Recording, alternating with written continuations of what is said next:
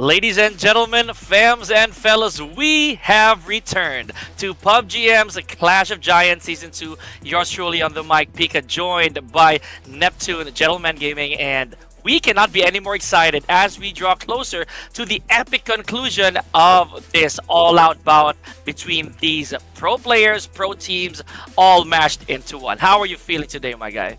I'm feeling great. We're halfway through in this grand finals, and we're about to see a glimpse of who's ending up on the top 4 of this grand finals. Again, it might change later on. It might change tomorrow once it's in the last day, but at least we are inching to that final conclusion of this competition. Oh man. And yesterday was something that we did not expect at all. Yeah. You know, there were a lot of moments, a lot of results that were really mind-blowing. Speaking of which, a lot of grenades were blown yesterday. I'll say that straight up. I don't know the final tally, but I could really say that it's up there, you know, with the best we could have probably had. Not to mention, I love the fact that here in the grand finals, we've incorporated all the maps, right? So one of the maps will probably just take place once, but I think it's a good enough break for these players. But of course, it's the addition of a team deathmatch that makes things a little bit more interesting. Yeah, definitely. I mean, there's a little bit of continuity in terms of their performance because coming from Battle Royale, which is at some point a little bit of a combination of passive and aggressive, in Team Deathmatch, there's that continuous battle happening on, and you are just dealing with your positions, your spawns, and how you are going to control a small map. But once we jump in and or after each of Battle Royale, they still have that fire in them, and we saw that for those who like took the winner in chicken dinner in the BR scene, and then they still grabbed the win on the TDMs. That's how we want to see these teams, these players go. And, you know, let's just address the elephant in the room. That is actually 4 Miracle Vibes, right? So, with 4 Miracle Vibes coming off of a hot streak, good couple of winner chicken dinners, and they still bagged the big victory of that TDM, the very first CDM we had, by the way, for that day. So that just goes to show how momentum can really be an unstoppable force. I like the fact that a little later on they got stopped by a few teams, but they went right back in. So it just goes to show as well that it doesn't matter how they shuffle things, they still are dominant, and they actually proved why so far there's a huge gap between them and the next best one.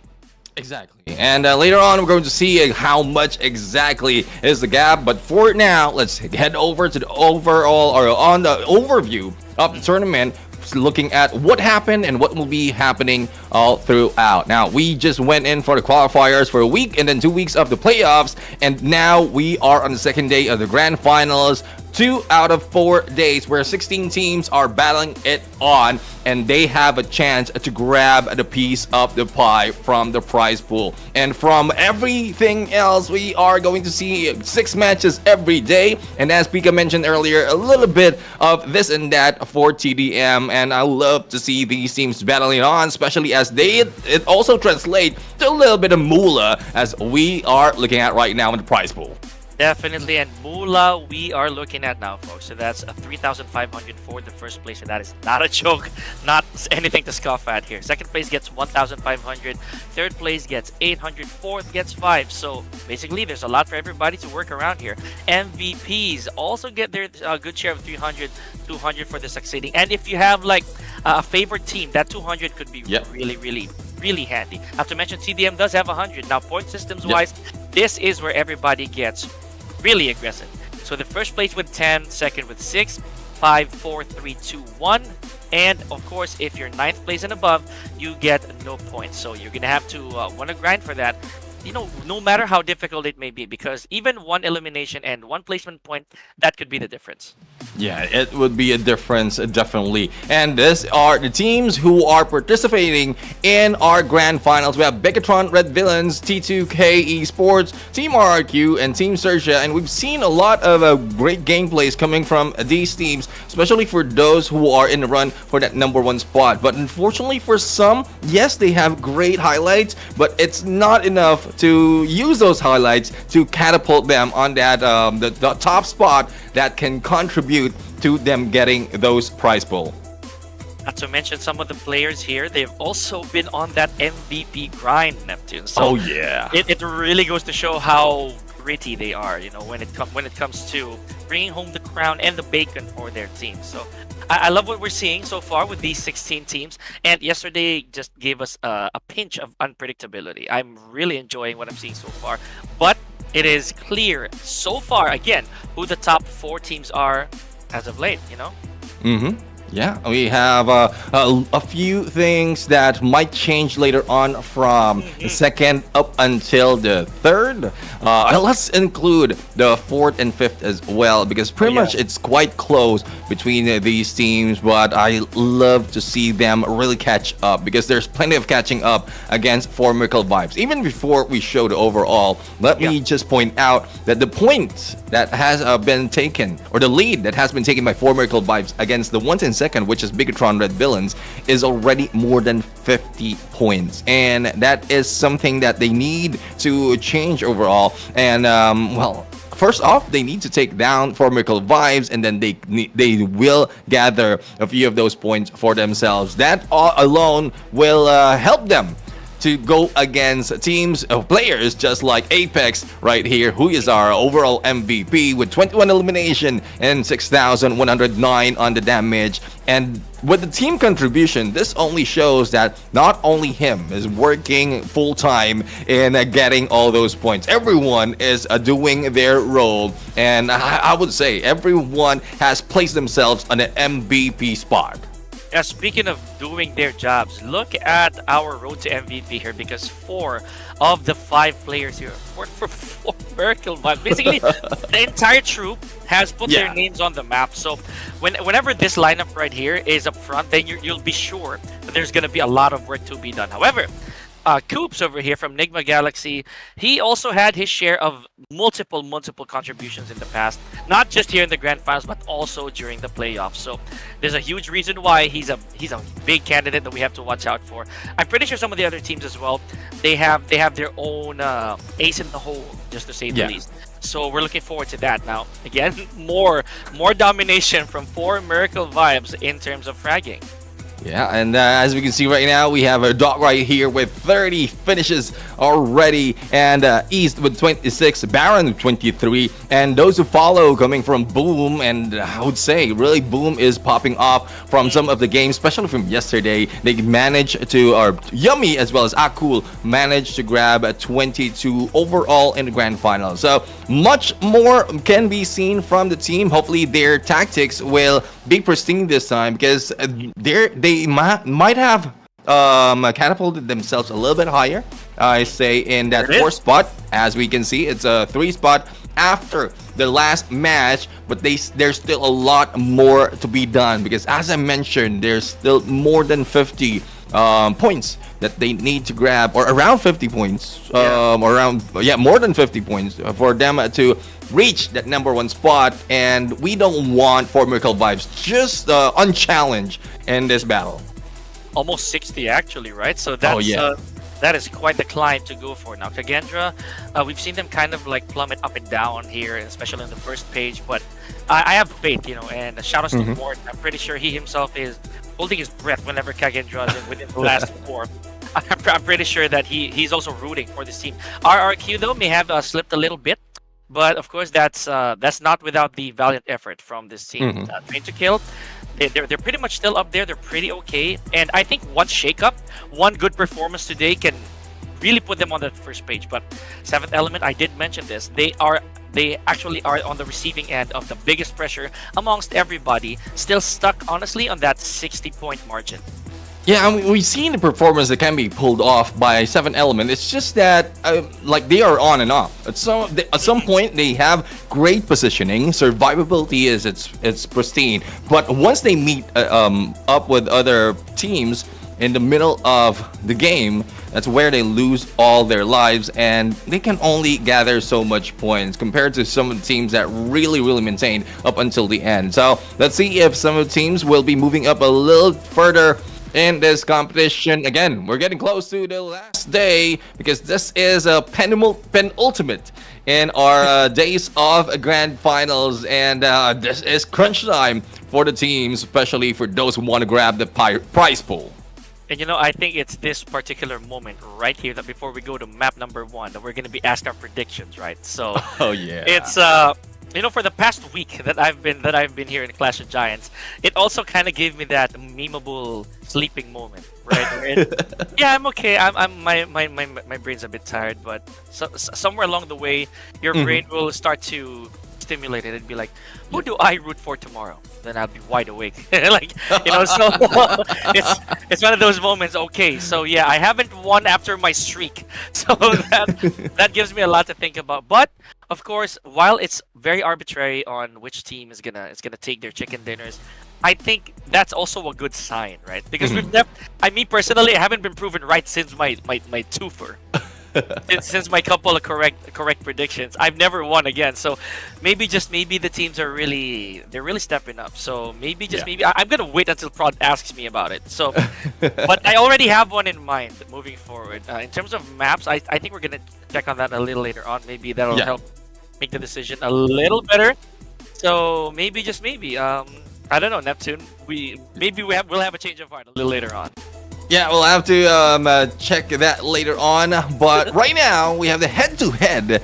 And again, it's the same two guys that we've seen from previous days. We have Superboy against Doc. And my boy Yuhai right here really needs to step it up. Though BIGETRON Red Villains is really moving up on that second place, there's a lot more that they can do. There's so many instances that they could have clutch moments, just like some of the matches against Formidable VIEBS, but they need to make sure that they have more in terms of manpower, because survivability has been, I would say, the holding ground of Formidable VIEBS. Thus, they've taken a lot against these teams.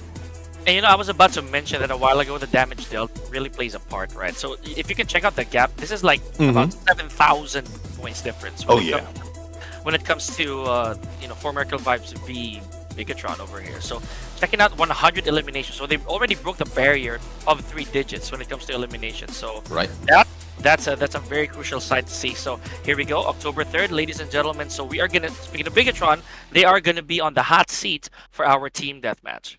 Yeah, they will be going against Enigma Galaxy, and unfortunately for Enigma Galaxy, they haven't won any of the team deathmatch. As you can see on the schedule, they went against 7 Element, even 4 Miracle VIEBS, and they lost to both. And the only thing, the saving grace for 7 Element was the final moment, the clutch moment that they have, and I guess that was trickling from the Battle Royale clutch that they did as well, and so unfortunate for Enigma Galaxy. So let's see this time around if they'll be able to do so. But going back to our Battle Royale matches, it is the same maps overall: ERANGEL, MIRAMAR, ERANGEL, SANHOK, MIRAMAR, and OG ERANGEL. And the same thing that we will be asking everyone is to invite everyone to watch the stream. We've reached the first milestone of 30,000. We're very close to the 50,000, but I don't think we've reached it just yet. And for the AirPods and for the 70,000 watching on YouTube,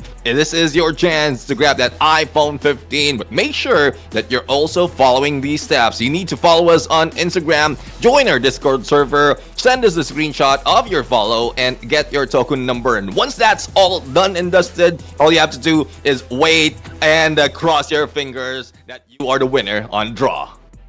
Yeah, you know, I do feel we're coming closer to the 50K. You know, I'm very confident. So let's try to put on a great show here, ladies and gentlemen. Not just from us, but of course from the teams and Prod. Definitely. Speaking of Prod, they have put it up front once again. Our casters prediction. So, yeah, you know, I love loyalty. You know this. But I also believe in consistency and momentum. So yes, I'm so sorry. Please sit this one out, Stalwart. But I am gonna go for all Miracle VIEBS on this one. I am so sorry, Neptune. I gotta go against the grain. But yeah, 4 Miracle VIEBS for this one. I couldn't agree more. I mean, we've been talking about how consistent they've been, and that's the reason why they have a huge lead against the opposing team. But this time around, there's great performance shown from Boom Esports, so I'm going to lock it in for Boom Esports right here. Good chance for them to catch up on the number 3 spot, because currently on the number 4, they are very, very close. So let's see if this is the time that they will grab a little bit higher on that overall. I like that. You know, it's that's a breath of fresh air comparative to the teams that we actually dominantly voted for. Yeah. So, yeah. Man. Okay. another team that I think we kind of I'm not going to say forget, right? But rather kind of shelved in terms of the prediction is RRQ. You know, so and I'm okay with that. But yes, ladies and gentlemen, let's check out how right or wrong me and Neptune could be as we head on to game number 1. Yeah, and we are now preparing to flight right now. Wings and wheels will be off the ground in a moment, and we are going to see where the flight path is coming from this time around on the OG map, where everyone knows all the hiding spot, all the compound, and all the turns of the road. Let's see as to who will be moving a little bit too fast in each state of the circle, because we are going to drop hard.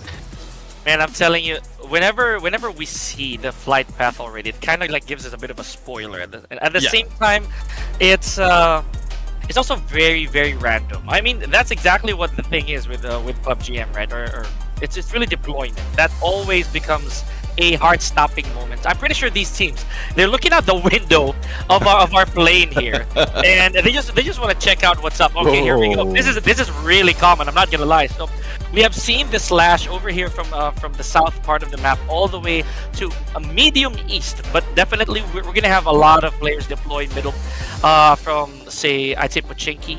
That's one of the hottest spots, and maybe even near mansion, I'd say, because those are just some spots that you'd really bank on the loot. Yeah, and well, we're already seeing the usual drop for Formical Vibes as well as STALWART Esports.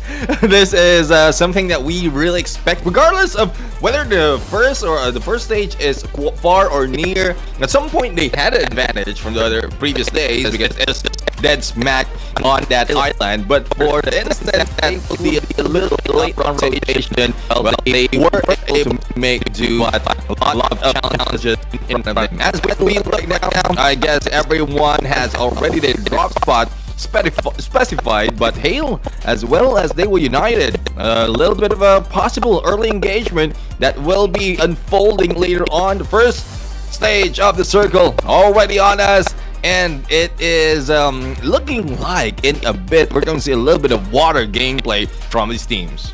I like that. So far the center is very, I'd say, very amphibious for these teams. You know, they're gonna want to put on them snorkels and their wetsuits. But so far, NIGMA Galaxy. Oh, are you serious from that distance? Oh, wow! You must have picked a very good attacker for that. But again, Freak is already on a tear, dude. Unbelievable. Okay, you said it yourself. Very, very. I should say straight to the point, Neptune. You're gonna have early engagement, and that's exactly what happened here for Freak. Yeah, Freak right now, I mean, mini Uzi in hand, even from afar, and up close and personal, he managed to put down 2 of the players. But pickup will be done right now against one of the players of MORPH GPX, and they are firing back. And the one thing that surprised me is Freak was just solo in this area when the battle started. This time around, they have the rest of the teams going for backup. Cavalry is here, and let's see if they'll be able to fire back. There goes the players moving up on the second floor. They don't want to be out in the open, especially nades coming in. I'm smiling so broadly right now, Neptune, because as early as now, for about, I say, less than a couple of minutes here, I've already seen 3 of the rarest guns I've seen, in this entire map. One, I saw a Honey Badger already, which is arguably one of the most reliable assault rifles that we have here. 2, I saw another Bison, so that really makes a statement. 3, the VSS. You don't really see that very often these days anymore. So, okay, good stuff. Speaking of more guns, here we go. S1897 from Pepe. Good shotgun. He's on duty, and more Thompson action here from MORPH GPX. They're just making me smile right now. I'm telling you. Morph GPX, good thing they were able to fight back, and despite of Leon being taken down, we have Rocky right now on a good flank to see anyone who might be moving outside of the compound that Enigma Galaxy is holding right now. But on the overview, we have Lord who will be picked up by Freak, who only has a few HP on his side, and they need to back off. Yoru is on the push, and they will not let them go for that pickup. Lord is already out of the game, and it might be Koops remaining right now if Yoru sees Freak. Man, Koops, this is a big challenge for him, man. He's known to be one of our best fraggers so far, so a bit of a pressure here. He does have an S 1897 on his hand, but I'd say the small arms fire, that's not going to do him any favors. I don't think that's enough to engage anybody, you know, for a little bit of distance. I think he's very outgunned here.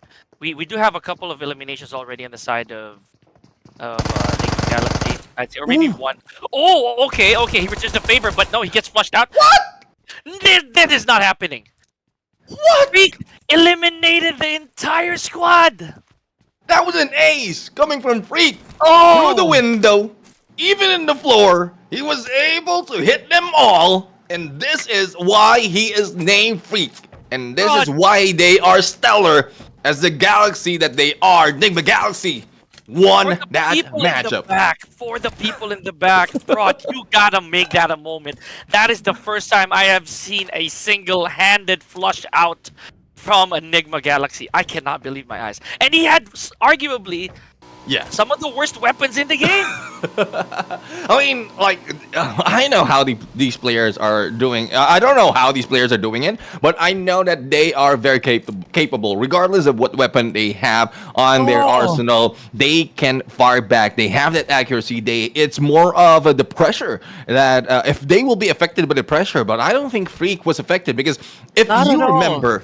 In that moment, he only have a few HP, not even a quarter of his life is left on his side, but he still outsmarted, outgunned, and outplayed them. 3 of the players, make that 4 because of the first one that he put down on the early parts of that matchup.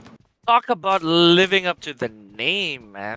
He really is a monster of his own.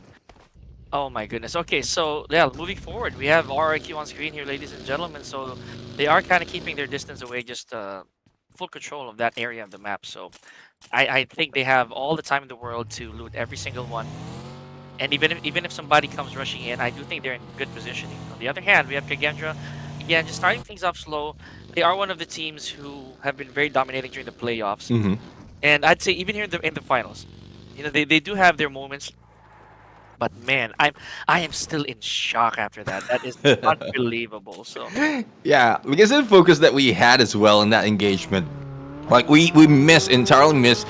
They were united, grabbing 1 point against Hale, and so fortunate for Hale though, they are playing with only 3 players. So that is already a I would say not a good battle to start with for Hale, but I'm pretty sure with how they performed yesterday, which is, I would say, the most outstanding that we've seen them in the entire competition, they will move for survivability, but they will not be they will not be shying away from grabbing a few points from their way to the last stage, if in case they make it. Man, okay, I still have flashbacks, man. I'm telling you. I mean, I think the best explanation is the lack of armor. You know, that's one more. That's one more factor. I believe that single spray took down 2 of the remaining members from MORPH. My goodness. Now, okay, you know what? That's pretty sick, honestly. But and that's in the best way I can describe it. Now, so yeah, very early elimination here for MORPH. Sadly, it's a pretty early exit, but. Looking at how the circle will be, I think we're still going to land on solid ground, safe to assume. But a lot of the encounters here will probably take place mid-bridge, you know, maybe a little bit of water, just kind of like skinny dip for some of our players. I'm pretty confident that a little later on, this is going to pick up real quick, like pace-wise. So wow, you see Baron just showcasing a little bit of his driving school lessons coming into play. They just went right into defense, clean gap, no dents as well here on the bumper. Exactly, and years of experience, I would say, and playing and driving in PUBG Mobile. But as we look at the map right now, the next stage will be a little bit too far from Formidable Vibes, and engagement will be happening between two teams. It is PERSIJA EVOS going against SEM9, and SEM9 is winning it. Already only one left for PERSIJA EVOS. XERXIA right now, it would really suck to be him at this point. He will be going down. 4 points goes to SEM9. But you know, PERSIJA EVOS, if I'm gonna be one to speak the truth, I think they've been doing really well for the past number of days, right? So I'd say the lack of closure when it comes to placement points, they make up for it in frags. So that's one of the reasons why they're this high up. I'd say, you remember, there were times that they did not win the chicken dinners, but they were actually the first teams simply because of the elimination points they were able to rack up. So I give them absolute credit for that. Now, man, look at this. Freak is still on a tear. Because of what he did, he's able to salvage Coops as well. So this is a very big deal for NIGMA Galaxy. Yeah, and this also a good chance for Freak to be put in there on the, I would say, road to MVP, if in case he can match up what Coops is doing in those elimination. But let's see, Stalwart Esports right now, and a good chance to eliminate one of the players of BIGETRON Red Villains, which is Lapar. Doors will be taken out so that they will have an open view, but I think this doesn't give them any information about Genfos, who might be flanking them on the left-hand side. Shots, pot shots, I would say, from Choknut, but this is not looking good though for his position. He can be naded easily by the three members of PTR. Does have an 8-time scope there as well, so vision is not going to be a problem here. But look at this! Oh my gosh, Chocolate just got taken out. So just when we thought that they do have the upper hand, or at least the positioning advantage, Chocolate, sorry, pardon me, this Chocolate, he's out of there. Oh my good, oh that's Chocolate, So Chocolate, man, okay, that's a very early casualty on the side of Stalwart Esports. And I did think that probably they were a bit tight-knit, but man, BIGETRON, they are all over the place. I'd say in a good way too. If you look at the minimap, they're very evenly spread, I'd say, and they do have Stalwart Esports number, or at least they're back against the wall here. Yeah, the thing is, like, what BIGETRON Red Villains doing right now is the 1v3 or 1-3 split that we often see from these teams, and Lapar is just providing to be a little bit distraction. Thus, the surprise hit from the left coming from the three members of BIGETRON Red Villain managed to take down Chocolate. So IC is still on the peak right now, and Choknut will be backing off because I think he's in the most vulnerable position, so he need to reposition himself. Still have this visual on both sides, and let's see if they'll be able to survive. But speaking of survivability, everyone has already reached the main island of ERANGEL. This time around, the next stage will be showing, and everyone out of the 14 teams will be clumped up against each other in a bit. Yeah, just when we were talking about that, West Carey was able to take down XERXIA's RNJ. I remember that, but I don't think he's able to close it though. So yep, rescue underway for XERXIA over there. So yeah, back to the action here, ladies and gentlemen. So got 2 casualties on the side of Stalwart Esports. At the same time, I'm a bit relieved that I kind of rooted for somebody else, but not in the sense that I did not put my trust in Stalwart. It's just going to be a very uphill battle from here on out because we're only at stage 3. And having no eliminations as well. Oh, there it is. I was about to say a little later on it might happen. So Stalwart Esports already putting a couple frags, one frag rather, to their name, Air of Action. Yeah, let's see if they'll be able to do so. A lot of teams are already surrounding them, and the farm area, teams are starting to farm out all these points and elimination. Voice right now spotted, and the response from that takedown coming from BIGETRON Red Villains is, well, it's weighted by Stalwart Esports, but left with 2, and all the gunshots that they are doing right now against everyone who's passing by brings the risk of them being crashed, and it might not look good later on. Okay, so pretty strong showing so far on the side of For Merkel Vibes in terms of survival, right? So they do take a little bit of time and utilities. You know, I'm very particular with that, Neptune. I'm Yeah. very particular with utilities, especially medical, because that on the longer scheme of things, it will definitely be the more survival based accessory that you can have, right? So right now for Miracle Vibes, I think they're taking time. Again, they know how advantageous they are amongst everybody. It doesn't need to be a winner chicken dinner. If they Yeah. do get a double digiter in terms of eliminations, they're pretty safe. They're Yeah. pretty okay, right? Because what are the chances that honestly that Bigetron, who's right next to them, can catch up to that with a 20 plus ending points, you know, for on the, to their name rather. So Exactly. even then, they do have a lot of wiggling room when it comes to when it comes to slacking off. I'm not gonna lie, but they don't want the players to just be, or rather, they don't want the team to be too close. But at the same Yeah. time, we do still have 6 games today, so anything could still Exactly. happen.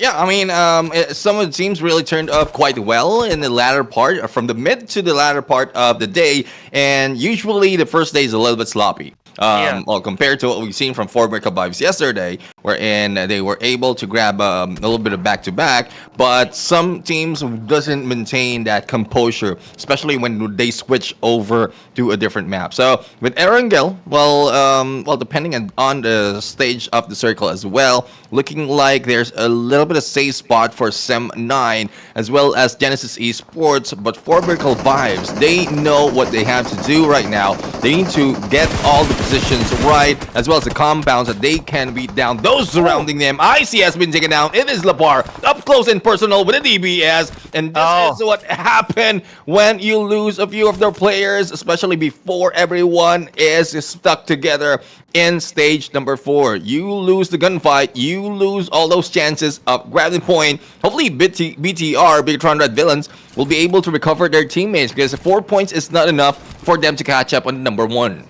And this is very unfortunate, I'd say, Neptune on the side of Hale, because they deployed with 3 and they already lost 1. So Yeah. I'm not gonna jinx it at all. But the hopes here are very very frail, to be honest, on the side of Hale, honestly. So yeah, Bigetron Red Villains, they're still pretty okay. Lapar though, I think that was a very brave move that he went for IC, but at the same time, at what cost? So if he becomes a casualty here, they're probably gonna get rid of their best fragger so far. That's just me. That's just me. Yep. That's just my assumption. Because Lapar again during the playoffs, he was really hitting it. He was really in the zone, and I guess that's what made him the candidate, honestly. But can I just bring back the fact that Train to Kill, before this circle started shrinking, they were pretty far from the play zone, and they were complete. I actually did not catch sight of who eliminated one of their members, but maybe the trip inside the play zone is more dangerous now because a lot of the teams are already in it. Yeah, and I mean, it like makes sense, because even if you're traveling in a vehicle, we've seen so many times that there's a lot of instances that passing by what doesn't work, especially if a lot of teams will be spamming you with those shots. So I guess that is what happened right there. And for the side of T2K, and even now, a few of their players is being gunned down by DEWA United. 5 elimination already. And as we were talking about trying to kill, they have been killed in this battlefield on a 13th spot. Bigetron Red Villains right now is still in engagement against XERXIA Esports, and we're only in sight of 2 players of XERXIA. We're still missing 1, which is RNJ, who have a good view against Superboy, and they managed to push him out. Now Coops has been taken down. Let's see if Freak will be able to add more, but no, Boom Esports brought him to their knees, and Boom grabbed their first 2 points. Nothing to take away from Freak there, man. He started off the game really strong with a full ace, basically, or a massive 4K against a MORPH, a GPX. So I think the tail was just a little dragged. You know, the happy ending was not as we would expect for NIGMA Galaxy, but man, we gotta give him a medal. You know, we gotta knight Freak for what he did over there. But back to the action here. DEWA United still on an absolute tear here with 5 eliminations and still a complete squad. I think this is Galak that I'm looking at, who just had a few frags to his name. But man, I don't know. The DEWA United, they're giving us more surprises more than I would expect. And again, that's RNJ. A while ago, the job was not finished. He lived to fight another day, but I think the journey is coming to an abrupt halt here, Neptune.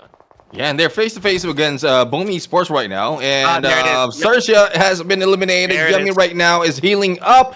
2 pickups is just waiting, but here comes a rush and recovery. Yummy does what he does best, takes down the rest of the team, and he grabs 5, all of the 5 elimination that Boom Esports has. United they stand, and sadly United they fell as well there. I'll tell you straight up.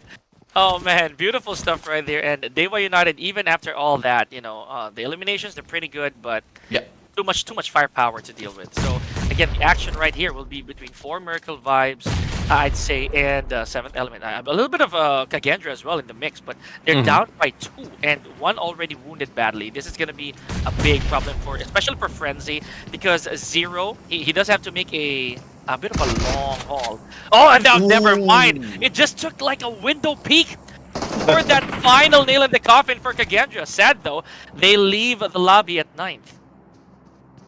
Yeah, they leave the lobby at 9, but the battle is not yet over for 7 Element. To pick up on no gun power will be done, and they need to recover because this is becoming to be a 2v3 right now. Nades raining in towards 7 Element, and it's a good thing they were able to get back on their knees. Boy Seal right now, a little bit up close, seeing T24, and T24 backed up to that 2nd floor. 2 DBS already on this team of 7 Element. Divine, we know Divine has a potential, but we haven't seen it right now in the early games. Boy Seal, a little bit too brave, but no, you will be going down. That is exactly 3 DBS from each player of 7 Element. You don't want to go face to face against these guys. And I am shaking my head right now. That push was absolutely reckless in my opinion. He had very little health to spare, almost no armor at all, I'd say.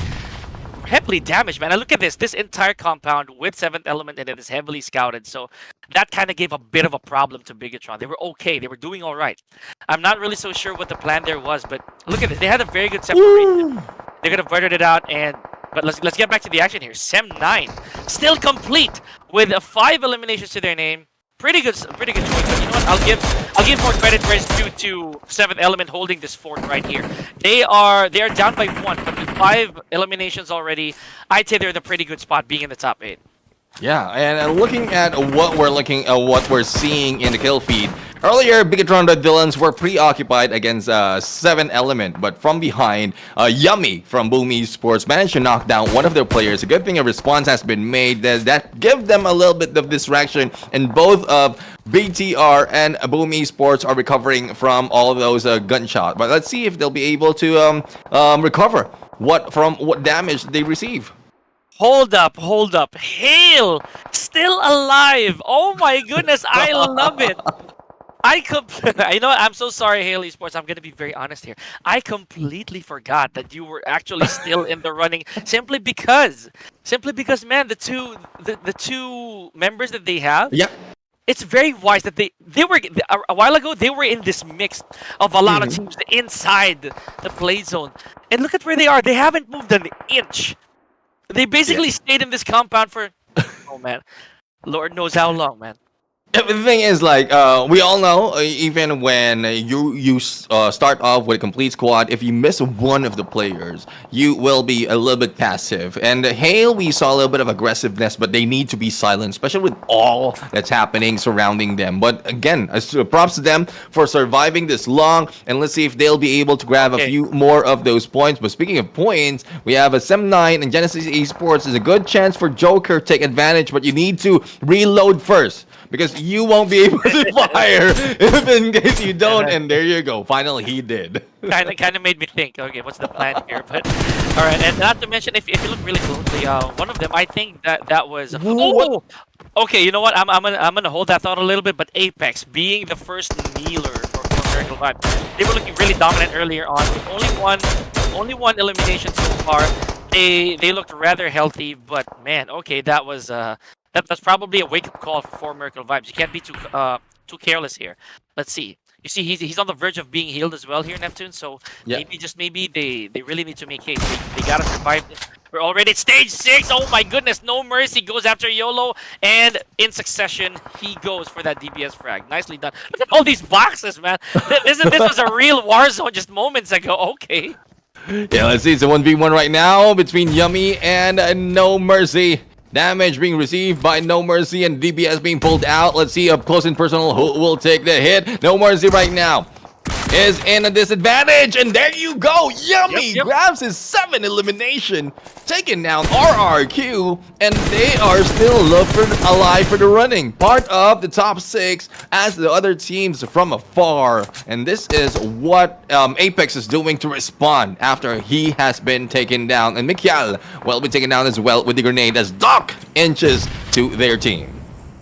Yeah, I love the use of grenades here by Doc so far, or at least he belongs to those players who also had like a good track record when it comes to frags, no matter what way that comes in. But I'm just gonna bring this up, man. Again, there it is. There it is. He eliminated Sem 9 care of grenades. Okay, good stuff there, Doc. He is at work. But I'm gonna bring my point back.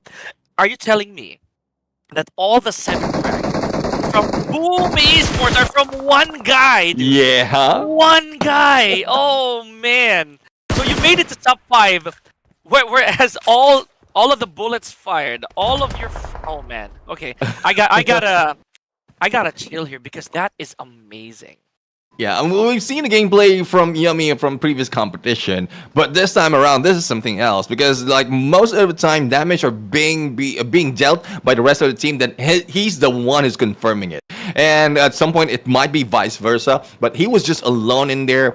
Even from the early engagement, he was the one putting in a lot of firepower, and 2 of their players already being taken down after YOLO has been put down by RRQ. Like he was angry at that point. He wanted to respond. He wanted to take them down, and he did. And this time around, there will be a slowdown. I won't be surprised about that because it's only solo from him compared to the other players on the top 5. To be honest, man, I'm kind of giggling by myself here. The way that Hale is. Oh, you know what? Forget what I said. A knockdown right here. And that was an amazing frag by Stolen. Joker. Yeah, it was. It really was a steal. Now, I want to see how Hale is going to go about this because I was going to say that they were on a stakeout earlier. They stayed at that house for hours on end. So they were really scouting for who's the nearest opponent here. But I think the peace has been completely shattered here between these 2 teams. 7th Element and BIGETRON for the most part. While we were talking, man, it was so quiet. Up until here we go. Hale Esports going for the flush. Neptune, I'm telling you, Hale Esports, they're doing this. Oh no, they're going in for the raid. Yeah, it's now put in a 1v2 situation, and there you go, way. Joker! No way. Put the final nail in the coffin. The 2 guys who started it in this matchup a little slow managed to survive, and now almost in the lead in elimination and has a great advantage against Boom Esports. But he's right now not quite sure if he has a sense the presence of Yummy. Nades being thrown, but I don't think any damage will be put up right now. He just needs to move out, but no! Okay. From afar, from downtown, that's Hale Esports who saved Yummy. That's 1 apiece here for Boom. Now we have 1 man down for Hale. If this becomes a rescue, then they could still turn this around and go after 4 Miracle Vibes. They are in an almost complete squad. Yep, they're still in this. They're still teeing off, and that is it for Hale. Congratulations for placing top 3, and yes, ladies and gentlemen, 4 Miracle Vibes grants me my 3rd correct prediction so far. But more importantly, the winner chicken dinner. Wow, they are on a streak here, ladies and gentlemen. But you know what? After I take my breath here, Neptune, we gotta talk about Hale Esports. My goodness, I could not believe my eyes. But they were so patient. They were so patient, silent in the same point, and when the battle happened against 7 Element. And the thing is, I believe the players out here don't have any view specifically as to who's grabbing the points against them. They might not have even heard a shot coming from Hale Esports earlier when they were engaging against 7 Element. Thus, they don't know that it was Hale that is on top of them. And also, given the situation that 7 Element has already brought down one of the players, damaged some of the players from BTR, Bigetron Red Villains, that already gave them the advantage just to throw all the grenades. And we mentioned this before. If you're passive at some point in this game, you're saving up all those resources. They just use a lot of resources just to put down 2 teams in one compound and manage to survive with both players. I am in shock right now, dude. When Joker and Tiger from Hale, they started actually scouting. If you notice that they started leaving the building very, very slowly. They just tried to peek, right? So I'm pretty sure they had information earlier on when it came to 7th Element and Bigetron. So I was keeping my eye on that, to be honest, because after that flush earlier by Boysil, which was actually a bit of a fail, I bet the 7th Element they tried to regroup and they tried to wait if somebody was going to flush them out. And yeah, lo and behold, it was Bigetron who did, and they were successful, by the way. They kind of had a very, very triumphant push. But the ultimate opportunists in the form of Hale Esports, man, they flushed that house clean with 2 guys. I cannot believe it. That is a very cinematic display of gunfight prowess. I'll be very honest. Yeah. But the thing is, like, apart from Hale, this guy, Yummy, he is our MVP right now. And that 8 elimination, that is the entire elimination of Boom Esports. Look at that. All team him. Contribution, 100%. That's all Yummy right there. Oh man, they have to carry this guy into a mosh pit, you know, hoist him up their shoulders. You gotta raise the roof for this man right here, because Yummy though, again, as I mentioned, I could not imply it. I was like, hold up. All of these eliminations were from Yummy alone. Imagine if he managed to bag another couple, he'd be a 2-digiter and carrying the entire frag count for the team. So beautiful stuff. But again, here we go. Let's bring back the credit where it's due with BTR as well. They did absolutely wonderful with 9 eliminations. They only kind of lacked a little bit on of course in placement, safe to say, but it could have gone either way, you know, with BTR and Boom. I'll be very honest. Yeah.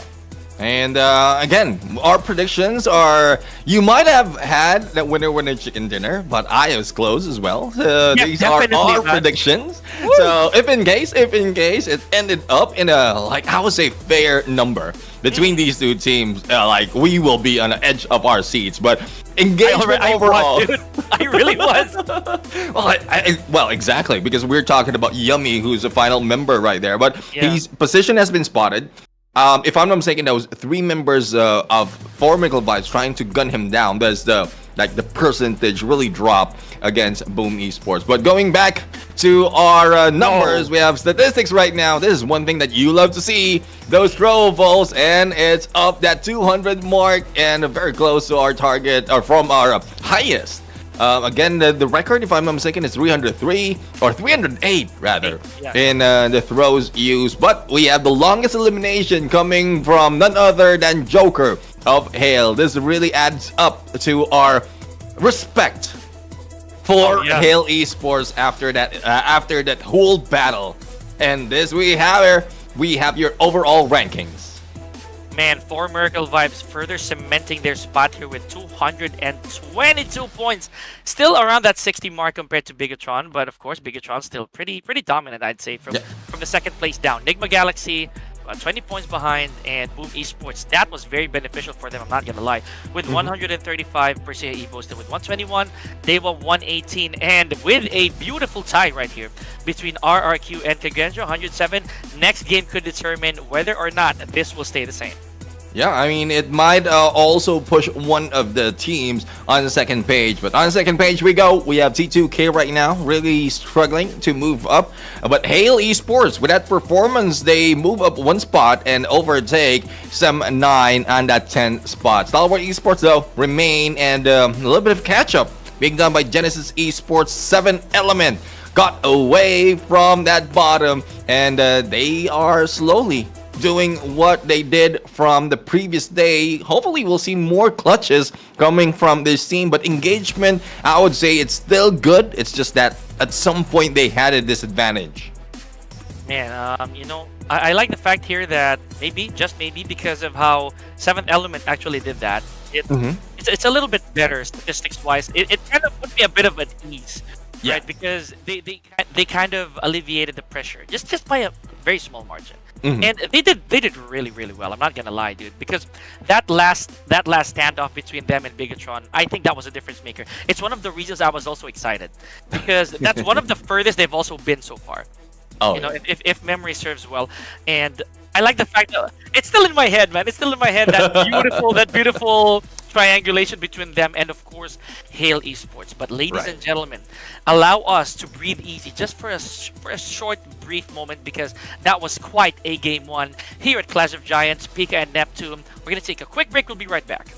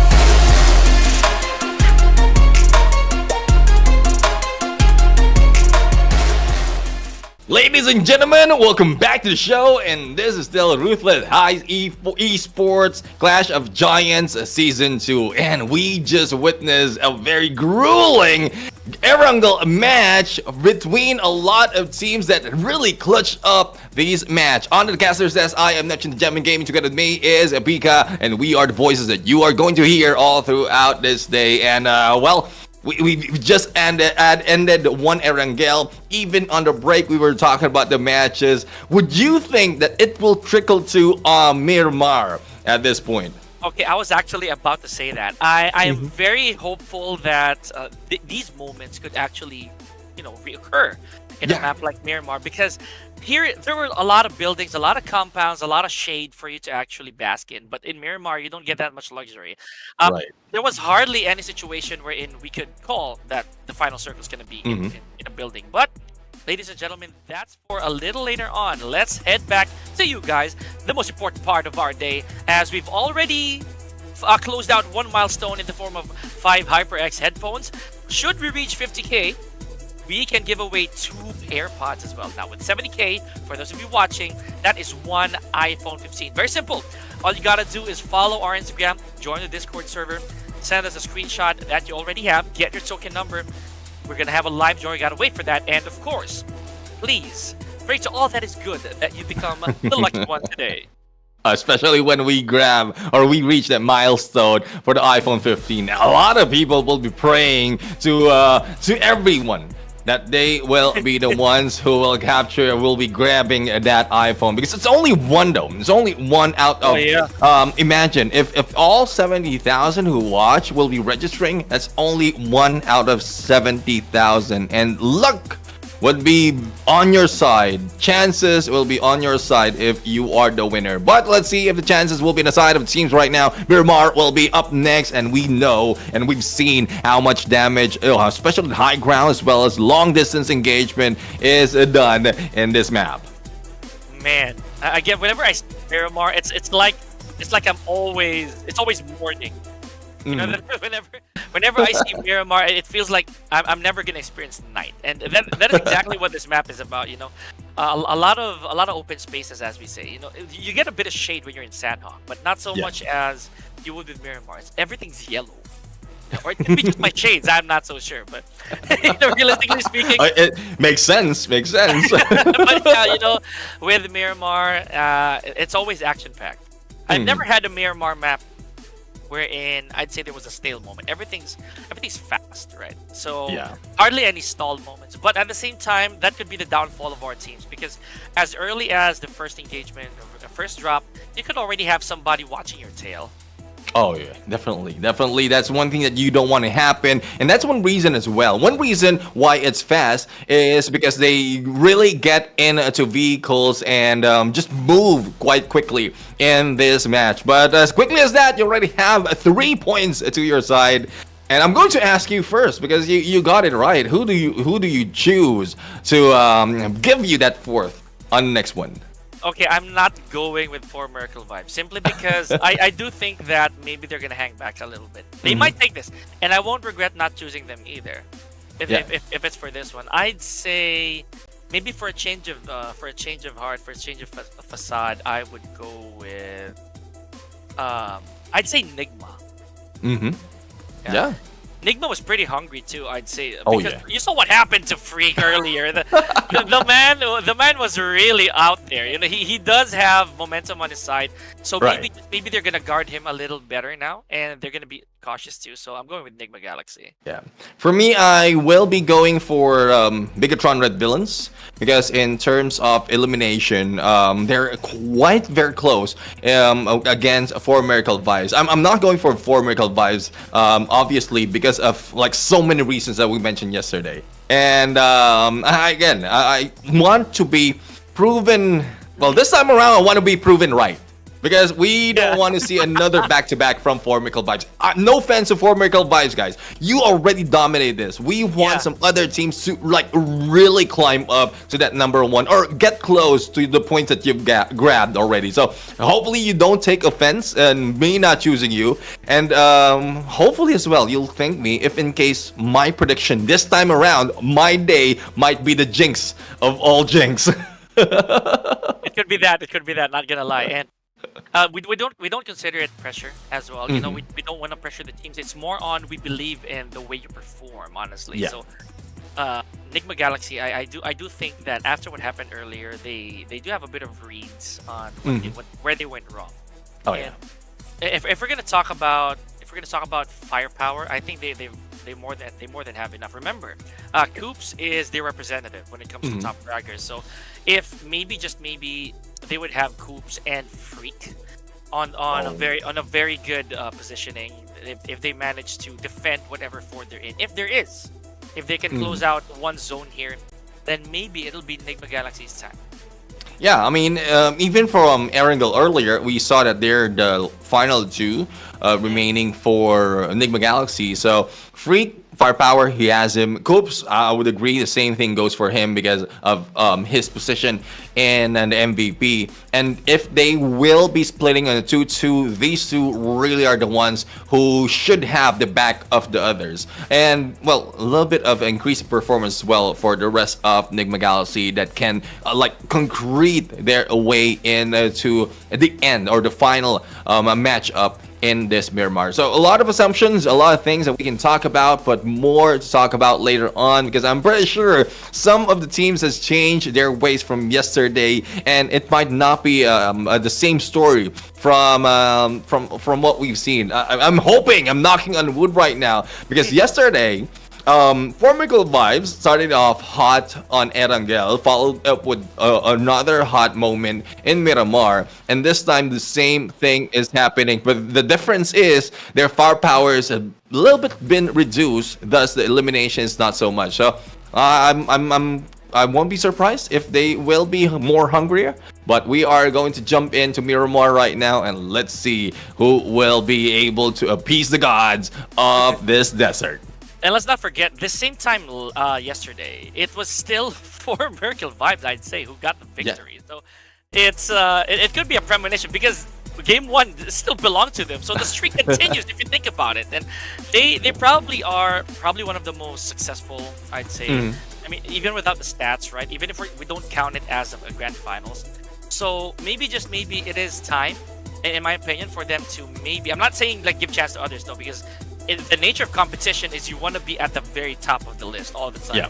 It's just really more on maybe they want to use this opportunity to read who the teams that they would face are. Because the fact that Hale made it that far means that there's something there's something in the tank right there for Hale. Right, definitely. And well, let's see.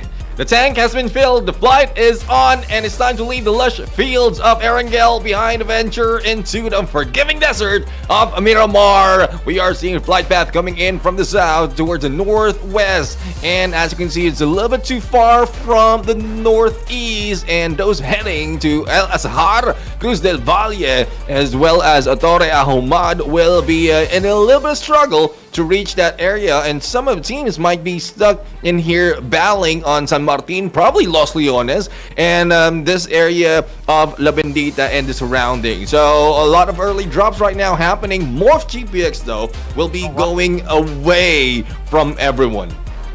Yeah, okay, so this kind of makes sense in the in terms of for Merkel Vibes, right? They kind of delayed it just by a small margin. See where they are right now. They allowed the teams to kind of drop where it's more convenient for them, but at the same time, I do think that for Merkel Vibes here, they also want to get a good piece of loot, like a good amount of utilities, probably fair weapons to start their grind with. And I think that they made the right choice, I'd say. I think they made the absolutely right choice. Now they're gonna draw the teams in, and you see these lumps of land. That's where for Merkel Vibes is. So I think they're gonna take advantage of this. They're gonna go for the hills literally. But at the same time, I'm pretty sure the weapons will be in their favor, at least this early on. Now the other team's really questionable, specifically XERXIA. So proposals, I'd say that's okay, but the travel, man, the journey back to the circle, it's not gonna be smooth sailing for these teams. Yeah, if they manage to grab vehicles, it's good. But they will only deal with only a few seconds, or let's say maximum of a minute of looting time, and then they need to travel. Otherwise, they will be late in rotation. Other teams will already take their spot, and especially for those who's already very near, if not inside of the first stage. But Genesis Esports right now is once again in the phases of Stalwart Esports. Now this rivalry continues, it didn't end, and I guess it will continue on until the last day of grand finals. They just want to see who is the best in the early drops in Miramar. Oh man, okay, so yeah, no significant encounters or eliminations just yet here, folks. But yeah, look at this. As we mentioned, shotgun, they're very native here, and Stalwart Esports already have their hands on it. Now Icy though with the mini 14, very fortunate, but what a knockdown from Master Itchy. Chocolate also has a Uzi in hand. Just, oh my goodness. Okay, so that's what I said here, folks. That's a very early encounter here for Stalwart Esports. So I gotta love it. Already one elimination for Action. Just trying to, okay, Action, you better watch your back. Oh, yo, he's going insult for injury. He stabbed him. Tondo style. My goodness, and with the skeleton hand too. Okay, we recognize Stalwart Esports, man, making a statement. Yeah, I mean, well, that's good. A good chance really to I would say secure this area on the next matches in Miramar.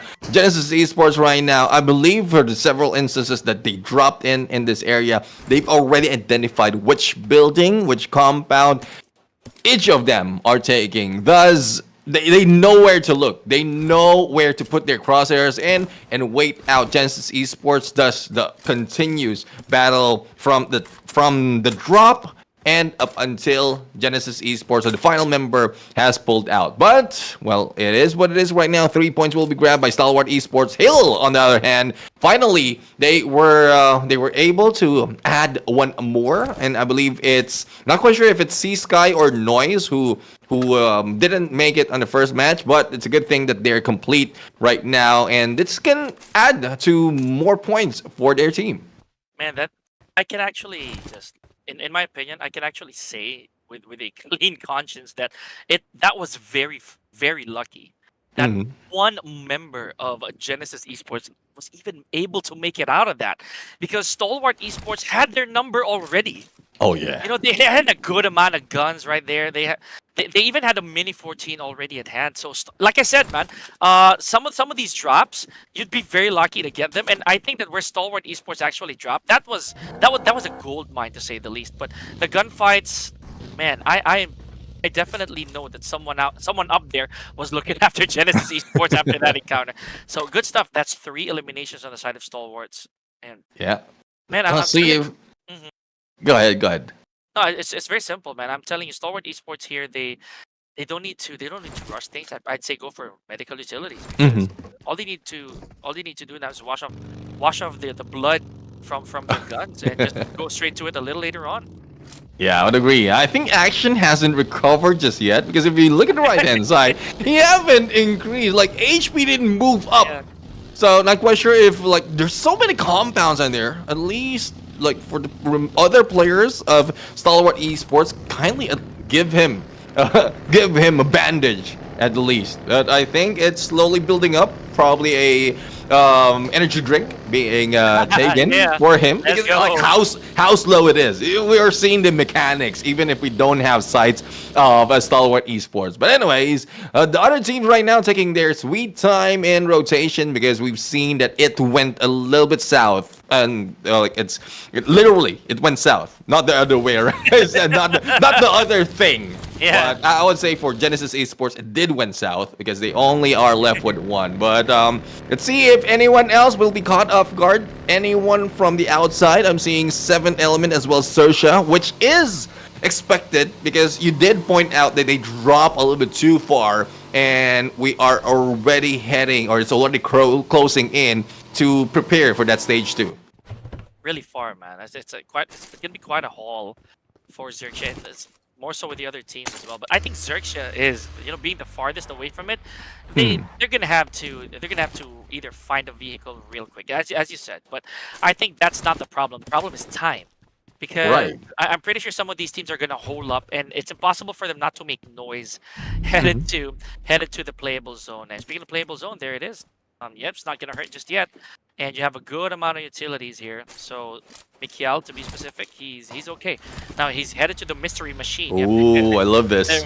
There we go. A bit of Scooby-Doo action here for Mikiel. Is gotta bolt on out of there. The whole team is actually outside. My goodness. Okay, so yeah, the guys are okay. They're not really getting really getting any scars from it. Just ant bites, to say the least. Just a bit of insect bites here, for the time being. But yeah, I love the numbers being shown right now on the right hand side. Like, it's a clear view of how much they've done all throughout the grand finals. And that's true.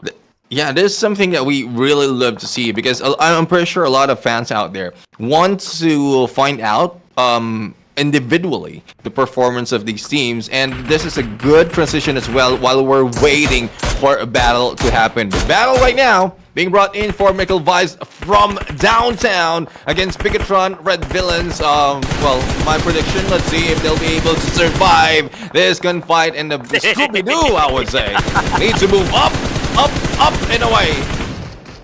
Oh man, that's like I said, the mystery machine, man. That thing's a tank. Oh, never mind. Oh no, I would have had it too if it wasn't for you meddling teams. Oh no, not a lot will get that reference. I love that. Okay. Let's see. The Lapara will be picked up right now, but the thing is, damage all over, and they grab Mirada right now to their side and the buggy as well. So good enough that they have still a vehicle, despite a mystery machine being gun taken by the villains in masks.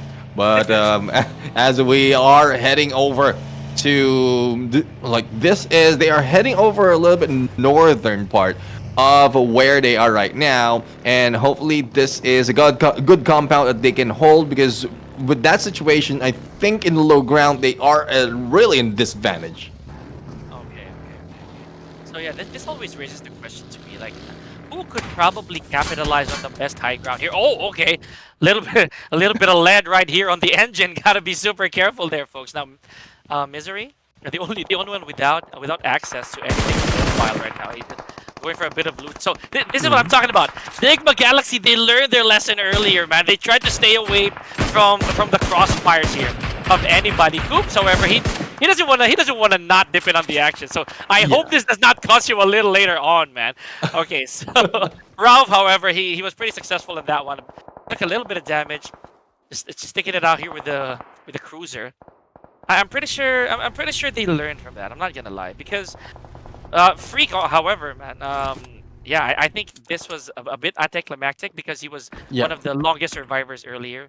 So yeah, maybe hopefully NIGMA Galaxy just makes it off farther. You know, I'll give thanks to Hale, by the way, because Hale kind of gave me a bit of hope that it doesn't matter. The numbers kind of matter less when you have patience. So Right. I think maybe just maybe even a 2 versus 4, that's still definitely gonna work as long as you got that strat down. Yeah, and I would agree. I would agree, really. And the thing that really hurts me right now is our predictions are slowly losing their players. Especially for my side, two are already down, not yet being picked up, and I guess they ended up in quite close to each other in the compound that they've taken. But we've seen that glimpse earlier from BIGETRON Red Villains, and they were having trouble as to selecting or choosing where to position themselves, thus they've already lost themselves. I guess it's only Boy is still the only one remaining right now. We have a T24 from 7th Element being spotted and shot at by 4 Miracle Vibes in a lot of teams right here, and just in the south of Los Leones. And mind you, we still have 15. I call that a little bit too soon, but 14 teams right now, and 7th Element will be the first team to be saying goodbye in Miramar. You were actually right. We still do have 15 teams here, so that's beautiful stuff. Now, 7th Element, I do think that that's really unfortunate. Again, this is one of the reasons why I kind of feel a bit anxious whenever I talk about 7th Element, because there will be days that they're really good, like games that they would shine so well individually, I might add, but just like this, man, they exited the lobby without a single elimination. That's going to put another painful dent on their record, like badly though. Because remember when I said earlier, I kind of liked what happened, because now they morph in the position of Ray, or XERXIA, I think, or morph below them, or both. So, man, I don't know. This is a bit of a heartbreaker for me for 7th Element. Yeah, we'll have to find out if there will be anything that they can do after this Miramar. But guys, let me remind everyone who's watching, while not so much is happening, that the voting is now open in our YouTube community. So make sure that you grab that opportunity to vote for your favorite team, so that we can also pick who is a fan favorite. And it will only be available until October 4th. 8 p.m. GMT +7. So make sure that you cast in your votes right there before that time. You can also check it on the pinned comment in the YouTube chat. So like right now, we have 4 Miracle Vibes taking a peek and also putting XERXIA right down. But the good thing is managed to prone in the right moment. Apex, on the other hand, has lost it. And Baron, even Baron has been put down. And this is from the hands of your team, NIGMA Galaxy. Yeah, that's true, man. I love it. And don't look now, but we have a quadruple 2 on the side of 4 Miracle Vibes, man. That's a good 2-2-2 over there, +2. So That's 224. So straight up, I like what I'm seeing for Miracle Vibes. They did become a bit careless, like I told you, man. They're not gonna play the same way they did. So now, just Oh like yeah. that, they're down to Ooh. one more. Okay, that's a breath of fresh air. I kind of felt that they would lose their touch. That is why I didn't 100% jump into it once again. Nigma Galaxy though, even with one man down, 142 plus 2, they're looking pretty authoritative. Yeah, maybe Freak is out of there, but statistically they're doing okay. Can I just direct my attention right back to Train to Kill, because I can argue that they're probably gonna maybe, just maybe, gonna go down to maybe top 5, maybe top 6 alongside Stalwart, judging by how their survival instincts are kicking in. Yeah, and also good glimpse of the map right there, showing us where they are, and I would agree. They are staying on the edge, not really dipping in what's happening in this game, in all the matchup right now. But MORPH GPX, Yoru, trying to take advantage, and he did! ERXIA has been put into the sand. It's a good thing he's together with Shopper, and the pickup can be done. But not only that, a lot of opponents will be rushing in towards that area. The Galaxy right now, Raouf. The Raouf is bringing the house down from afar. M16A4 action here, ladies and gentlemen. This is very militarized, if I can say the least. That's beautiful stuff. And also, again, the Mini 14, we talked about this. Donning a Mini 14 in this map is a very, very big deal because of the range, the damage output. But the way that, Rocky and Raouf a while ago having double M16A4s in their hands, oh man, that is something else. Okay, they've strayed away from the meta, safe to say. And very effective too. I would say with the way they're using that as well, it's pretty much like something that they've used so many times in Miramar, because you don't really go in for the spray, and because of how the pattern is for the M16, that doesn't work in the best condition. But this time around, in the long range, especially with just a tap that they're doing, they can take advantage of the damage of the weapon that they have brought in a lot of teams down. And the semi-auto fire, right? That's exactly what they're capitalizing on, treating it like a marksman rifle, not an assault rifle at all. Right. And the caliber allows them to do so as well. So I like that. You see the lighter ammo, the light ammo, say the M16A4, it doesn't have much recoil compared to the likes of the AKM. So I do think that they were banking on that. Not to mention he had a suppressor on too, so that kind of comes into play. They don't give away their positions that easily. But speaking of positioning right now, this is a very bad spot for Team RRQ. They're in the middle of everyone else, and that includes KAGENDRA. KAGENDRA take advantage of their position right now and grabbing that 3 elimination. Nerpeco is the only one remaining who needs to move away fast. He did, and right now, oh my goodness, a new contender will be in here. Boom Esports will be joining the battle as they chase Nerpeco, not even thinking about Flyboy, who's bleeding out. They want to confirm this elimination and then clean out RRQ, but they might be falling in a trap. We know how Nerpeco is. UMP in hand, they might be the ones outsmarted, but no! It is Pepeng from MORPH GPX who lands a pile of blow on RRQ. I love it. I love it.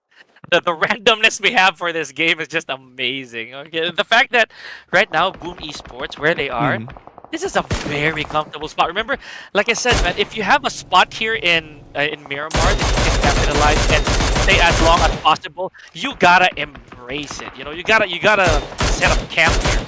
Exactly what Boom Esports do. They have good good perspective over here.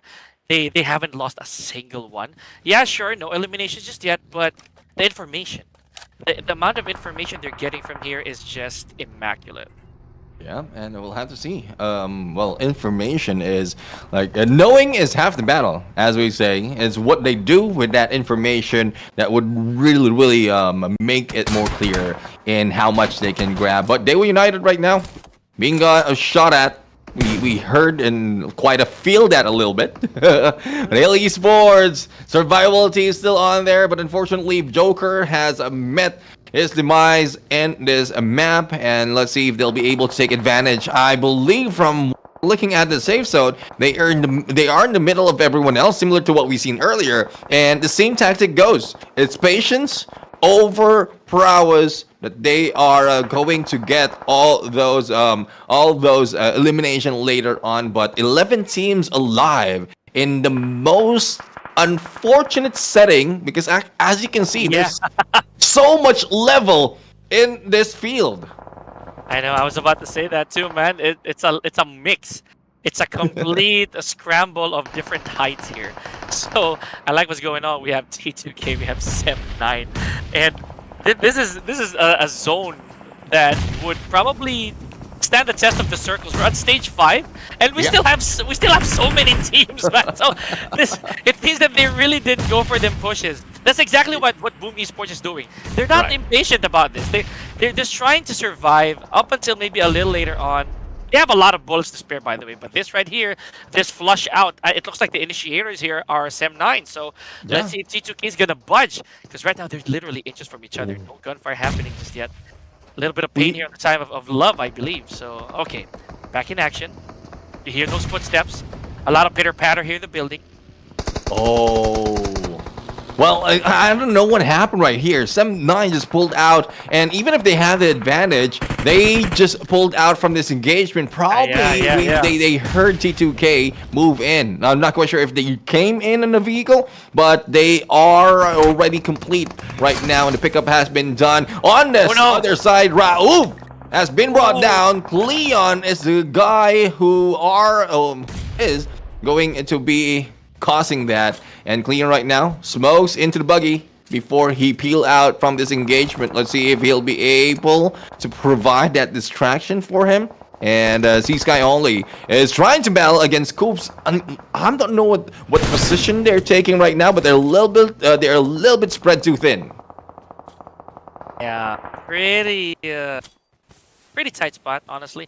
But of course, Hail Esports again. We've seen them pull out a miracle earlier on, you know. So I have faith. I kind of have faith in how this is gonna be. And Noise, I believe a little earlier on, we didn't see much of him, if at all. So I think he wasn't even deployed, if I'm not wrong. But so that's, I think he's making amends for that and the good stuff. But oh, I completely forgot about DEWA. I'm not gonna lie, they were a little too quiet, and they did have a bit of they did have one elimination here. And see how tight the circle is. Not to mention, gentlemen, we still have a lot of teams. Honestly, we have 11 teams that are still in the running here.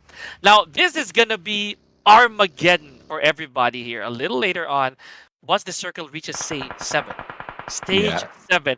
That is probably like football field size of circle already. So this clash is inevitable. Speaking of clash, Hale just trying to stay away from harm's way here. They're trying to secure this building. They did that earlier, and it actually proved really well. I'm seeing a 3-way battle on the kill feed, and the same goes on our screen right now. T2K taking advantage of what's happening between Sem9 and Boom Esports. 2 takedowns already being done, and Boom Esports still on the fire, but Razy will receiving the bitter end of that jump shot. But YOLO still alive and kicking Sem9, and the one being pushed out. Back to the lobby, Nate being prepared, but no!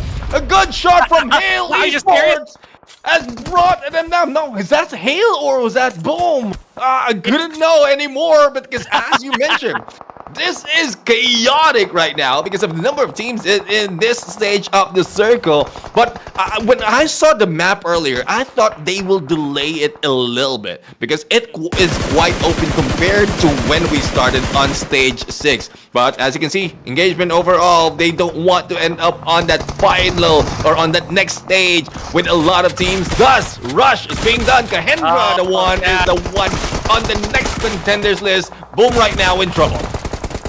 Yeah, man, I love the fact that YOLO tried their best to actually hold on to that. But I saw so much red from the teams. Everybody was on their knees, and Boom had to withstand that onslaught. And I like what's happening now. They managed to pull up a little bit, at least for a little longer. However, yep, that's all she wrote for Boom Esports, being the 10th team to be exiled here. This spot right here, there's going to be a lot of dust to settle. KAGENDRA still looking pretty dominant. They were on a tear, honestly. So number team But the last of the red villains, we have Boy still over here trying to hold on for dear life. He's hearing this. So maybe if he had the choice, he would probably really sneak under that car if he really could. Because he's hearing a lot of recon work from these teams around. Oh, free trial of hell being brought in by T2K. And that is XMPL who brought it against KAGENDRA. But KAGENDRA right now is still fighting back. The pickups being done right now. Flyboy is hiding out. And on the other side, engagements happening between STALWART Esports as well as MORPH GPX. But T2K not holding back in their position. They want to take advantage. And with the shot and the flank can provide a good distraction as Flyboy is going to take down Love as well as XMPL. And there you have it. T2K. They were a little bit aggressive compared to what we were anticipating earlier. Thus, they have been brought down. Wow, okay. But I'm going to give my hat, honestly. I'm going to give my hat to Shit to Kill. They were within the top 10, so that's a pretty good job. And right now, however, STALWART Esports really making me regret my choice, having to be the only, one of the few teams that we have here as a complete squads that we have. We still have DEWA. Again, they're pretty sleeper here, man. DEWA United with 3 eliminations, still a good amount of points. So maybe they're just waiting for the rest of these teams to slowly corrode. I guess Yeah, well, if we look at the numbers, they have 15 opportunities in terms of elimination points.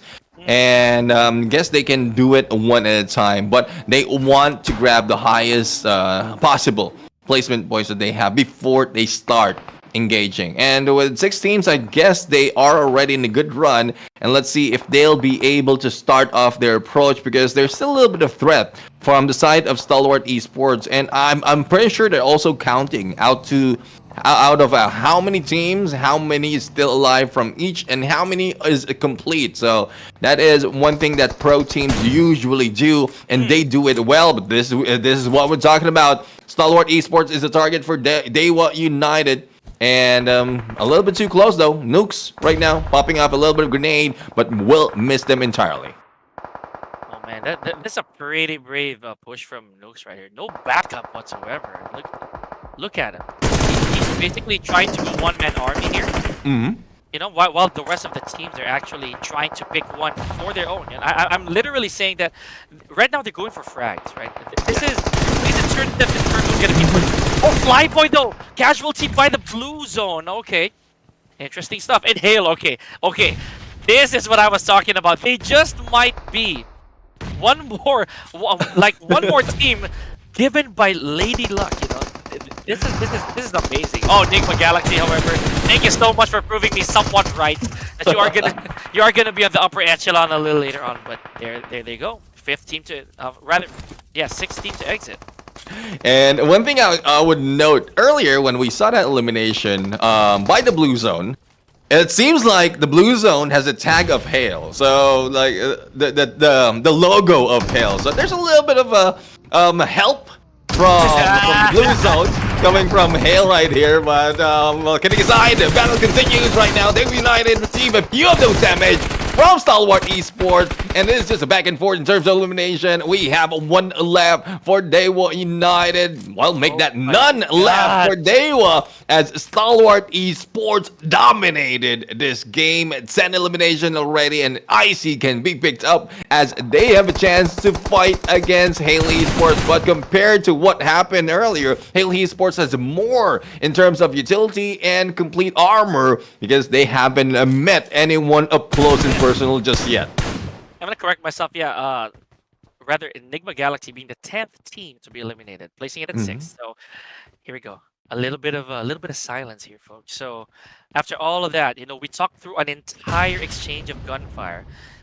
Me and gentlemen, basically we were journalists.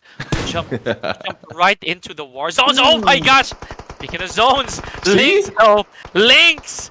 Oh man, there's probably a little bit of divine help there on the side of Hail, because right now they are taking on a very strong, very dominant STALWART Esports with 11 frags, 7-11 here. So yeah, this is gonna be insane. Hail, once again, proving us that numbers don't matter if you do have the composure. right? If you have the game Mhm. sense to back it up. I like the position of where they are here. Stalwart Esports, a bit of a scatter, but Hale does have the high ground. So one bad peak from either Chocolate or Icy, that could be an elimination. That could be a point just like that. Yeah, and like it will be very, very close right now. Chocolate has already peeked out. Not only peeked, but run in. A little bit of Marceline action, and no shots just yet. Oh, anticipating, will he be dropping? But no, get over on the other side of container, and noise job for that shot. Chocolate right now, a little bit melting as he is beating the fire, and I love how they're doing, but no, Sea Sky only will be receiving the damage. Now 2v2 situation, Chocolate managed to survive, and with a drop shot, one more to go, and let's see if he'll be able to put him down.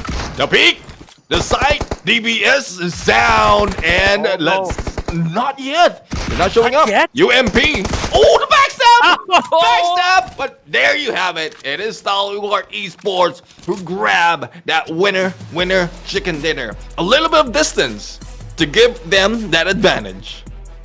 Man, I could not have been more wrong because I was about to say that the position belonged entirely to Hale. But I guess that greed, honestly, kind of like a greedy play they had there towards the end, really cost them that. Yeah. Beautiful stuff though from Stalwart Esports here. Yep, I definitely am giving my slow claps. 24 juicy points, man. They're back on track, I would dare say. With Stalwart Esports grabbing this much momentum, I would not be surprised if they can do it again. So, man, I could not. I also, again, I am still in awe.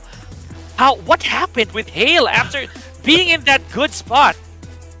Yeah, well, I believe they were, I would agree with you, a little bit greedy in terms of grabbing all those eliminations, especially with Noise. He had 2 opportunities already to go for the takedown. Nades, or probably even before the nade, if he could have landed those shots, the nade will make sense. And information has already been relayed, so there's already a few people from Hale who's waiting on which angle will be taken by the 2 teams on the right-hand side. The ones on the left, he doesn't have so much of a view, thus they focus more on the close-range engagement, and that is where Stalwart Esports took advantage of them, because with a DBS in the hand from one of the players for the side of Stalwart Esports on the other side, that's where they lose a few of their members. Oh man, I'm actually in a bit of dismay right now because that would be a great sight.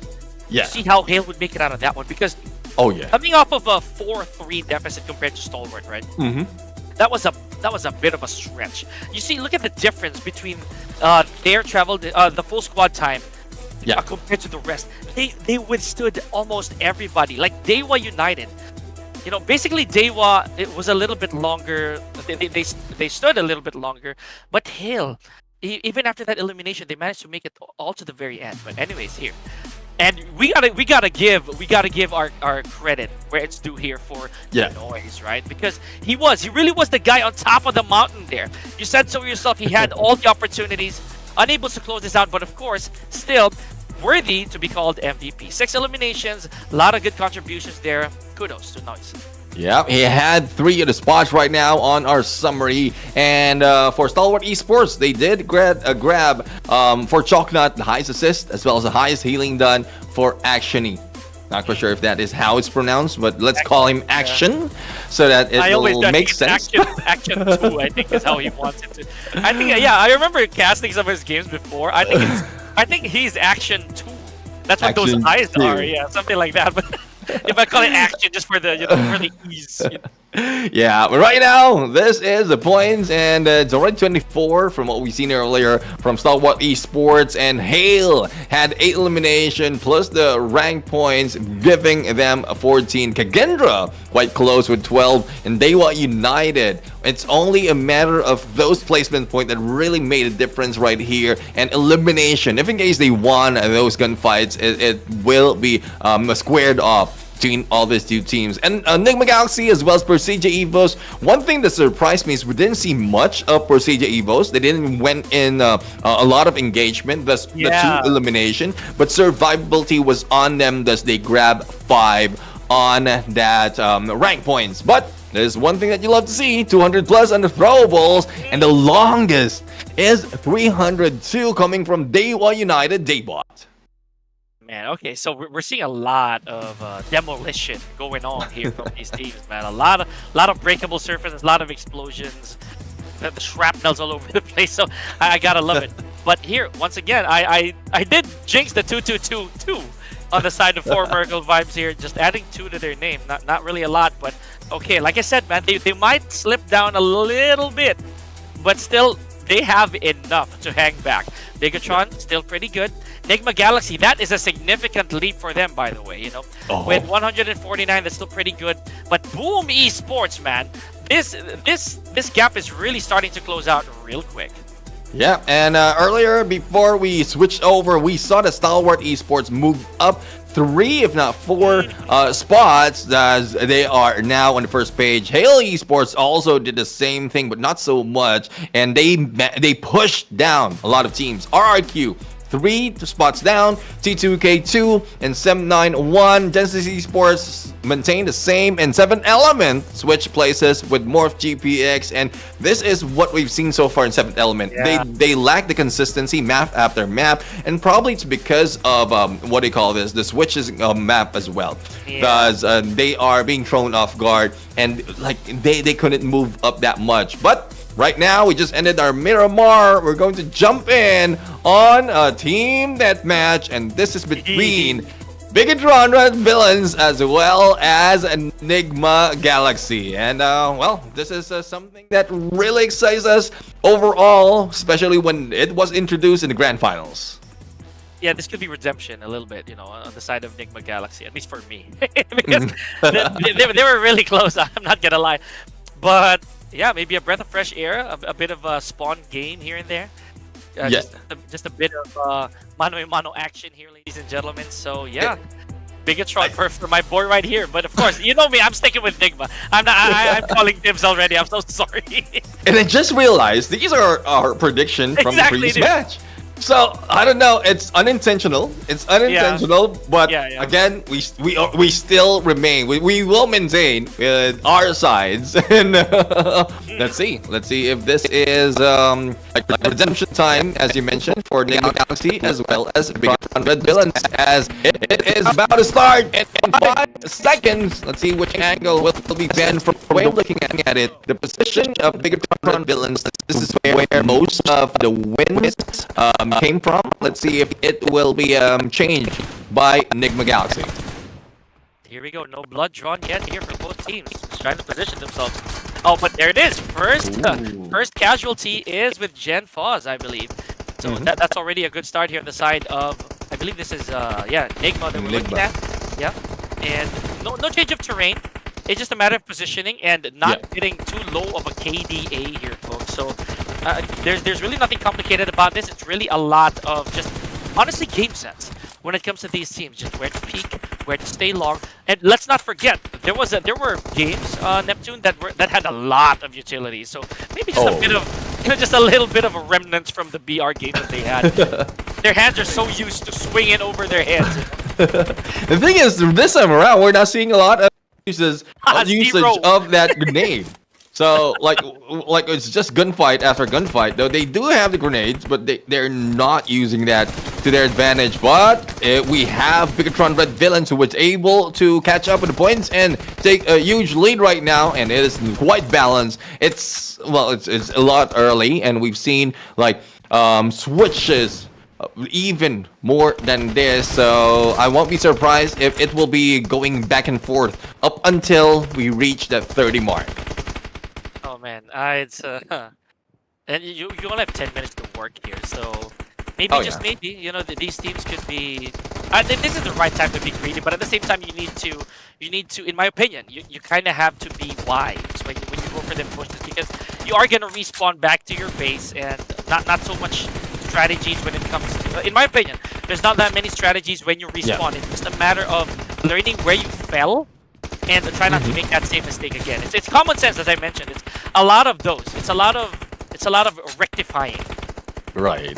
And well, let's see if they will be able to rectify all of those mistakes, as we are seeing a little bit of left side domination. Oh, make that, rather scratch that. They are covering both sides for the side of NIGMA Galaxy, whereas BIGETRON Red Villains is going for a 3-1 split right now, and Boy Seal, well, still not sure as to which angle to hold, but there you go. Lord has been taken down, and Lapar right now. Oh, the response, Freak. This guy can clutch this, but, well, because of all the chaos that's happening surrounding them, he can't focus on just one direction. Now, let's see if they'll be able to take advantage onto, and most that we've seen from the other teams that played this team deathmatch is geared toward push on the right side, especially with that huge block of concrete on the right-hand side. Like, that's a good cover for two. And you know this right here, the steel wall. Honestly, that's also like I think the best French to phrase that. But for me, one of the craziest spots here in TDM, that be the woodshed. That small corner between one pillar that allows you to peek both from your left and right side cleanly. If you manage to get a hold of that untouched and you're able to make the right jiggle peek decisions, then that would really mean a lot. But however, we do have a 21-21 here. Is he going to be lucky? Never mind. Curse broken here by BTR. So 22-22. Really close. Really close to the chest here, I'd say, Neptune. So if there's any indication here, I'd say that the gun skills are absolutely even.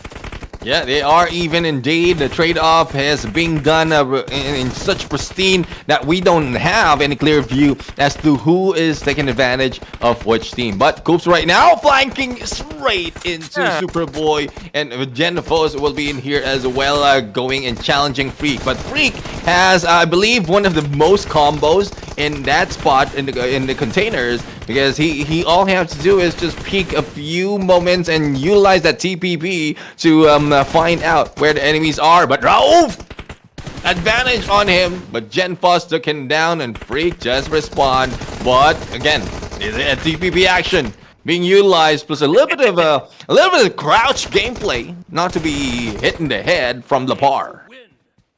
Here we go, leading the pack here is Superboy. As we say, now this big gap. This is a hard, tough climb here on the side of NIGMA Galaxy. 9. They're basically one frag away. Oh, and there it is.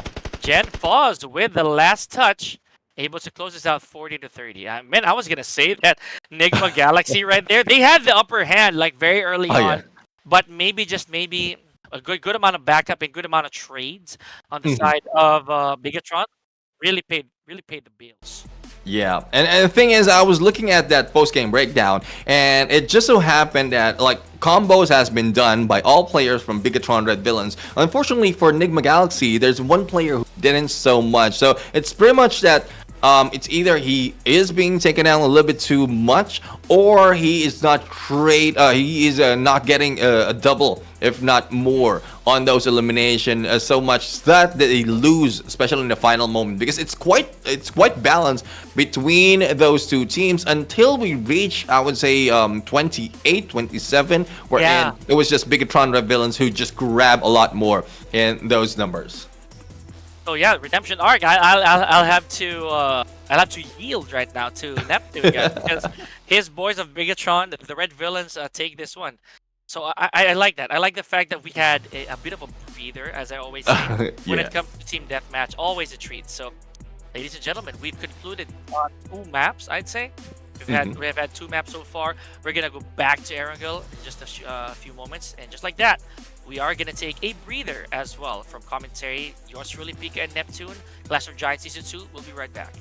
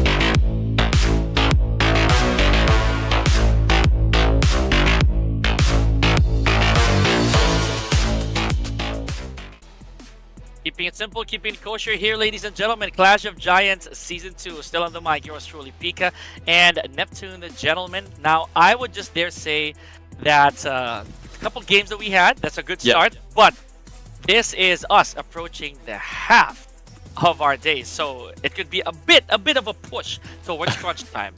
Yeah, let's see if they'll be able to push this hard because we want to see more. We want to see more of those engagement, those hype moments, as well as those clutches. Because yeah, we started off a little bit hot. That second match, it's only towards the mid until the end that we've seen such engagement. Probably it's the map as well, because like Miramar really provides a lot of a waiting time, and especially with the travel that they need to go from one point to the other. And once we are back in ERANGEL, that's where everyone will be up close. But another thing is we have SANHOK on our mix of maps right now, and that would be another map that can bring in a little bit more of a like good engagement, back-to-back engagement from whichever parts of the map. But we'll have to wait for that later on, because the third match is ERANGEL, and as Pika mentioned, we're inching to halfway through of this day. Man, and the expectations always, in my opinion, they kind of get shattered, but I'm thankful because these teams really mean business, right? The moment that I kind of let the ball go on Stalwart, they just proved me wrong again. I like it. I like it, right? Because I did mention a little earlier on that I'm loyal, but at the same time, I'm after consistency. So this may be that. This kind of may be that Excalibur that they once again pulled out of there. You know, this is the sword. They finally have it again. I'm ready to go back to the battle, ready to go to war. I'm really excited. For the first time today, I have no idea who I'm gonna root for. Not gonna lie. I need a few minutes for that. You know, when the prediction becomes a question. Yeah, I mean, I'm going to give you that minute, and even I, like at some point, like I give myself just the final few seconds until I find that prediction. Okay. It's very difficult to choose out of these teams. We've seen so much from them. Even BIGETRON, when I thought that they will be giving it their I'm pretty sure they gave that their all, but give more, especially as they're trying to catch up on that #1 spot. They didn't do so, and they have been beaten by a lot of teams. So let's see if this is something that we can think about on a final moment. But for those of you guys, make sure that you don't wait final moment. Make sure that you grab all your friends, let them watch these games, invite them in on YouTube so that we can reach our milestone. First one's already out of the list, and we are off to our 50,000 consecutive watchers on YouTube for the AirPods. And if we reach 70,000 watching on YouTube, then we have a chance to give away iPhone 15. And make sure that you follow these steps. Follow us on Instagram, join us on Discord, and send us the screenshot of those follows. And also grab your token number. That is one of the most important thing, because that's what you are going to need on the live draw. And here we go. Let's head back right to the action. Check out the maps here. So this is take two, gentlemen. This is take two for all our teams, right? They could rectify it.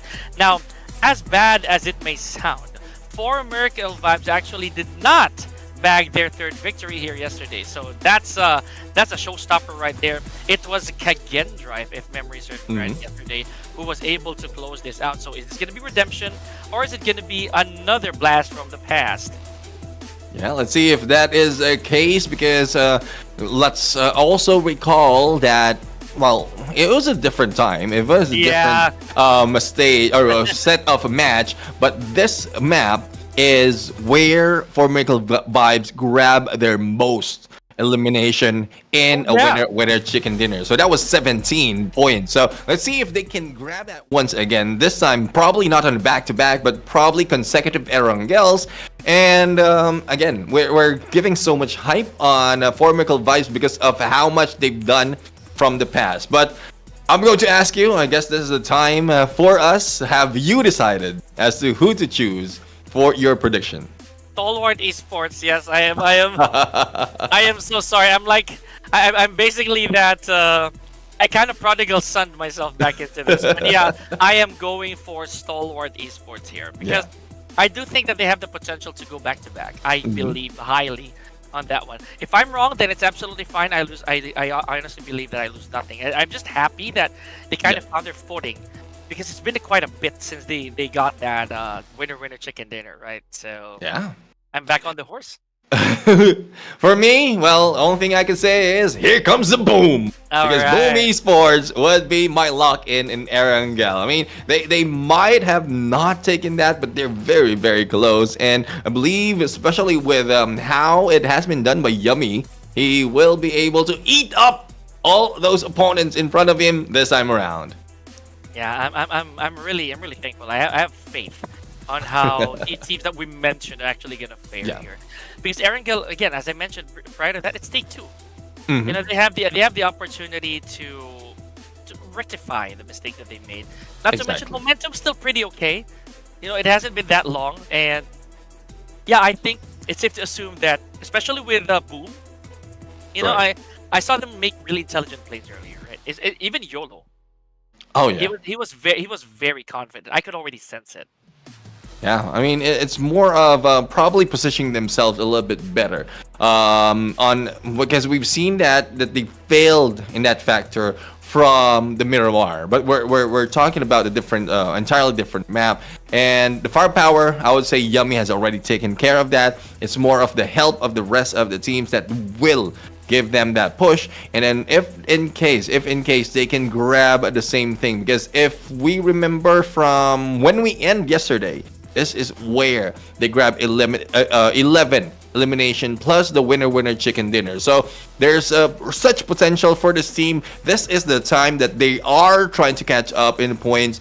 Halfway through, they really want to move up a little bit, not only to grab that #1 spot, but also increase their chance of grabbing a bigger piece of the pie compared to what they already have based on their position. I'm gonna talk about 7th Element once again, right? So yeah, I'd say they had a good showing. Yes, sure, they plummeted back 1 slot down, but again, this is the pressure I was talking about.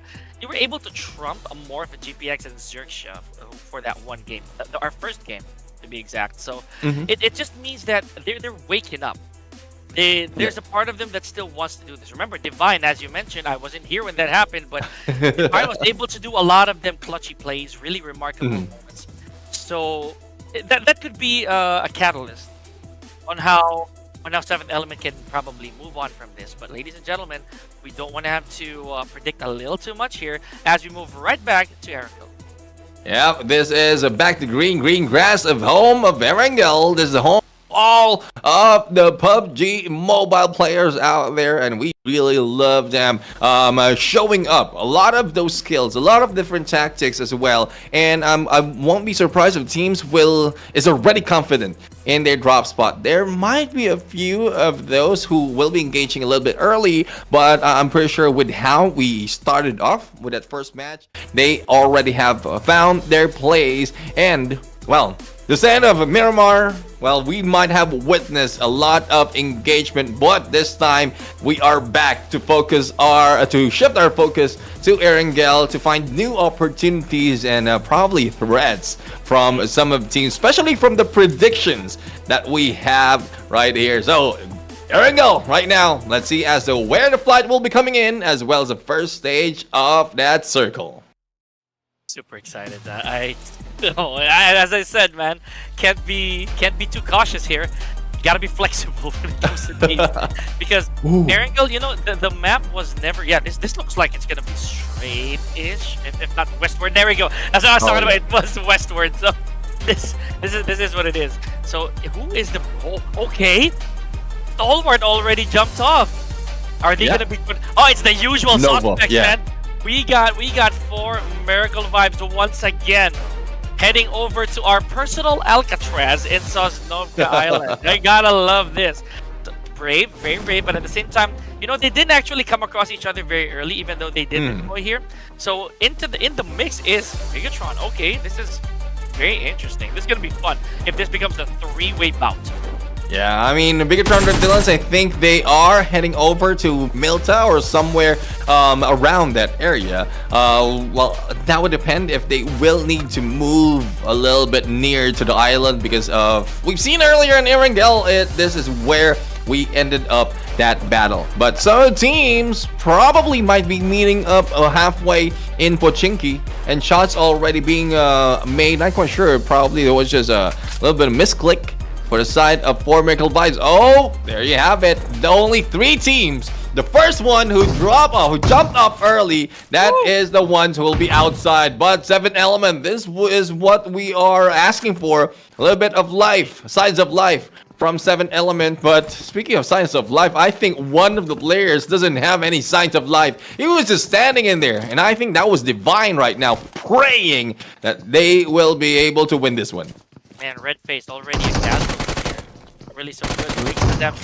His hands on oh my gosh, on a UMP 45, but no, not if S1897 has something to say about it. Did gunpowder just okay? Your name is not knife power, mister. It is supposed to be guns, but you know, gotta love it. I mean, he did change it to no gun power, so that's the knife. Okay, I'm a believer now. Right? Gotta love it. But you see how there's a bit of a retreat here on the side of PERSIJA EVOS. They recognize how they were down by 1. Red face already gone very early, so reduces the manpower advantage. Now, okay, of course you got a Bison, because why wouldn't you? Why would I not have a why not have a Bison? But good amount of utilities here, medically at least. But it's been a good minute since I laid eyes on you, sir. So, Sem9 also has their hands full, but taking out Misery in the process, leaving XERXIA to see his teammates perish. Yeah, let's see if XERXIA will be able to drag Sem9 into this compound, and probably this will be a good revenge. If in case Sem9 will be pulled in by XERXIA, and then they rushes towards 7th Element and then like wipe them out, then like I'm pretty sure XERXIA will be smiling. But I don't think he'll be risking that because he'll be sandwiched later on if that happens. But looking at the scores or the points right now, we do have 1 point going into Sem9 and 2 for 7th Element. But on the right hand side, we also receive, or Bigetron Red Villains also receive a little bit of damage. Not quite sure where and when, but let's see if they'll be able to survive. Looking back into the map, they are already, there's a lot of teams already placed inside of the west side of this Erangel, and 4 Miracle Vibes will just need to cross a bridge for Stalwart Esports. It's quite a long ride for them that might meet up Bigetron Red Villains on their approach. What a drive-by. I don't know. I don't really know what Genesis is planning there, but that's going to create a lot of noise. Really bold move. Oh, there it is. Lord already brought to his knees. And a honey badger care freak. Okay, I like what I'm seeing. Bit of diversity here. But, oh, wow, he also got gunned down by Mikiel. This man is on a roll here. So he doesn't have any medical utilities to spare. I'm pretty sure he's going to find some. Beautiful. Oh, I heard that final shot as well there. So, okay, Depp, gotcha. Loud and clear, sir. Beautiful. Only 1 remaining for NIGMA Galaxy though, but let's see with XERXIA. Not quite sure if he just passed by or probably stole a vehicle, but no, the chase is on. Sem9 doesn't want to let him go. In XERXIA right now. Let's see this car chase being brought in for a long distance. Tap right now, really going in deep. And earlier, I think in the horizon, we also saw and heard a little bit of gunshots, but Depp right now, well, using, I believe that was a DBS that was quite far, and I don't think it will make any damage or any dent to XERXIA. And, well, XERXIA right now managed to get away. He did survive. You know, I can picture XERXIA like riding off into these hills with tears on his face, you know, honestly. There's just a bit of a teammate flashback happening, you know. I loved them. They were my brothers, and stuff like that. You know, very, very anticlimactic, but funny enough, yes, he actually made it out of there. So yeah. Well, let's see if there'll be a lot more. I'm pretty sure XERXIA will be playing the long game of survival and there's a matchup, and well, still 16 teams alive. It's not only XERXIA that is in a little bit of pickle, because NIGMA Galaxy also lost 3 of their players, and they will be alone. MORPH GPX, though, on the other hand, they have found their position, their place in Gatka. And though they're just, I guess they're practicing They're practicing as to how they will spot on a few of their players because I'm pretty sure they don't have any contenders in this area. But the way I'm looking at it, quite surprised because earlier, if I'm not mistaken, a lot of teams are already inside of the first stage and they stepped away from those specific compounds. And now, well, let's see if there will be any struggle because a lot of teams will be making their way. I like the positioning of where, by the way, DEWA United is right now. This is pretty safe. And again, we saw what happens when you get to secure the part of the beach, where with your back just press gently against the blue zone. There won't be any backstab happening soon. But at the same time, if you're very unfortunate and it starts closing in on you, then pretty dangerous territory. But for the time being, I'm gonna have to give it that's a smart move on the side of DEWA United. They can wait for these other players to come in, maybe see where they see what the plan will be. But there it is. Speaking of the blue zone, it has started to wave. We're moving into stage 2 in just a few minutes here, folks. So gotta make haste. And 3 teams has been caught in the blue right now. We have PERSIJA EVOS, the one and only Suxy. We have T2K right now, and as well as Sem9 who chased after Suxy earlier. So let's see if there were any in terms of that chase. But looking at STALWART Esports and 7 Element, I think Action has felt a little bit of presence on the other side, but similar to what we've seen from DEWA United. And I would agree with you on DEWA United. They're playing it smart in survivability as well as positioning because that is the exact ideation, probably the exact ideation that they're thinking of. Why they are staying in the beach side, like on the edge of the water, and I guess the same goes for the other teams who will be staying under the edge of the blue. But 7 Element right now had a little bit of peek of BIGETRON Red Villains, though Gen Voss opportunity to be taken down, especially with the split up. It is No Gun Power who has that trigger discipline, and as we can see, the 2 teams who chased each other earlier still outside, a little bit too far onto the next stage. Is what I was talking about. You see this? See where DEWA United is?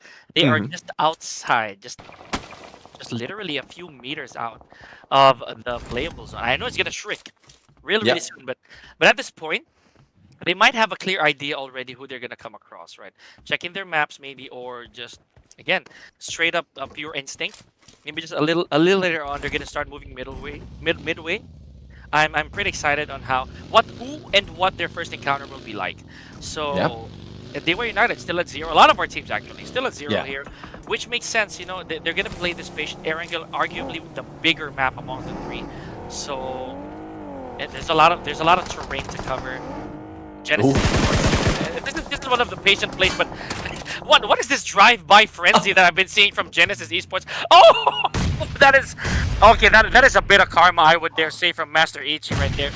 I mean, outside of the vehicle, okay, that you paid for that one. Exactly. And speaking of pay, let's see if there will be anything in depth for STALWART Esports after this engagement between them. But back to XERXIA, we have a shopper. So I guess there's a reason why XERXIA is a little bit mad of Genesis Esports, because they take out their shopper and they won't be getting any of those groceries right now. They will be discounts for y'all. No discounts. No one will be reminding them of anything that they checked out. But Jane right now seeing 2 of RRQ, and what a good distraction by Jane. He just passed them, and the rest of T2K is just behind them. But Texas right now face off with T2K managed to put down 2. And we're now left with 1. I thought that was a good play already, but no! Asa has a DBS as well from behind RRQ with 4 elimination.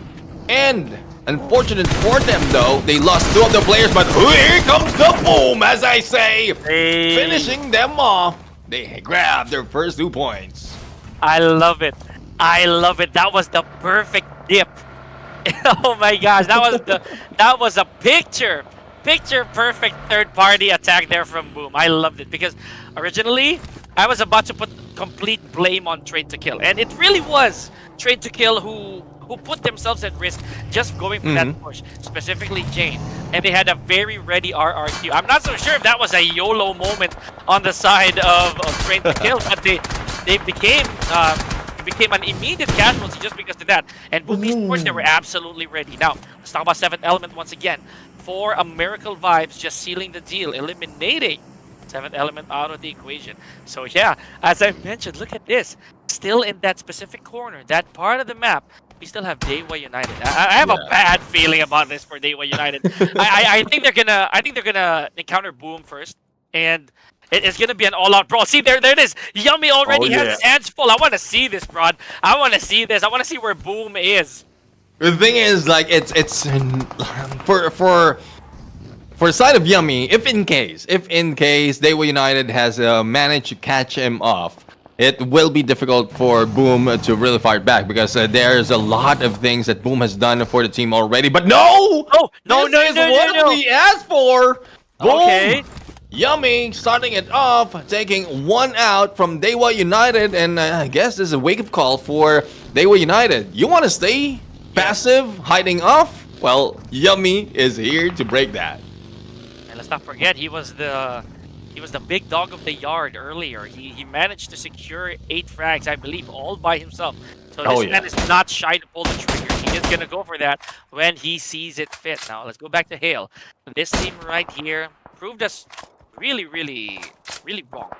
You know, for the past 2 games, they were able to pull off miracles, especially with that game number 1 patience play.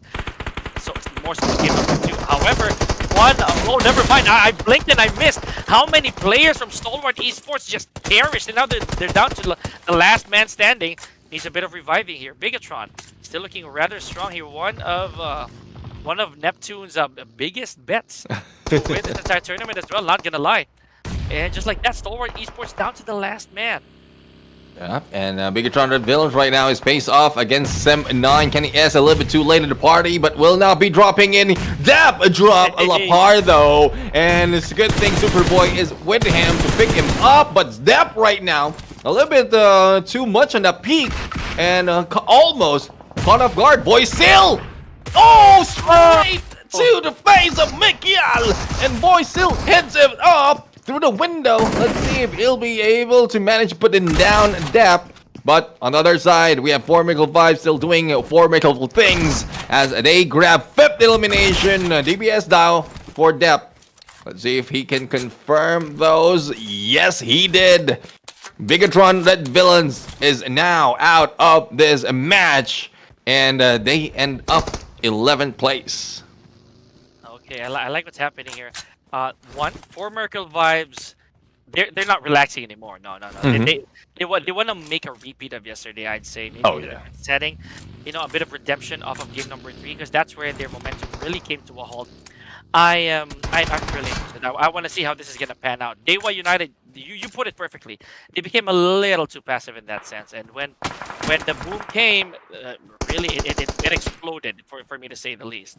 Now with XERXIA still a bit distant. I don't know if this is a habit that's been going on with XERXIA, that they've always been far from the circle. I think it's unintended, but at the same time, I kind of find that to be slightly not beneficial. We're already at stage 4, so it's safe to assume that at this point you would already want to secure a zone, for your team. So that kind of raises a question. We're going to check on them a little later on. So far, the most dominant fragging team here is Sem9, but at what cost? They're already down by 1. They still have to pick up 1 of their members, so specifically. Oh my God! Ow! Okay. It was just a Cleon and Pipink that really surprised. And I thought that's already done and over with, but no! Okay. Third party overall coming from 4 Miracle Vibes, and surprises from all sides. But MORPH GBX still has a few more of their players right now. Boom Esports though not slowing down, going against KAGENDRA, and even a little too late, they managed to put KAGENDRA down, and they are now catching up. And the elimination that has been done by Sem9, but there's no more progression that will be happening for the side of Sem9 though. So 2 of the teams already with 7, and it's 4 Miracle Vibes as well as Boom Esports. Right, so XERXIA, however, No, they're not looking very bad. Oh, never mind. Okay, forget that. That's a lot of bleeding on the side of XERXIA right now. Already down by 1. So yeah, boom, Esports, man. I'll be real here. I can see your prediction really coming true, judging by how they look. It could be 4 Miracle Vibes to get it. And with an equal amount of frags, just like that. With an equal amount of frags, 4 Miracle Vibes just might prove to be, again, they want this. You know, they're not gonna hang back anymore. They're not gonna pull their punches, and they just want to eliminate everybody. But we've seen what Hail can do when they're damaged. What can they pull off when they're complete, right? So it could be a very big ambush situation here on the side of Hail. See, we only have 8 teams left, and a lot of them have suffered immense casualties. So let's see if Hail can once again play Viper. You know, strike when the opponent's near, and make that potent venom hit them when it really matters. Yep, and well, the same goes for this team. Daybot right now against Daybot and Galak from DEWA United against 2 players, and managed to put down Daybot. I guess that is with the armor already lost, but Galak will try to burn him alive. Smokes covering the tracks of Galak at this point, and we are going to see RNJ will try to go in for the rush. A flank will be done by his teammates. And it's just a 1v2 situation. Switching over to DBS. Let's see if RNJ will be outwitted right now. Oh, burn! Burn by teammates. And RNJ completely annihilating him from those shots. Hale wants to dip in, but not so much of angle to hold. Yeah, that's what I was talking about as well. The hazard of staying in the beach a little too long. They got flushed out, you know, and it really was boom. That's what I was so curious about. The first encounter they were gonna have, were they gonna win it? Are they gonna see it coming? You know, because boom had they went full swing when they went for DEWA United, right? And the last remnants, they were also the ones who kind of closed the book on a DEWA United. But you were right, you know, it's a little too long. The stall was a bit extensive on the side of DEWA. Not only did they not have enough eliminations, but they also were in a moving forward, they didn't have the position advantage. Yeah, in the beginning the beach was okay, but trying to secure a spot, nah, that was a bit detrimental. Now let's go back here to your boys. Boom, we already have Yummy once again showing us how dominating he could be. And well, they are challenging Hale, but not so much in a very aggressive challenge. They're just peeking in, seeing Tiger on the right-hand side, and the rest of the gang of Hale is focused on a different team, especially for those who is already in the middle of the next stage. And I guess the reason why Boom is targeting Hale right now is, despite of them having the high ground, they want to grab the compound that they are in. Genesis Esports, on the other hand, believe they put in a lot of damage, and not quite sure what the Mr. Smile or Master Smile is doing right now. Pistol in hand, trying to shoot them down from afar, probably just making a little bit of noise, but from afar. This is a long distance. Apex right now.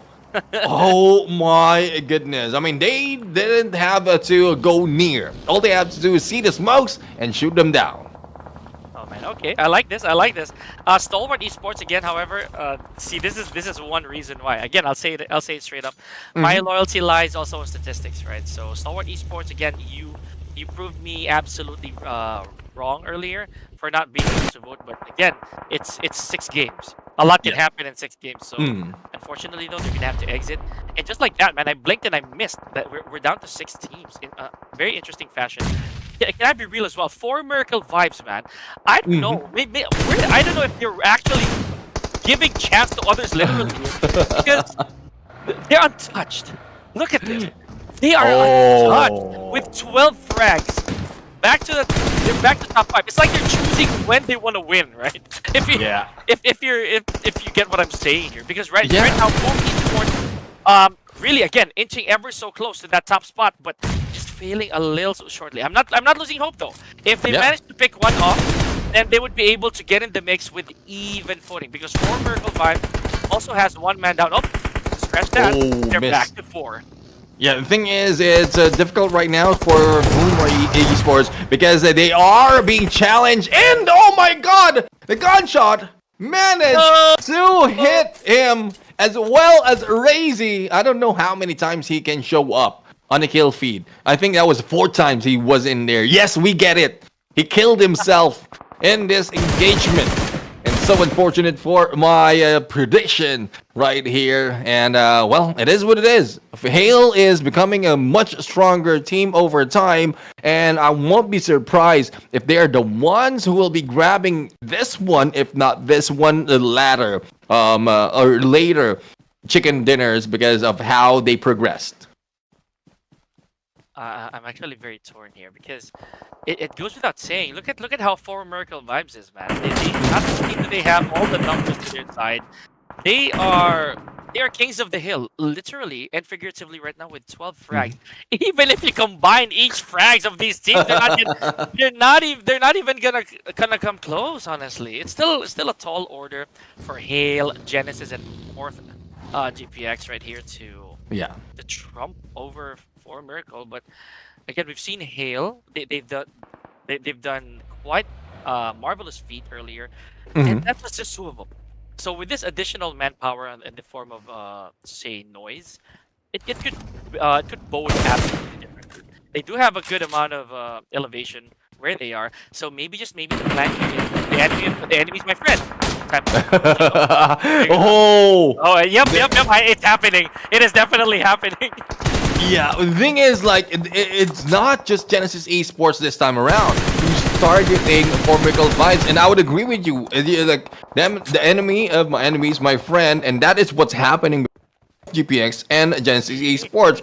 They are targeting For Miracle Vibes, and so unfortunate for this team, despite of their prowess.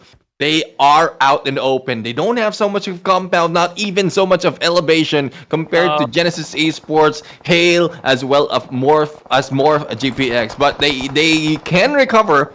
Though they lost one, they can recover.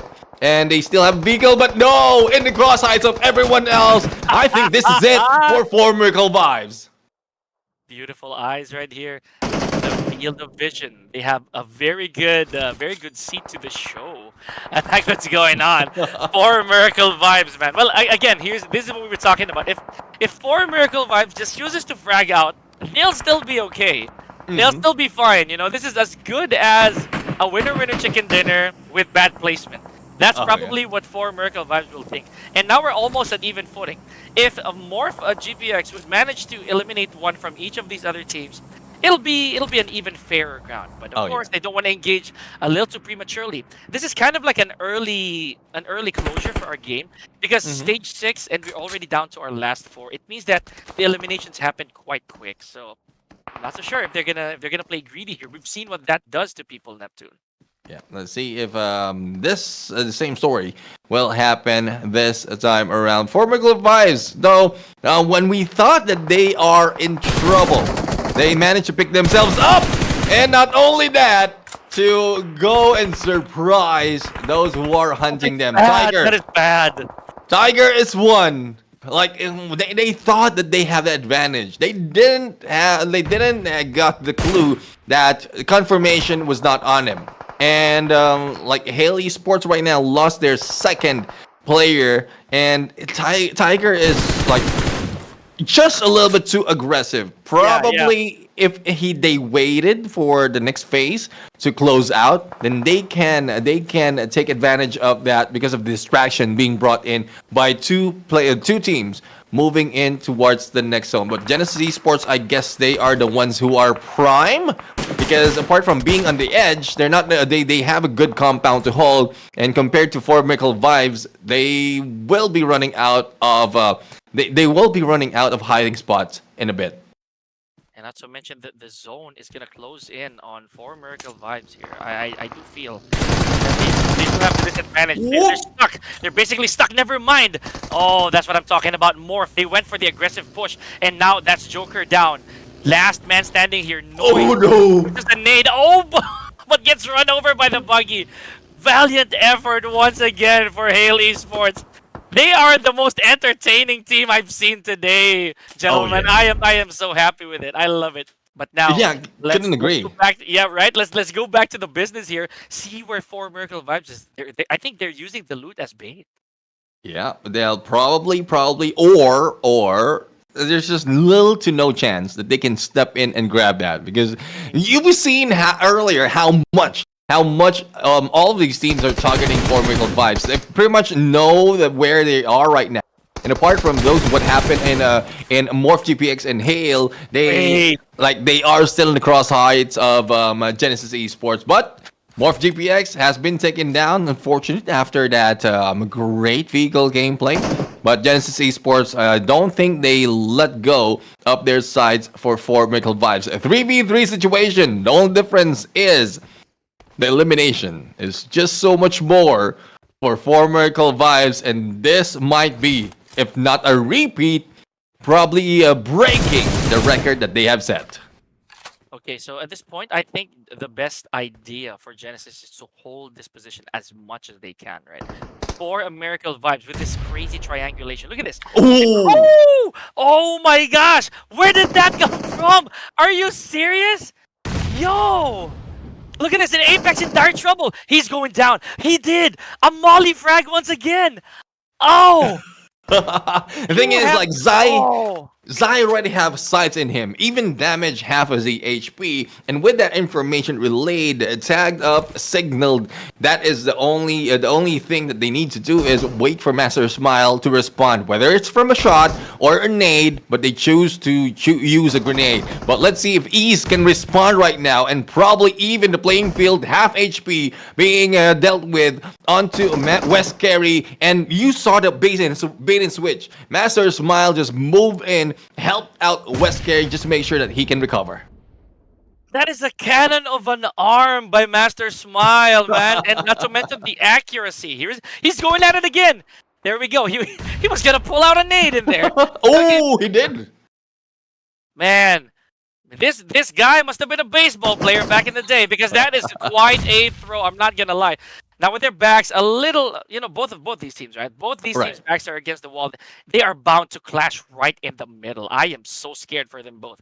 So the numbers advantage definitely going to belong here to Genesis Esports, and they're just keeping Zai out of vision. He's going to be the designated sniper. So this could be a very, very good trade on the side of Genesis. See, none from Miracle Vibes will be able to sniff out Zai. You see where he is. He has all the luxury of hiding. All that for peeking, and he's not going to get any bullets in return. So, with just a few seconds in, here we go. The duel is about to happen here, Neptune. Oh, I am so nervous and very excited at the same time. Yeah, and right now, both of the teams has vehicles on them, but the safest and a much healthier vehicles are on the side of Genesis Esports. I won't be surprised if they will be using that to run them over, but it will be a little bit risky. Does he right know? now. I believe so. Shots has been made already. And here we go. We have a grenade being thrown onto Miracle Vibes. But the damage, the respawn, Master Smile has a gun down. Oh no. Is the one responsible. West Carry right now about to be the next one. DBS might not work. It's quite a distance right now. And Zai cannot do anything. They need to put a little bit of cover. But Ease knows where they are. And Ease managed to confirm, even brought down West Carry 1v2 situation, and the rooftop will not work. Let's see if I can do it. It is up to you, man. It is up to you. Oh, but no, the numbers game just a little too overwhelming with ample information for Miracle Vibes. With another winner chicken dinner, this team just doesn't fail at all. I'm telling you. This is their fifth winner chicken dinner, and that alone has helped them move up quite high already. And I guess they have beaten their record. If I'm not mistaken, they've beaten their record in terms of elimination for the grand finals. Last time around, we have 17 in the winner chicken dinner. And this time we have 18 on elimination, making it 28 points. And, well, it's making it difficult for teams to catch up against these teams. Oh my goodness, clear-cut advantage here on the side of Miracle Vibes. I love the plan, though. Yeah. I love the plan of Genesis Esports. They had a designated sniper to watch their backs. amazing. But you know what? We can't deny it. These young talents right here for 4 Miracle Vibes just keeping us at the edge of our seats and with our hands on top of our head, seeing how crazy, how unbelievably skilled they are. You know, I am lost for words already. But man, just for these 2 games alone, I would dare say, you would agree with me, they can sit this one out and still be untouched. Definitely agree with that, because even if they let go of the 3 matches, the lead that they have is already significant. That, well, looking at the average, unless anyone can beat the record of elimination they had, then there's potential that they can overtake, and if it happens consecutively. But if it's coming from different teams, I don't think they can get close to what 4Miracle Vibes has. But let's look over the teams to watch out for. You have 4Miracle Vibes, Boom Esports, Hail, and MORPH GPX. Whereas these are the teams who survived a little bit longer in this engagement. But again, it's 4Miracle Vibes. They made that miracle happen. Oh my gosh, of course, man, it's East. East 922 just back in the picture here. You know, I like the fact that his team contributions is like this. Again, we always talk about this, that we don't want to hold domination when it comes to contribution. It means that everybody really play their part. Man, you know, another thing that I want to point out is that they were at a very bad position.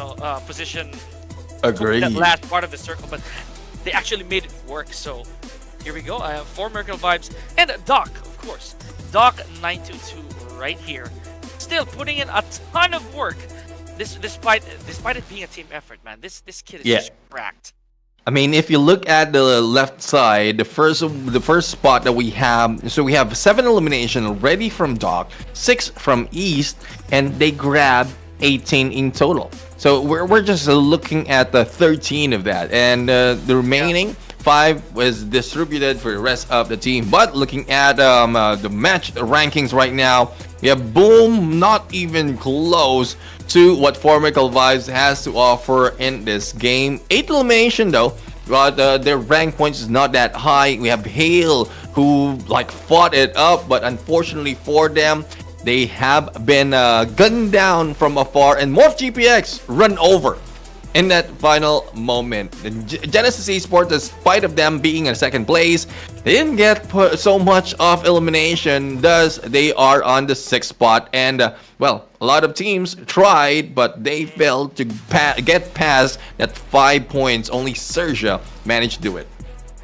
Oh my goodness, man. I mean, I'm trying to gather as much energy here as I can, just to explain how 4Miracle Vibes right now, they are basically godly at this point. But check out how little grenades we got here. But you know, a good amount of them came from, I'd say, Genesis. Genesis had a very good grenade gamer a little earlier on, so very interesting. And you know, one more thing that I want to note is that the airdrops, we didn't see a lot of people. I was looking at the side of the screen too, and there wasn't really that many.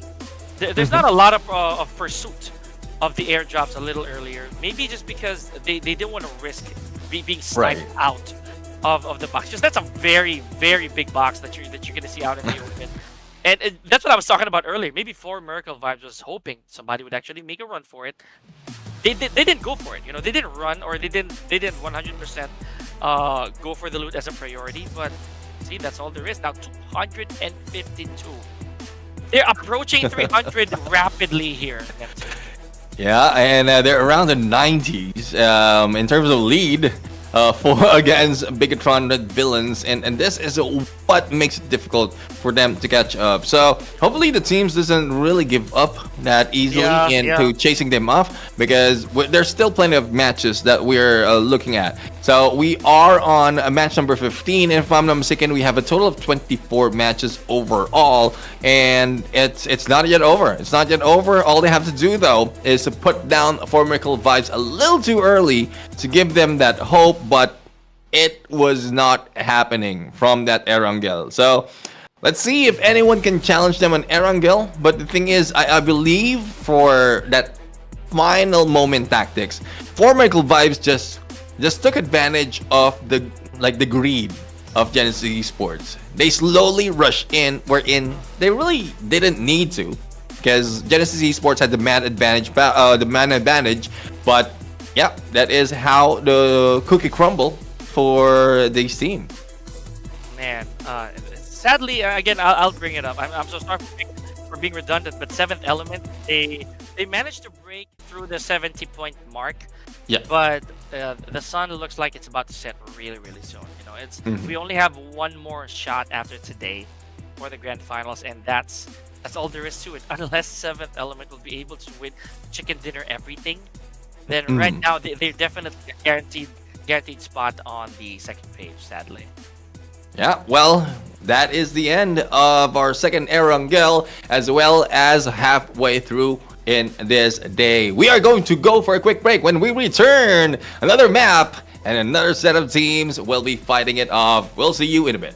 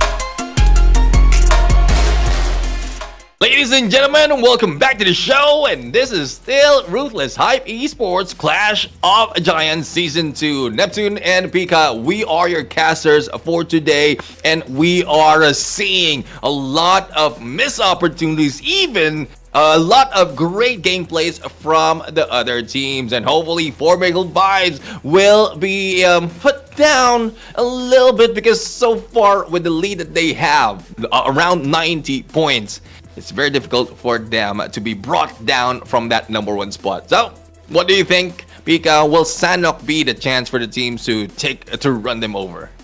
It could be. It could be. But it's kind of a long shot if we're talking about points. The most that they could do here is probably stop the momentum of Formidable Vibes, right? Because it's also going to be a record, I believe, here at Clash of Giants, if in case they go for a second day of 3 winner chicken dinners. That's definitely going to be a record. But ladies and gentlemen, speaking of records, we already broke through our first milestone in the form of our 30K 5 HyperX headphone giveaways. Now, all we got to do is try to reach that 50, because the 2 AirPods will be given away thereafter.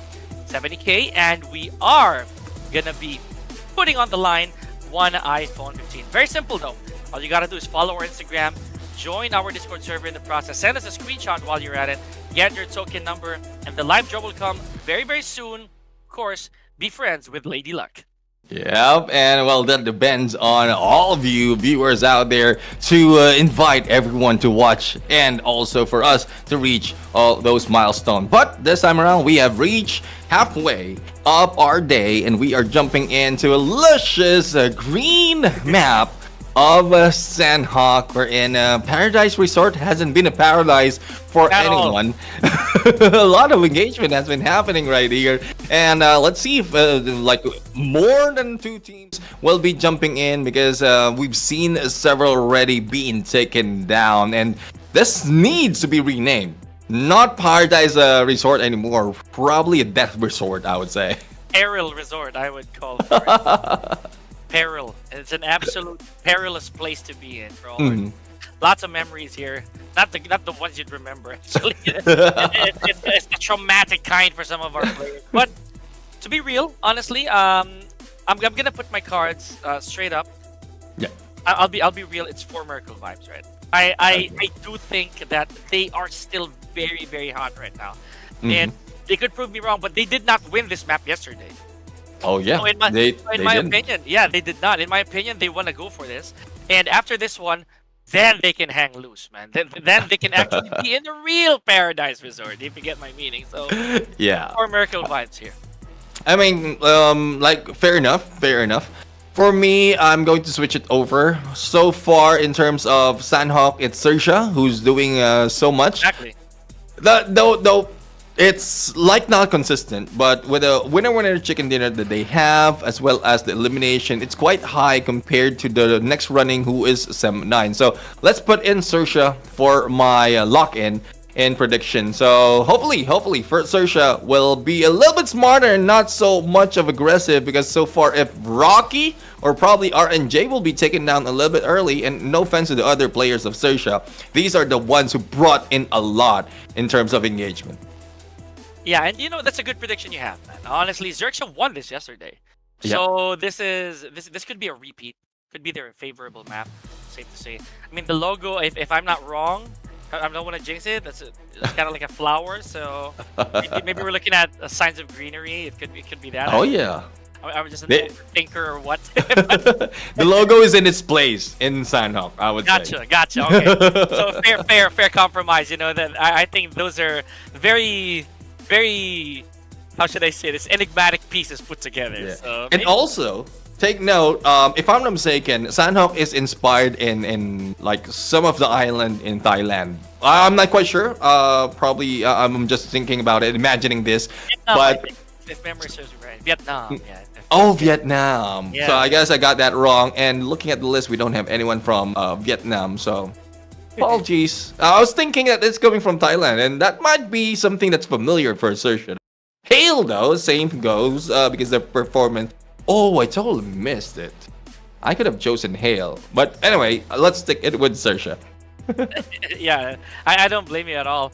I do think that I don't think it's a fair compromise as well. But I'm gonna put my cards on a team that's not for Miracle Vibes. I know I predicted for 4 Miracle Vibes here, but I really want to go for Hail too. It's just that they're so close yet so far all the time, or at least for today. Yeah. Right. So yeah, that's just me. Well, let's see as to who's going to grab that winner chicken dinner. Again, this is a chance for the teams to prove us wrong, because so far that has been done so many times, and only it's only a few times that we right, and it's I'm gonna not so much. real quick. Go ahead. Real quick. You're actually right.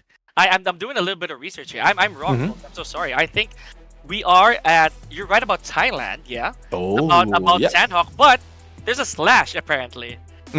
It's also kind of Philippines. Apparently, that's what they said. Yeah, so yeah, I'm sorry guys. Sorry in chat if you guys want if I read that wrong. But yeah, he's right. We're gonna add a tidbit to that. Thailand and or Philippines. So it's a bit of a guessing game here for us. But yeah, thank you. Gotta love it. You were saying. Yeah, I mean, actually, I love to see some of the teams really take over the reins. It's not so much that we were correct in our predictions, because some of the teams really are proving us wrong. So we love, I love being proven wrong, especially if this means that your team is moving up the ranks. Because we are looking at, for my side, I look at numbers based on the past performance, and if you're breaking that based on your current performance, then that is all goods in the hoods. I gotta love it too. And SANHOK, we know how it's like, for teams to not want to see the map over and over again. Oh yeah. I like the fact that they're mixing this. Me, in my opinion, I like SANHOK.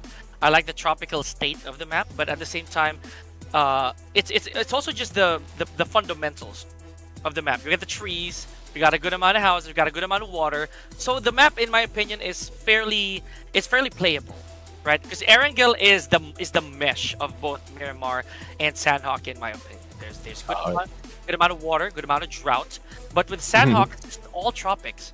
Yep. So I dare say that maybe just maybe another team that's unexpected will take this one, because maybe it's a bit of a seize in their bad juju, you know.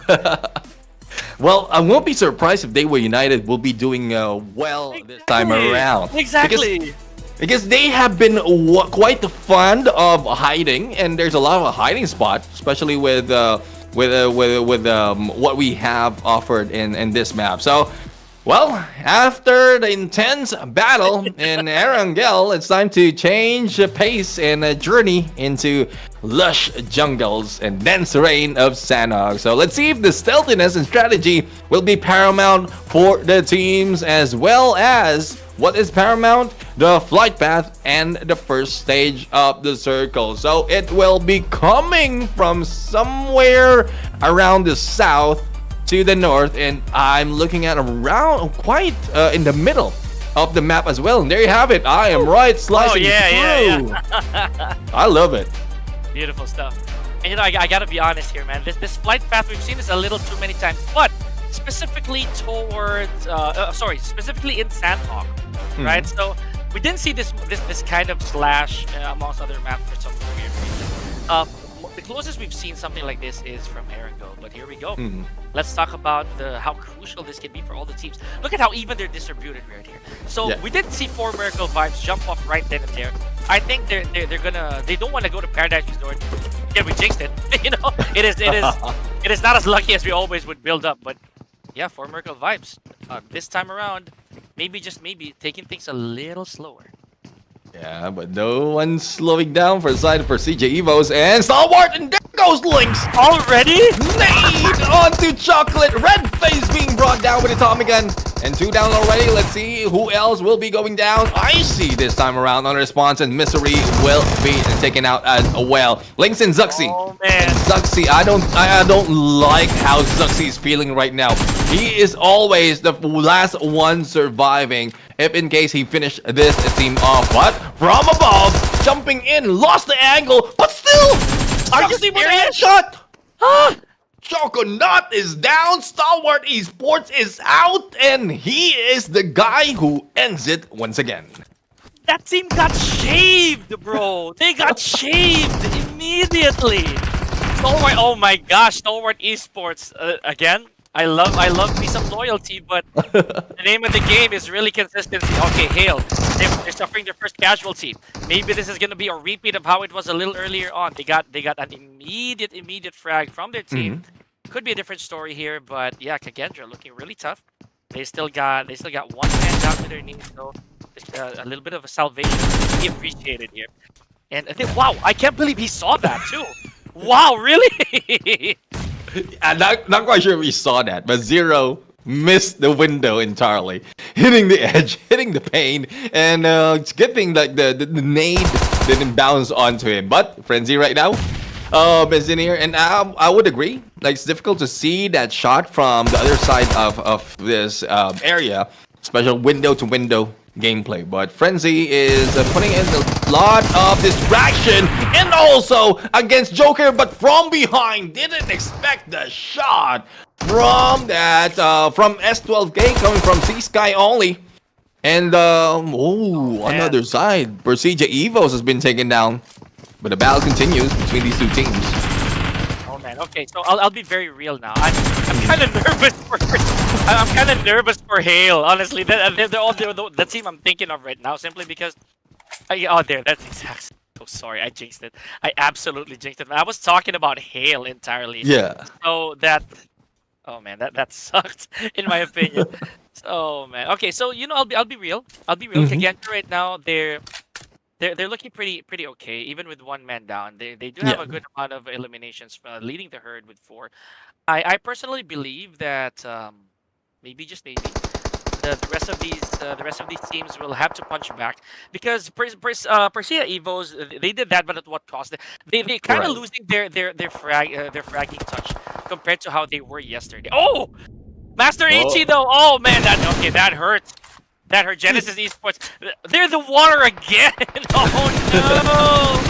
And I'm quite surprised as to how they ended up in the water, because earlier looking at the two players, Boysil and no one, I think that was Zai, who's already in land. And not quite sure, probably it's their approach, trying to cross over towards this area. But GenVoss sees one, takes him down. West Carry, rather. West Carry. Yeah, So West Carry. Genesis Esports right now is in the losing end. And it's now left to one more. I guess it's Zai. And I guess this guy from Genesis Esports in the water has already been taken down. Just a matter of time before they grab the point. Oh boy.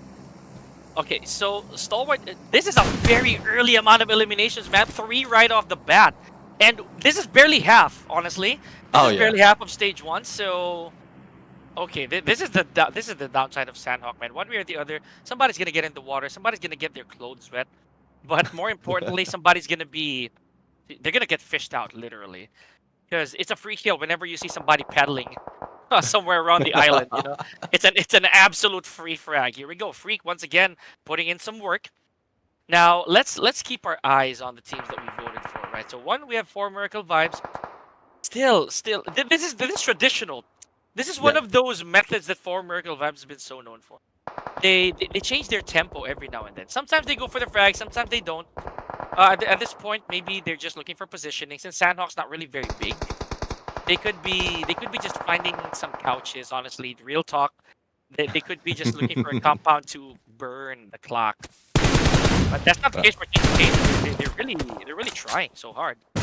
I mean, Doki was able to take down one of Bigetron Red Villains already with a nade. And with Doki, just peeking in across these waters, like even like from this distance, they can hit Bigetron Red Villains from the other side. XERXIA in the horizon, they have dealt a few, and this is just from the hands of Jane, if I'm not mistaken. And well, they've already lost 2. So Megamind, well, we've lost a huge mind for the side of XERXIA. It's not looking good though for my prediction. Yeah, I don't want to jinx it too, man. It could still be different a little later on. Let's see. Keeping our fingers crossed. One more thing that I'm is again DEWA, right? Oh, okay. Oh man, XERXIA. Okay, you know what? I'll be real with you. It ain't looking good. It's really not looking good. Oh man, XERXIA. It's just a matter of time, though. It is. Oh, there it is. There you denial. Go. I spoke too much. Now I jinxed XERXIA, ladies and gentlemen. Having to say that they did close out SANHOK yesterday in surprising fashion, but maybe history will not repeat itself this time. Again, it's not a lot of teams can gather that consistency in this map. It's because of the less, I would say, airtime that they have in SANHOK. So even if they do well one day, we couldn't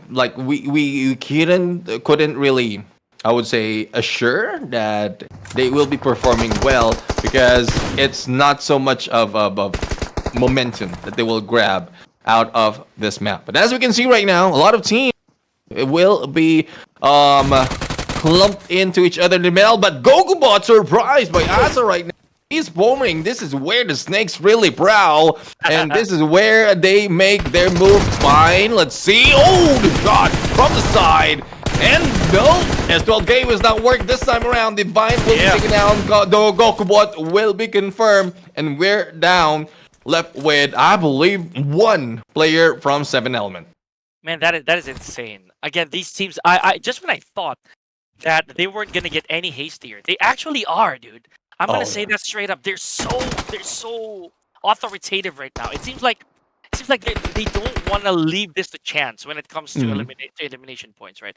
They want to go for it. They want to go for the push. They want to rack that up. And again, this is fairly reasonable. We're already in game number 4.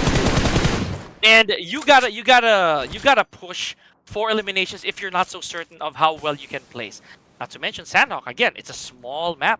There's bound to be a lot of encounters a little later on, and you don't want to be on the bad side of this map. You don't want to be near the water. So maybe they want to steal, right? They want to play retake. If you have access to compounds, why not? I mean, that's one thing that really can be put in perspective once it comes to SANHOK. But right now, RRQ, they have a good chance then that they took Against 7 element T2 for the last surviving member has been brought down. Down to 11 teams though. They were united. We pointed this out. They are the teams who really went for survivability. A little bit too straightforward because they are staying in such compounds, even the edge if needed be, and they are not engaging, just waiting for opportunity. But the moment that they find a team from the earlier matches, they're not getting all so much elimination. So let's see if this is the chance that they will grab all those elimination. Probably a good chance for a winner chicken dinner because some of the teams have been silent, same as DEWA United, and I'm talking about Sem9 as well as 4 Miracle Vibes and 0 in the eliminations yet. And I want to talk about player mentality a little bit here, Neptune. You saw how the camera actually panned to Genesis Esports, specifically Slim Zai. It must have stung, honestly, what happened earlier. Having to be the last man standing and failing to close that out because of a 2-to-1 disadvantage.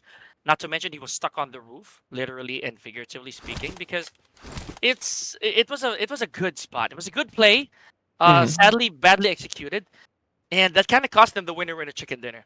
Yeah, they have a chance at redemption, but right now, see what's happening. He's the last man standing. They only managed to frag out 1. Oh. So this is a pretty tough mountain for him to climb. I know that, yes, on the off chance that he makes it to top 5, if again that is the case, he's gonna have to do the same thing all over again, and he'll be left alone. Yeah, he'll be left alone. So there's no silver lining that I'm seeing so far for Genesis. Yeah, we'll have to find out. Genesis Esports, I mean, they were the bitter end, and currently, before this match, they are an unlucky placement, number 13. So let's see if they can probably give them a chance because they need to beat T2K, who's becoming prime right now. I missed the look at the historicals in terms of T2K's performance in SANHOK. They are one of the best team in SANHOK. So yeah, probably they're the ones who had a huge potential to grab this one. Imagine, out of the once complete squad, they are the ones with 4 eliminations similar to RRQ. And like, not a lot of teams has been putting out that much fight. You're right.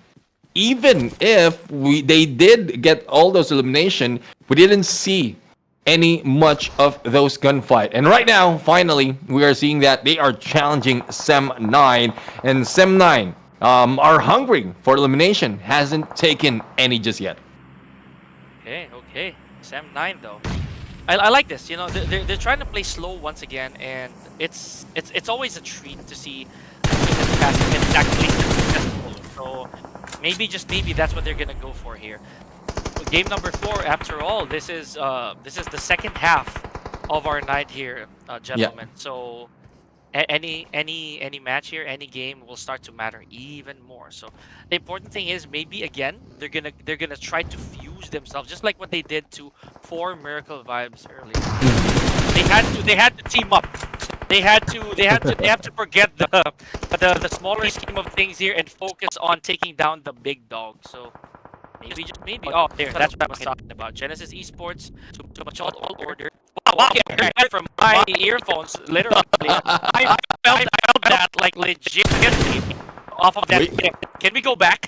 I like the ASMR feel of being submerged. So yeah, we were under the water for that moment. So yeah. Let's see. This is saving grace for Lepar because Boy Steel is hanging back and waiting for him to get to dry land, and he needs to dry himself as well as his gun, so that it just to make sure that it will fire back later on. But no need.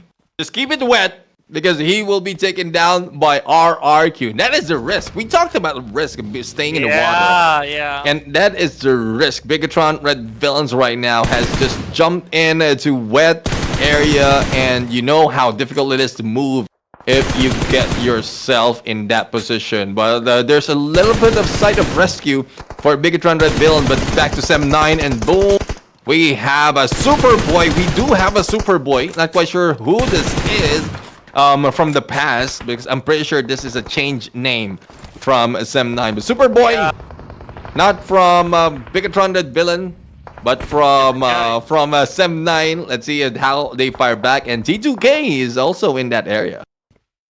All right, so this perspective right here, two barracks, just one hut that we're talking about. That's a good spot for Sem 9, I would dare say. But there's a bit of a big disperse here. I don't know what the plan really is. I don't know what the plan is here for Sem 9. Maybe just flushing out, maybe just to gather a little bit of information. But yeah, NIGMA Galaxy, I like that. Oh, okay. They're basically allowing. Wow. Okay, first blood drawn here for 4 Miracle Vibes. Nicely done. They already lost one. Oh man. Okay, I'm gonna be proven wrong. I'm not going for a 4 here. I can already feel it. Yeah, I mean, for Miracle Vibes though, they don't have any advantage in like small maps and like areas just like this, but they do have the height advantage, and it's RRQ challenging them. If I'm not mistaken, it's a different team who took down one of their players. So there's 2 teams challenging for Miracle Vibes at the moment. But back to DEWA United, they were able to brought down Boy Sil from BIGETRON Red Villains. Let's see if they'll be able to complete that. RRQ right now pushed away. The team of 4 Miracle Vibes takes this high ground and receives a bit of damage. Not quite sure from who or from where. It's negative. It's NIGMA Galaxy. We're in here on the edge. Yeah, they are kind of like contesting that a little bit. You know, if you notice, they're trying to get to the top of the hill. RRQ already beat them to it though.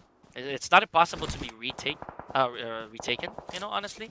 Yeah. So yeah, let's see if one sign of movement here, and Team RRQ, they could start shaving off the other players as well.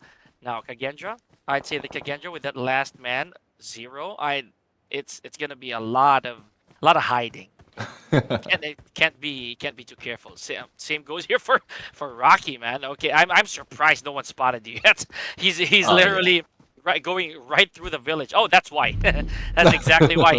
He does have a different enemy in the form of the safe zone here. So this is the 4th stage already. He's gonna start to sting. Right, exactly. He does have utilities. Yeah, Bigetron Esports still in this. Yeah, Bigetron right now. Gen Foz managed to put one down. Name of Nooks, and I guess Superboy of Bigetron has been taken down. Now let's see. I believe this is a 1v2 situation, and despite of them feeling challenged on the water area, Bigetron Red Villains still managed to survive. I guess that was Lapar earlier who was caught off guard in the water, but against DEWA United. Yeah, these guys, they united. We know how to position that they can position themselves in a safe spot. And on a 2v3, let's see if this will be a clutch moment for Bigetron. They bought almost hit, and there you go, S12K, but still didn't go for the knockdown. Okay, Team RRQ. I think positioning and a bit of game sense really did the trick. Okay, so it was not Lapar a while ago who was fished out of the water. Okay, interesting stuff. So still here, KAGENDRA though had to say goodbye. A little too tall of an order there. Too much to handle for 0. Oh! Gen Foz just walked right into a shotgun. Oh my goodness. He was expecting a different one. Probably expecting like a hit for that moment. But again, he doesn't have that much of angle to hold, and he was damaged as well from the left-hand side from another guy coming from DEWA United. But DEWA United though they have 5 elimination already, losing only one of the players, similar to what we've seen early in most of the fight. But this is the battle of the high ground. We saw RRQ challenge 4 Miracle Vibes this time around. 4 Miracle Vibes is responding. Dude, they are really going for it. I can't believe this. They're pushing. They are gonna try to push out RRQ from the hill, and they're pretty successful, all things considered. Not to mention, oh yeah, oh my goodness, 4 Miracle Vibes here. Dude, I can't believe this. They were complete just seconds ago. What is going on? Well, we are talking about 4 Miracle Vibes though, but DEWA United also caught a sniff on the engagement. Not only that, we have NIGMA Galaxy, who has been waiting for this moment from longest time. It's like if you remember earlier, these are the three teams on high ground. We have RRQ who pushed for Miracle Vibes down in the compound, but Yeah. Enigma Galaxy is just hanging back on one edge. But grenade coming from Superboy has a knock him down, and it's just Kenny and Superboy that we're seeing right now. The rest of Sem9 are just hiding out, and they are raining fire against Enigma Galaxy. I see what's going on here for Sem9. They're trying to let the little fish go and try to get the big fish later. But What? no, look at this! Akul! Right from the bushes! I can't believe he hasn't let go of that QBZ since he got it. Oh my goodness. Alright, very interesting. Very interesting stuff. Okay, so this is a lot of close quarter combat here. Sem9, just with rocks in between them. They have Nigma Galaxy taking that upper hand. More nades thrown here. They already lost one. Now, this is very wise in Sem9, but I'd say smarter on the side of T2K. Yeah. They're not trying to push here. Not for the fences at least. You know, they're okay with the frags. They're allowing these four teams to inflict reasonable amount of damage. So far, you're right. You know, on Nigma Galaxy right here, they do have a lot of ground to cover. So Superboy and Adept, they have to make something miraculous if they're to survive this encounter. The thing is, I love what Nigma Galaxy is doing because the blue is already closing in, and they try to cut the approach of Sem9, like cutting their angle to get in and get away from that blue. So the 2-1 split from earlier that has caused Sem9 to fall down and falter. This time around, we have T2K and DEWA United as well as Nigma Galaxy, and I guess again me missing the numbers from week number 2 of Grand Finals. They are the ones in prime for that winner chicken dinner, and right now the challenge or the battle is happening between Nigma Galaxy and T2K. So let's see who's going to win this and probably give us a little bit of insight as to who's going to win this match.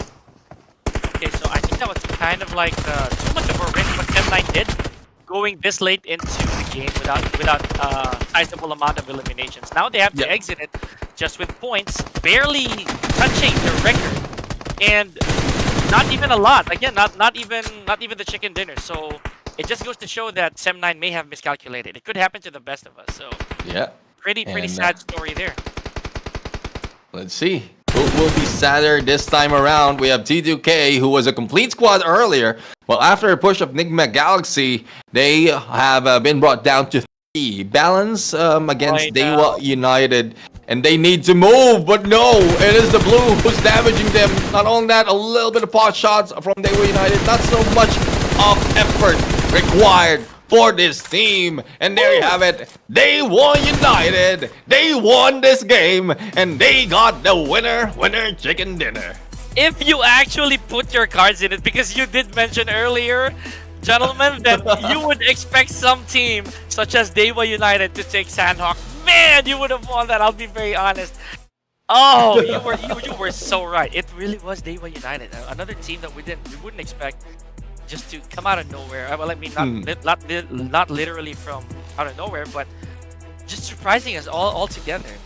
Yeah, I mean, it's just so evident on what game style they're playing, especially for the past 2 map apart from or before SANHOK, and they are going well in survivability. It's just like if they are meeting other teams halfway through, that's when they lose a gunfight. But this time around, even if they were challenged by the other teams, they did survive, and with that alone, all they have to do is wait. All they have to do is wait for the final moment, and we saw how they distanced themselves between T2K and NGX or Nigma Galaxy as they are engaging. And from that on, I know enough that they can take that chicken dinner. Look at this, man. Ever so strategic, I'd say, with DEWA United. I liked it, man. I mean, I love the fact that I was wrong too, honestly. Yeah. Because it really means that some of these teams, especially DEWA United, they have what it takes to take down the Titans that we have right now. See, just like that, they belong to the teams to watch. Kicking 4 Miracle Vibes out of the equation and keeping the teams that we actually expected, just like Boo and the Nigma Galaxy, which we talked about earlier. So good on DEWA United, not gonna lie. So I like that. I really like that. I have a huge grin on my face right now, and some nods of approval. Okay, all right, loud and clear, good stuff.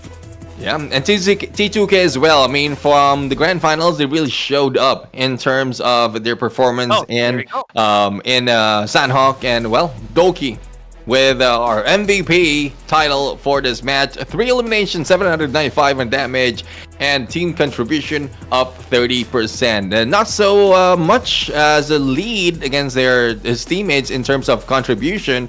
And in a bit, we're going to see most of what they have to offer eliminations. And like, this is not the highest elimination per se, because if we look, Kenneth, Coops, and Daybot has an equal in 4 elimination, and Doki, apart from the highest damage, also has 3 on elimination. And not only that, it's just spread all throughout, not one team just grabbing in Lapar, the most healing done. And I guess this is because and I can't remember that instance who was that being shot at in the water, but I believe that was Lapar. That is one reason why, one reason why he has the highest healing done. But as we look at the scores right now, it's not too far though between the teams. Yeah, it could be Lapar, man. I also tried to jog my memory a little bit, but that would make sense, you know, healing factors and all that.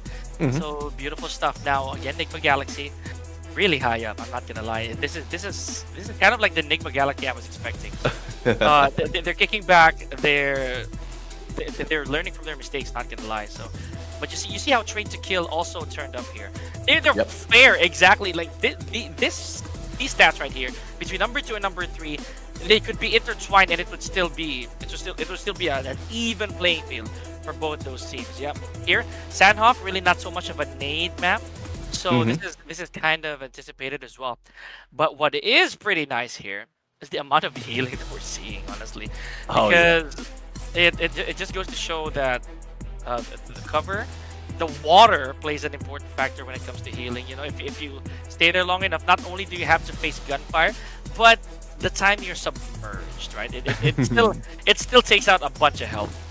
Yeah, the thing is, like, I'm quite surprised why a lot of players ended up in the water in the first place. But going back to our screens, our graphics, we have overall rankings, and it's just formidable vibes, distancing themselves against the other teams, but there's not so much of changes in terms of our leaderboard apart from what we've seen between the NIGMA Galaxy and Boom Esports. They switch it up a little bit. Probably it's because they're very close, and after the previous match. But speaking of very close, we have T2K who moved themselves tied with Team RRQ and also very close to cross over the first page.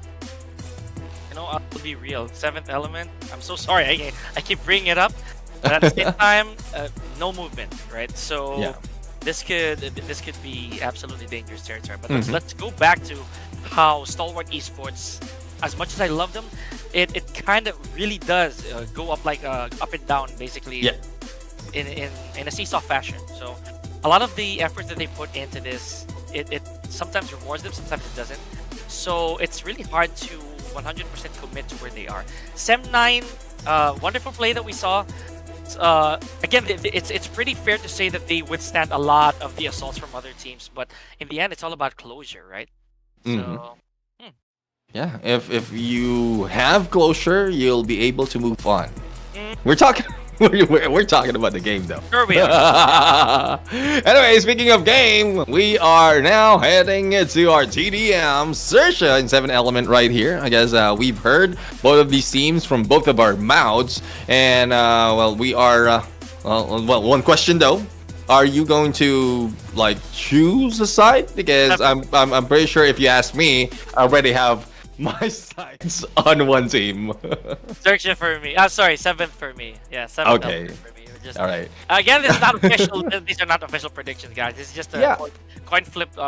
It's basically a coin flip pick. So I'm going with 7th on this one. So just to put in more pressure for the team, because I'm pretty sure they're feeling a lot of pressure already in these games, and like TDMs is not the usual battle that they face each other, but I'm pretty sure that they are enjoying what they're experiencing right now, especially as they have a great potential of winning, but not also of like thinking of not focusing in survivability, more on the gunfights and mechanical skills. So let's see as to how this is going to turn up. TDM XERXIA as XERXIA in 7 element facing off each other. Road to 40 for this match, and I love to see as well as who's ending up on which side, because I'm starting to look at the pattern. Earlier, if I'm not mistaken, it was who was it again? For more teams, for deathmatch? Yeah, for team deathmatch, it was BIGETRON. Yeah, BIGETRON. Yeah, BIGETRON and NIGMA Galaxy. So NIGMA, yeah. out of that, if I'm not mistaken, BIGETRON took the win, and they were in the position where is most favorable from my perspective. So let's see as to which position will be taking, which spawns will be taken right here. It is XERXIA going against 7 element, and yeah, let's bring it on. Bring it on, we will. So, yeah, ladies and gentlemen, this is the clash of the page 2s over here, honestly, when it comes to no offense intended there, just with XERXIA and 7th element. So this could be a breather. This could be one of the breaks that would prove beneficial a little later on, you know. And again, the day's not over. After this, we're going back to 2 more maps, and it would be Miramar and ERANGEL. But let's focus on the action here. Back to TDM. Matter of positioning, spawn trapping, if we may. Those are just some of the factors that can be determining here. So yeah, first blood goes to 7th element. Yep, and as quickly as that, trade-off has been happening, and again, the most favorable spawns is being taken by 7th element. Let's see if that will really favor them. But as we can see, it's more of 7th element losing to XERXIA and all this engagement, but it's a little bit early right now. Chopper, good angle to hold against GokuBot, and finally nades coming through. This is what we want to see, because it's not just the gunfights. Nades can be used right now, but there's not so much time to cook all those nades, so it's more of the timing as well as position that you're taking in this small area, and there's a risk if you hold a specific corner too long, because you might be gunned down from the other side. Oh, that flushed him out. Okay. Oh, but to no avail, GokuBot, despite that attempt of a nade, still became a casualty. Okay, so complete opposite of what we saw earlier. Nades are definitely coming into play here, ladies and gentlemen. So all pulling out all the stops, maybe even smoke a little later on. I'm not really so sure if one of these teams actually start to capitalize on that, because that'll be essential when you push, right? Especially here at mid. This compound, just the over the shoulder shot here, the TPP view, it can give away a lot of positions. So smoke would be a nice touch. Yeah, let's see if anyone will be pulling out those smokes. C2P right now has been pre-firing in this area. Finally, he will be taken down by Ertz. And Ertz, with only a few HP. Not quite sure if it's 0 or 8 in there on the screen. But Chopper has held this angle for so long, cutting off the approach of anyone. Nades being almost being taken down. No gun power has been pushed. And this is just them going beyond enemy lines. And Chopper stopping them. Oh my goodness, who can drop this guy? He hasn't falling down for the longest time. Okay, so this is a 51% lead on the side of, but actually 101%, honestly. If I'm gonna be very honest, it's a complete addition. You know, that's 12 to 26. That is basically more than double of how much of a lead they have here. So good stuff so far we're seeing on the side of XERXIA. So man, at this point they're just waiting. They're just waiting for them to come towards their crosshairs for 7th element to make these fatal flaws. Now I think that Divine right here, this cat and mouse approach that he's going for, it's kind of risky. Because look at where he is. He's healing while he's shooting. So that's what I'm talking about. Right? Exactly. Yeah. So, man, okay, that's I won't call it like a brainless approach, but maybe they're cramming. You know, time is also a factor here. Yeah, but I believe we're not even halfway through, And I don't know, probably just want to rest because after this they will be taking a few minutes break and then standing or jumping in onto the next match. But it's getting too close. Only 7 points remaining, and they are about to end this game. XERXIA Esports right now, whatever corner that they have to hold, they are holding it. 5th elimination combo from Megamind before being going down. Let's see if there will be anyone that can beat that. I believe Shopper would be the best guy who can hold that dial. Let's see if he did. But 4 more to go. And or to make that 3 more to go. It's done and over, but they are still fighting back. XERXIA is being challenged, and 7 Element.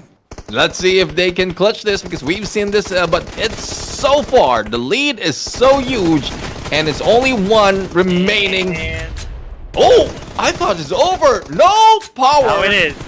It has been taken down, and there you have it. 31-40, not too far though. And oh my goodness, 12 on the combo.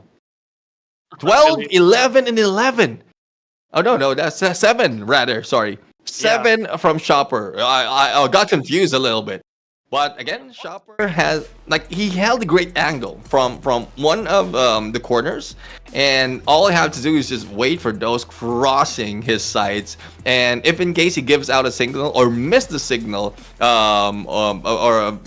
the other teammates, then that's when he takes advantage. But he was able to survive the longest in there, grab 7 on the combo, and probably help the team to grab that win. Yeah, you know, I'm gonna make some puns here a little bit, but you know, that's all credit goes to the shopper. Right there. You get my meaning? Credit? Yeah. Shopping? You don't forget it. Yes, Shopper. We say that in the Philippines, but yeah, whatever. The funny stuff, but real stuff though. Let's go back to the nitty gritty. Good stuff there from XERXIA. Authoritative win, by the way. So yeah, after that wonderful intermission, and not to say that there's no reward for it, they bagged themselves a lot of loot after that. We're gonna go back right to the action here in Clash of Giants as we head back to the Battle Royale after the short break. Pika and Neptune, don't go anywhere.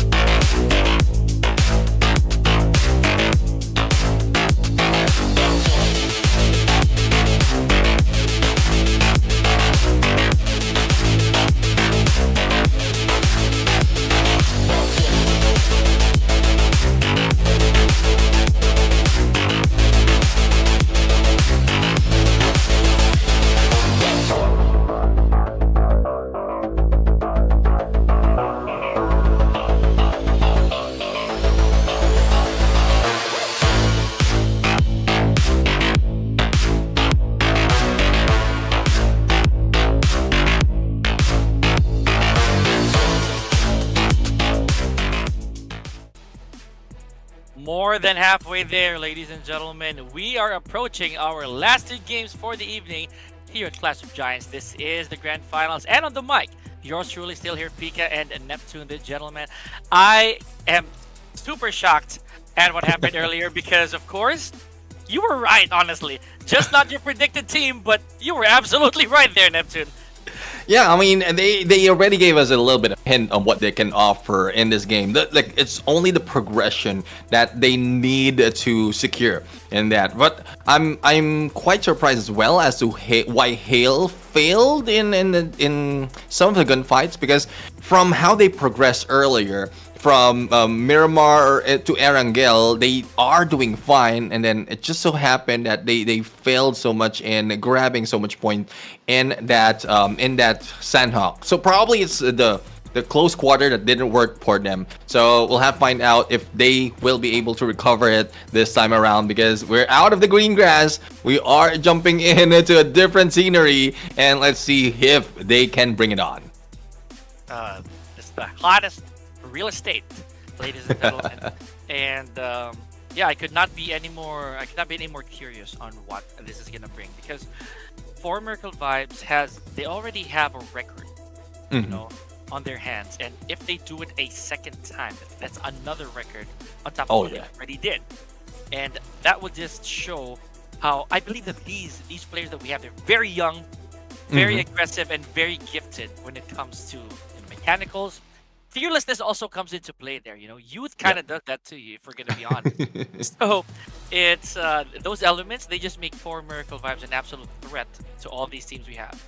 Definitely, and that is what the teams are avoiding, to be honest, to engage against these teams in the early parts of matches. And probably if advantage will be taken, it's if For Miracle Vibes can be taken out a little bit early in this game. But speaking of advantages, this is your chance to take advantage of what we have to offer. Giveaways for everyone right here from us to you. We already reached our first milestone, and 5 HyperX headphones is about to be given away. We only need to reach 50,000 watching YouTube for the 2 AirPods, as well as 7,000 watching in YouTube for the iPhone 15. Make sure that you follow these instructions so that you will be qualified for the giveaways. Follow us on Instagram and join our Discord server. Send us the screenshot and get your token number, and just wait for the live draw to happen and wish that you are the ones being taken. Yep, it is wishful thinking, but of course, increase the chances, folks. Those odds, they're not gonna give away themselves. You know, we need to put in them numbers there. So please do invite everybody from your family side, from your friend side, from your clan side, everybody. You know, bring the troop, bring the squad, bring all your classmates from high school, and then that'll definitely be a huge amount of following here and viewers on our YouTube channel. Now, I'd say, of course, gentlemen, I'd say that first and foremost, the DEWA United end was just picture perfect. You know, it's a good stop. But if you look at the pattern here, it's For Miracle. We got a different team in the form of Stalwart, and then For Miracle again, and then a different team again. Does this mean that For Miracle Vibes, are they gonna retake this? As I mentioned earlier, it's almost at this point they just want to win when they want to win. Yeah, I mean, there's a high probability that it will be happening, because from yesterday, this is the exact time that they grab that winner chicken dinner. But in terms of elimination, it's not that high compared to ERANGEL and MIRAMAR. But this time they were on the roll, especially on the second ERANGEL. So I think they will continue this on, concrete their spot right here on the top 1, and even make a huge lead so that they can rest easy all throughout day number 4. But that is yet to be seen right now, and yet to be proven by For Miracle Vibes, because I'm pretty sure a lot of teams out here want to grab that winner chicken dinner. I'm really superstitious, you know. So I do think that maybe, just maybe, this could be it. This could be the For Miracle vibe thingy that I'm. This will be the prediction that I will be proven hopefully close to right, if not completely right. You know? I'll leave it at that. So yes, Prod, slam it right in there. For Miracle Vibes for me on this one. Yeah, well, there you have it for Miracle Vibes, and well, hopefully that will not change because we want to see the aggressiveness coming from this team as well. But for me, I'm going back to like the contenders on this battle. Bigetron Red Villains, they might have a good chance to grab this against 4 Miracle Vibes. Probably give me that second prediction or correct prediction for this competition. But again, I'm not hopeful in getting myself right. But I'm hopeful that Bigetron Red Villains can bring in a lot of firepower. Yeah, I'd agree with you on that. Like, yeah, that's Bigetron we're talking about. You know, there's a reason they were top dog. Right. I always hold on to that. You know, if they manage to do it once, they can do it again. You know, or I'm a firm believer of that. Or if not again, they can still be close to it. Right? They are, after all, they still stand kind of dominantly amongst the rest from 3 downwards. So pretty big possibility. And for me, I hate to call that 4 Miracle Vibes the meta.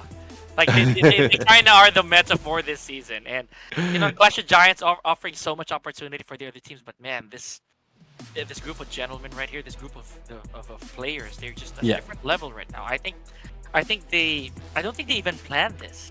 If I'm going to be very honest with you, they could be winging this every now and then. Let's see. And well, for those of you taking advantage as well, make sure that you take advantage of this time before the game starts to vote who is your favorite team. Just jump into YouTube right now, and we are having a poll or a vote on the YouTube community. So if ever you're watching on TikTok, and by the way, thank you very much for TikTok for powering this Clash of Giants Season 2 tournament. And if you're ever watching in TikTok, kindly switch over a little bit to YouTube, cast your votes, and then just jump back in and make sure that we increase as well visibility on YouTube, because that is where our indicator of the giveaway. So, well, hopefully if you're watching on TikTok right now, just jump in, join us in YouTube, because we want to grab all those milestones.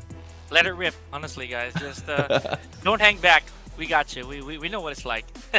And we've already accomplished a milestone, so there's really nothing stopping us to get another one, hopefully. Exactly. But for the most part, I think these teams right now, if I'm going to go back to the topic here, Neptune, is that I believe how, say, for Miracle Vibes, they don't want to miss on the weekly bonus as well. Yeah, not that it matters, but I think that mentality is, because we're approaching the end of the grand final, so I think that mentality pushed them to be at their best form.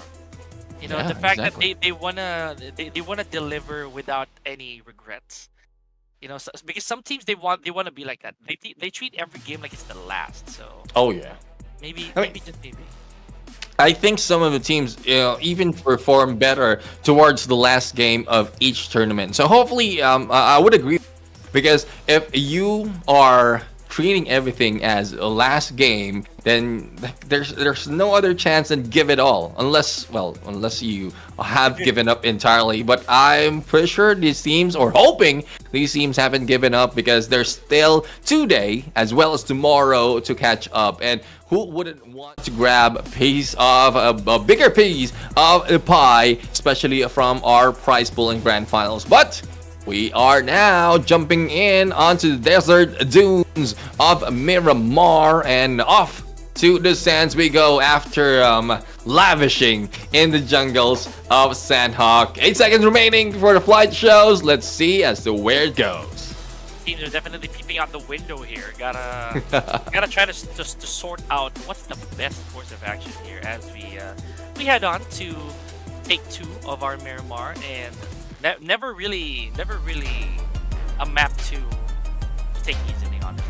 I mean, yes, in terms of non-competitive, we have a bunch of maps here in PUBG Mobile that they can select from. But of course, the tournament standard being Miramar, it's I'm pretty sure some of the teams have thought long and hard whether or not they do like it. See, no one has actually jumped yet. So if you think about it, it's just now that they actually intended to. Now, this could definitely mean a La Bendita deployment for some of our teams. Lost leaders for sure. But El Azahar, You know, this is one of the maps that actually get cornered by roads. Parts of the Mhm. map rather that get cornered by roads. This, if you notice, there's kind of like a V intersection over there. So that's Right. that's a pinching spot. So if you ever land in El Azahar and you don't have all the corners scouted, you're gonna have a lot of problems. So Yeah. it looks like one of the teams were brave enough to go such, or maybe close to it, RRQ. We're not seeing 4 Miracle Vibes just yet, so this raises the question, Neptune, where are they gonna drop off?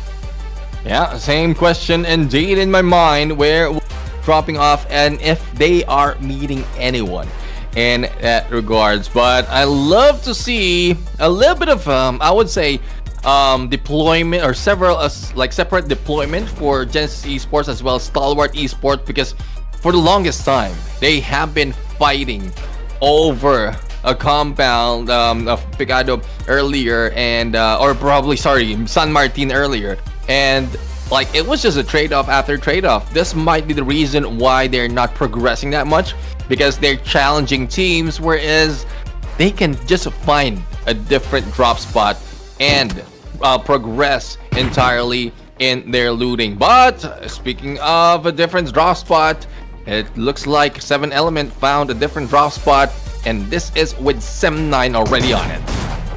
Man, okay, very nicely done. Oh my Oos. goodness, how many times do you see a short T like this just take somebody out? The sawed-off shotgun here from Kokobot rather, putting in some work, and that's a very good starting weapon to have. Yeah. No one's actually gonna come close to you. But speaking of having a good weapon, what is this? Kenny, how fortunate are you to actually pick up an M416 just as you got off the plane with a scope, by the way? So he was very lucky in that sense. But okay, that's a knife frag. That is a knife finishing touch off of the top of that. He did not like that. So vengeance. Oh no, vengeance is nigh. Oh, okay, no. Stalwart Esports in big trouble here. Care of Genesis. Yeah, I believe if I'm not mistaken, from earlier it was Stalwart Esports who won a battle between these two teams, but no, Yeah. we have action right now responding. Master Smile already brought down back to the lobby and waiting for the next flight to happen, but it's a 2v3 situation right now. And let's see if they'll be able to win this one out. Sem9 on the hand in the midst of losing depth. But they need to put one down. But as you can see, Kenny S is in trouble, being pinched by 2 players or 3 players of 7 Element. But 7 Element, no gun power, will be taken down as well. It's a trade-off that you don't want to happen, especially if you're aiming for a winner-winner chicken dinner. Well, so unfortunate. A lot of early elimination that will cause these teams not to move a little further onto the end. Gokubot still has that sawed-off shotgun, man. I am so smiling right now because that's pretty neat. We Yeah. don't get to see that very often. A sawed-off shotgun just proving to be really effective at this point, very early on. Okay. Nicely done from Divine. Just puts a seal on there on another member of Sem9. So that's Dep. No, Dep now on his knees, and it's better. Okay. For the engagement. Oh no, S12K was that? It was. It was. Oh! Well, Man, Divine, good try.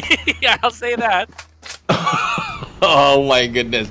Like that could have been a good win for Superboy and the rest of Sem9, but they have been taken down by T2K from afar, and they have stolen a lot, I guess 2 of the elimination. But the battle continues right now between Genesis Esports and Stalwart Esports, and it is a 2v3 situation. Nades being cooked so hard that he missed that opportunity, but half HP though being dealt with. Let's see if Action can bring the action in this engagement. Whole turning his back against one of the players. This might be risky. Hey, man, that's very unfortunate for Sem9. You know, they became very dominant in the beginning. They already had 5 frags, man, before the elimination. So that's a good amount of points to add, but could have been better. Honestly, maybe it was just a bit of a unfortunate circumstance because they had good amount of weapons. I mean, we saw Kenny, right? Like he already has his hands full with an M416, ready to pick somebody off, but yeah, unfortunate circumstance calls for it. I can't say the same though for 7th Element once again, and I don't mean to shake my head, but it's it's looking very bleak. They're kind of like one of the teams that we're starting to expect to be eliminated right off the bat. And yeah, for me, man, I don't want to be the bearer of bad news, but if they don't pull this through in the next few days, that Mhm. will definitely be a lot of factors to worry about. Yeah, and for several element, I mean, the only thing, the only factor that really is bringing them down. There's a lot of instances wherein they're ending a game with no points at all, not even one Yeah. elimination. So that's one reason. And the succession of games has like been so quick that they couldn't find their footing in any matches. But let's see if it will change on the last match of this day. But Slim Sai right now taking advantage of the distance and managed to put one down from the enemies, Stalwart Esports, and Slim Sai will be hitting this up to end the life of action. Now left with one player, Chocolate, right now, and we know how Chocolate works in the desert. Not quite sure if he Oh, will be not a able good to prevent from melting at this point. I'm gonna go back to that situation with Slim Zai right there. Just poke a little bit Mm. of fun here. You saw how Action was walking up to him. Hey, you! I'm not done with you yet. Wait, don't turn your back on me. Oh, there it is. But Slim Sai, like He he did. decided, I'm a- that like he's done, he's done. yeah, I'll put you out your misery. Okay, let's go. So, okay, good stuff, good stuff. But Yeah.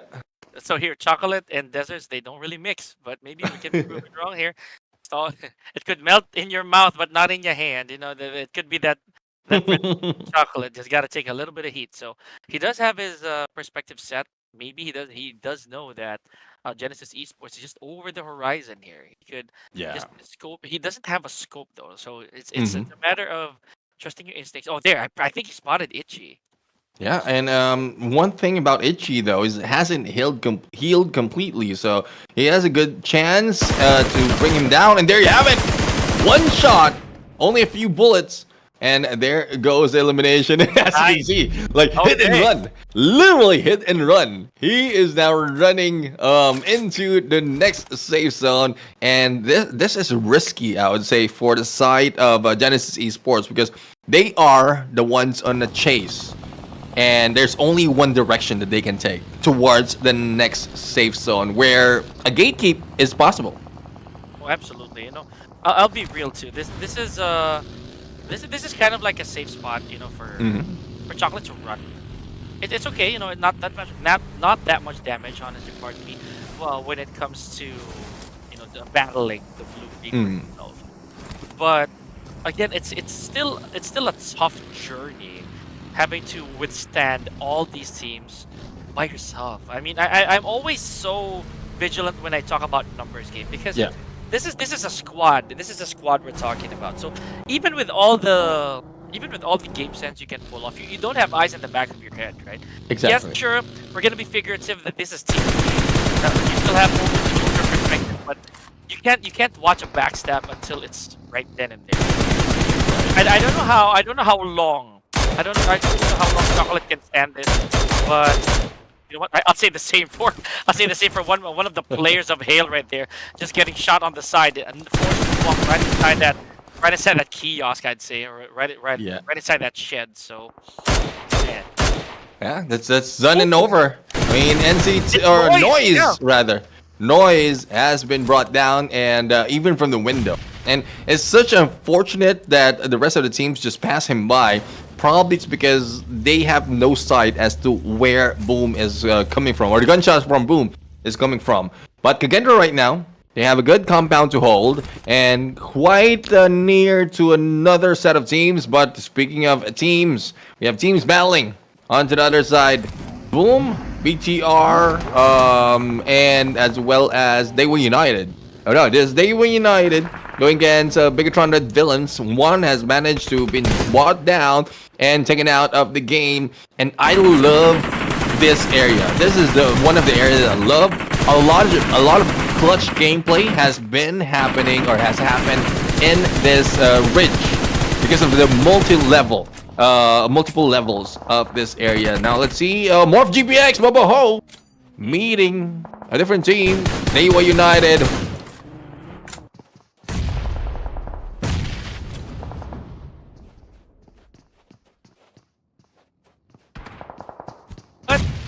Yeah, as far as Oh yeah, as far we as lost. yeah, got a bit of connection, but just updated. Just give us a few moments here, folks. Experiencing a slight technical difficulty. We're gonna see what happens, but just to keep you up to date, we're looking at a lot of those teams who managed. Oh, we're back. Okay, a lot of those teams who tried to look over the horizon, and as we returned, we have DEWA United eliminated. As I'm gonna chime in on what gentleman said, because that part of the map specifically, it has so many vantage points for you to take advantage of. It's basically a terrace. You know, if you go one level up, then that's already a different view. Another level, so on and so forth. And wow, look at how congested this this part of the map is right now. All the teams, folks, this is basically a bag of Skittles. If we can be so very blunt. And we have once again XERXIA. Oh, ever so distant from the circle. I don't know if this is really on purpose, or if this is just unfortunate timing. Because now they're the ones who have to go to where the enemies are. Yeah, I mean, I don't think they need to risk really running through the rest of the teams. They do have the tail end of Los Leones to hide out of, and if it's survivability, like they can stay there at the area for the longest time. But speaking of longest time, earlier we had a glimpse of I believe that was Genesis Esports, and who was that with a final member? Stalwart Esports, I believe, who are in an engagement or who are in the chase. And let's see if, or we're going to find out in a bit if Stalwart Esports managed to survive that chase, because Genesis Esports 2 and 1 for Stalwart Esports, they started it a little too early for a little bit too much of, or plenty of instances already. They need to end it right now every time they jump in Miramar. Otherwise, the same story will always go. Yeah, Rocky a while ago, I remember just a game or two ago. Yeah. He was the last man standing, so it's a bit of depth for him. And look at him just trailing down, burning through his ammo. I think just trying to take as much damage as possible. Does have a 4x scope. Basically, he's out of reloads. Yeah. If you think about it. So I'm not so sure if that was really just meant to slow down or inflict damage, because that's a giveaway of information. We never. When was the last time I've seen this part of Miramar? Oh my gosh. That wow. All right. What were you doing there, man? Fossil hunting? That's. I don't know. Probably they're looking for objectives in completing some missions, objectives in tournaments. Some side missions. Oh my goodness. Side missions. I don't know, but again, in terms of survivability, this is something that they will be taking advantage of, because I'm pretty sure no one will see them. Yeah, exactly. Unless someone joins them in that. But like as you mentioned, this is very rare that we see that situation, that area being placed, or being what they call is positioned in by the team. So I don't know what the plan is. Probably just to hide out and wait out for the remaining few seconds until the next stage pops up. I mean, yeah, I've seen people on the surface of the mines, right? But not really inside it. Okay, so I don't think they're scouting for information there, man. I think that's refuge that they're really going for. Good amount of shade. Probably Miramar gotten a little too hot, so just a bit of shelter, perhaps. And you said it clearly, man. It's a side mission for train to kill. Okay, and as you notice, they're not moving. Like all they're doing is they're just probably. And they have a vehicle in there too, so it's safe to assume they're really gonna weather this out. We do have a number of complete teams with 0 eliminations as well. So RRQ, we got PERSIJA EVOS, we got KAGENDRA. So these teams. Oh, of course, there's also a team with 1 elimination and is still complete. Yeah. We have XERXIA. So I like the fact that in Miramar they're trying to tread softly. Speaking of treading softly, look at the Greek though. Using a lot of camouflage to his advantage. Don't sneeze, man. that is the only way you're gonna give out your position. That beats the ghillie. Though you won't be able to move, but it beats the ghillie suit. Look at him.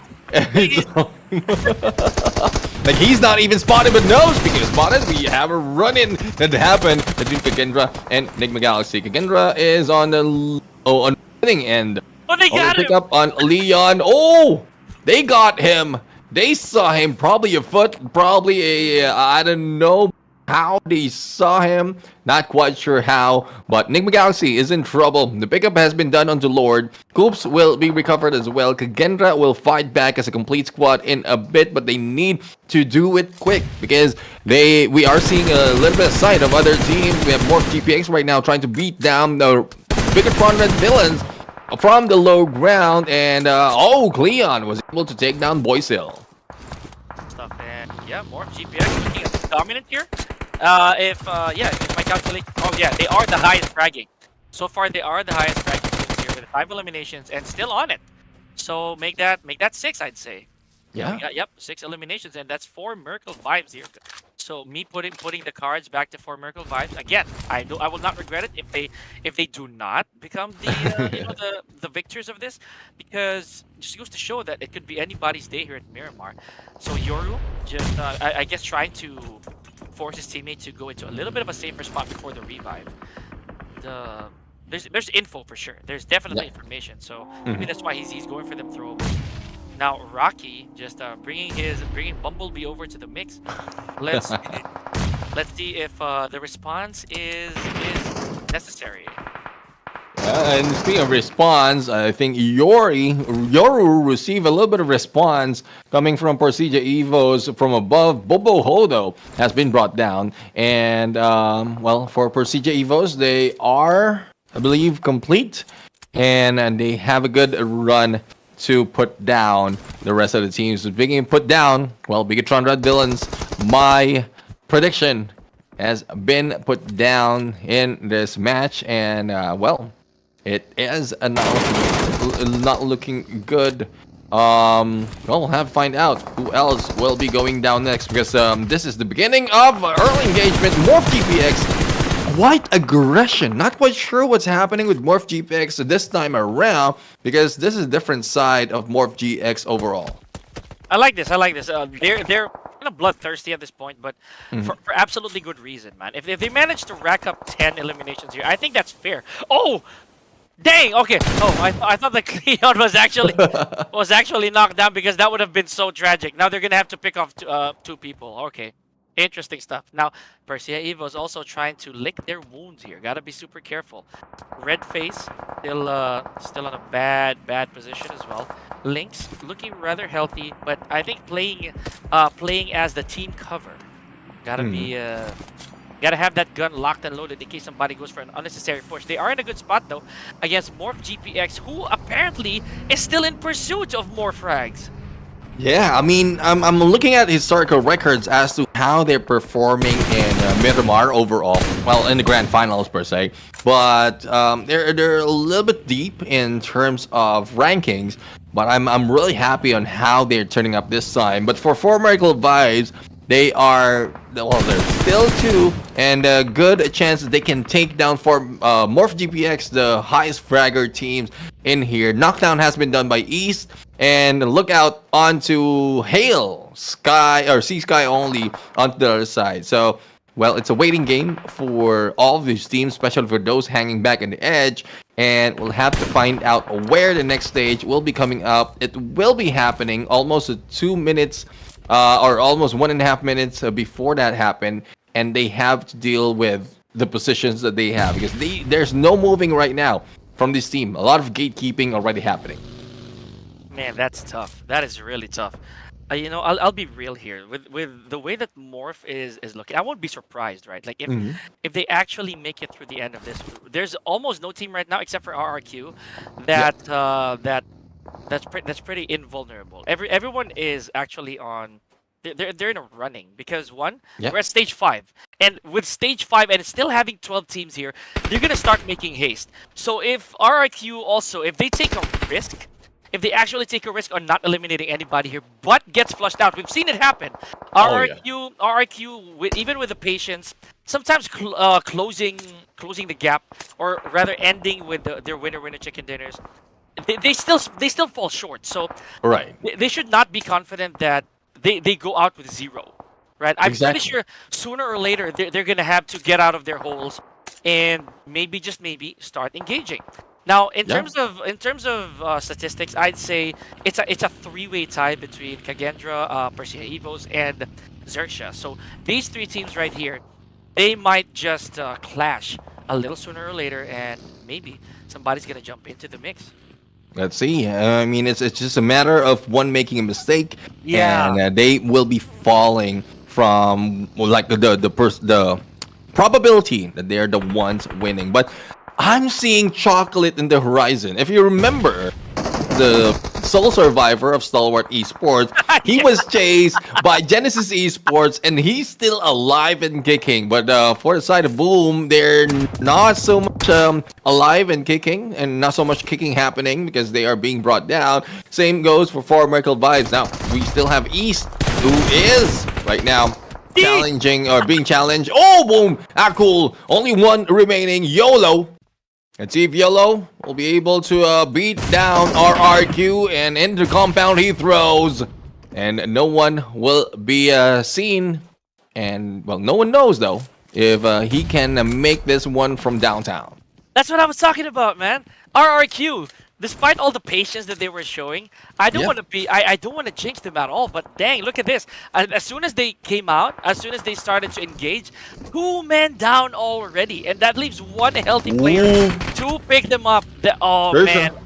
So despite all that build-up, there it is. They have one casualty from, rather from RRQ, and they managed to take down one from Booms. That's yummy.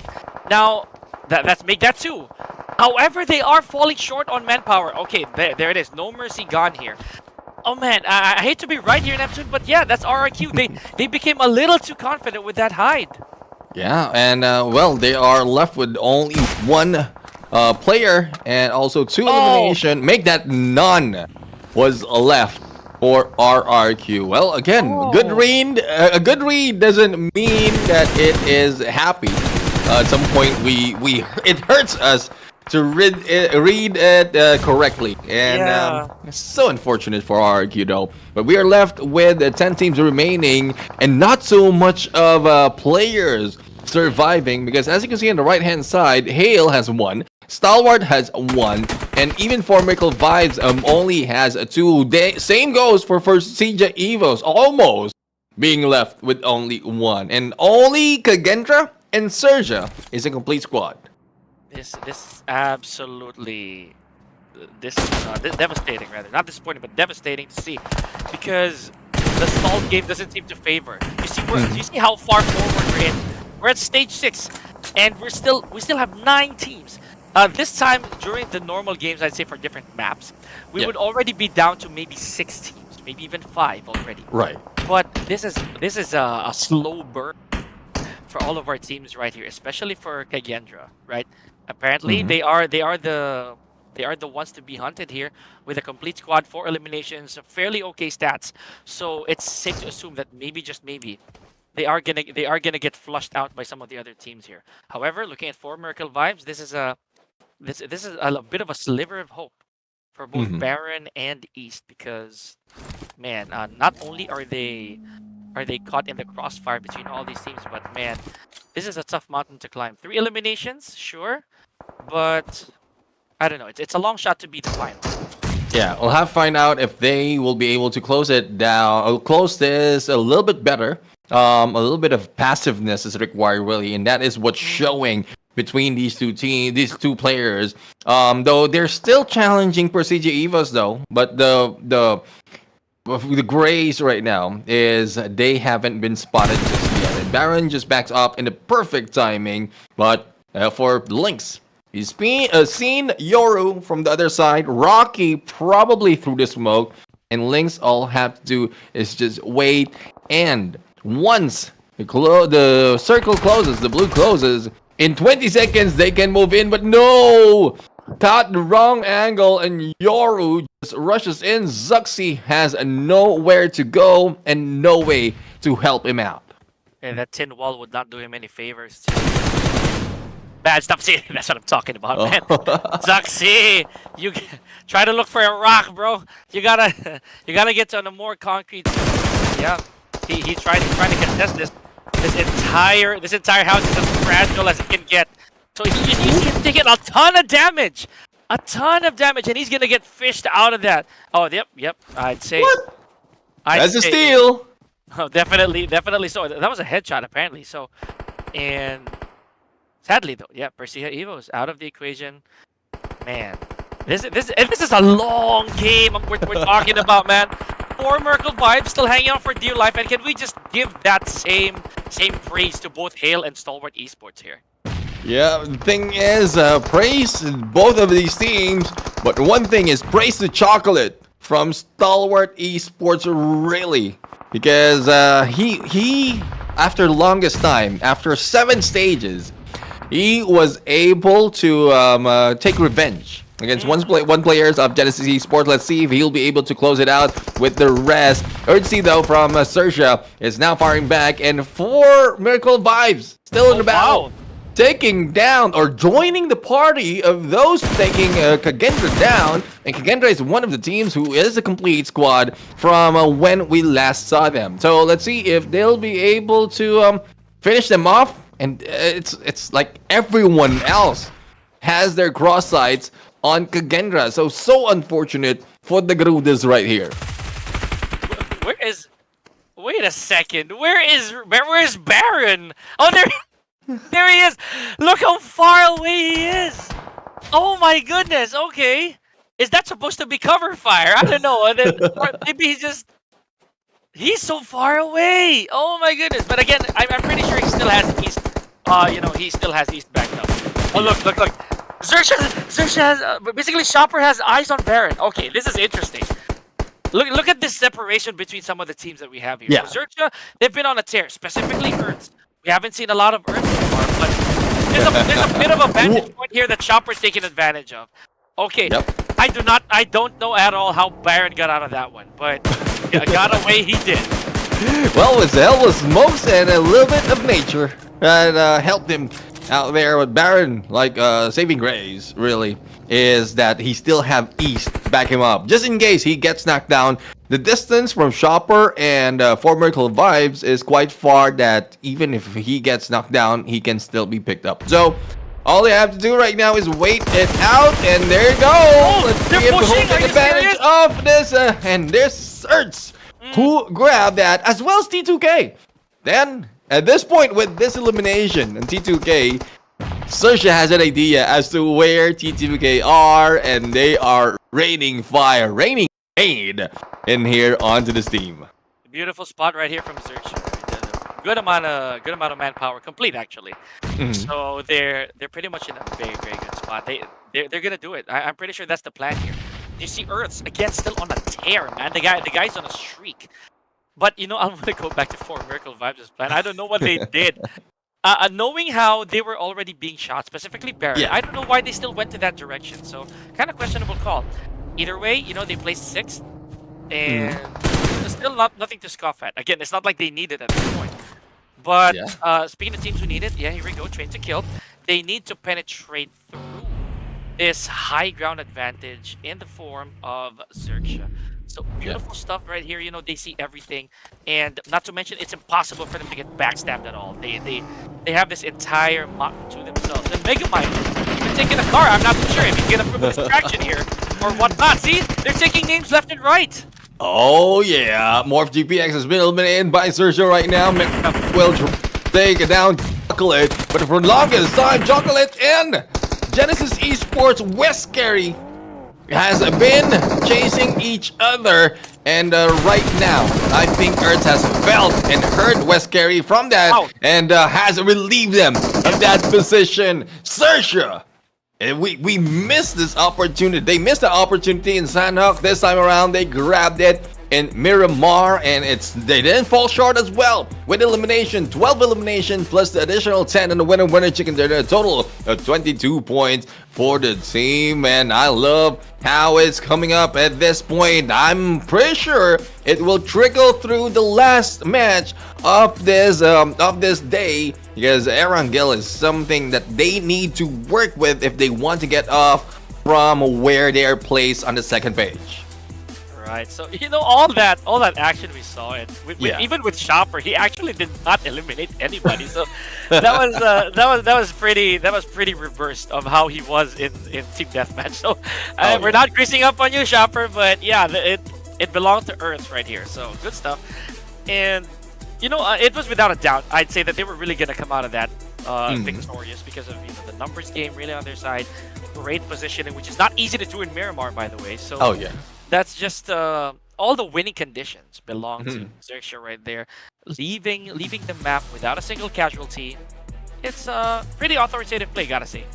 Yeah, definitely. And this is one thing, one side of XERXIA that we haven't seen for quite some time, and I love how it's turning up. And I guess for the side of Shopper, probably he got his arms got tired of carrying the whole squad in the TDF. Probably why he didn't grab any of those eliminations. He did put in a lot of damage, or a little bit of damage together with the rest of the team, but as we can look at the screen, they have survived as a full squad the longest, almost 29 minutes that they have maintained a 4-man squad.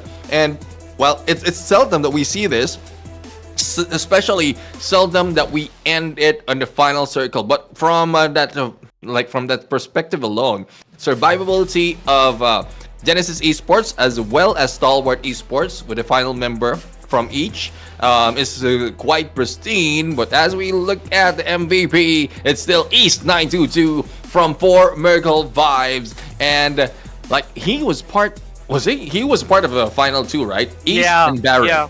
So he's one of 2 and 80% on the contribution.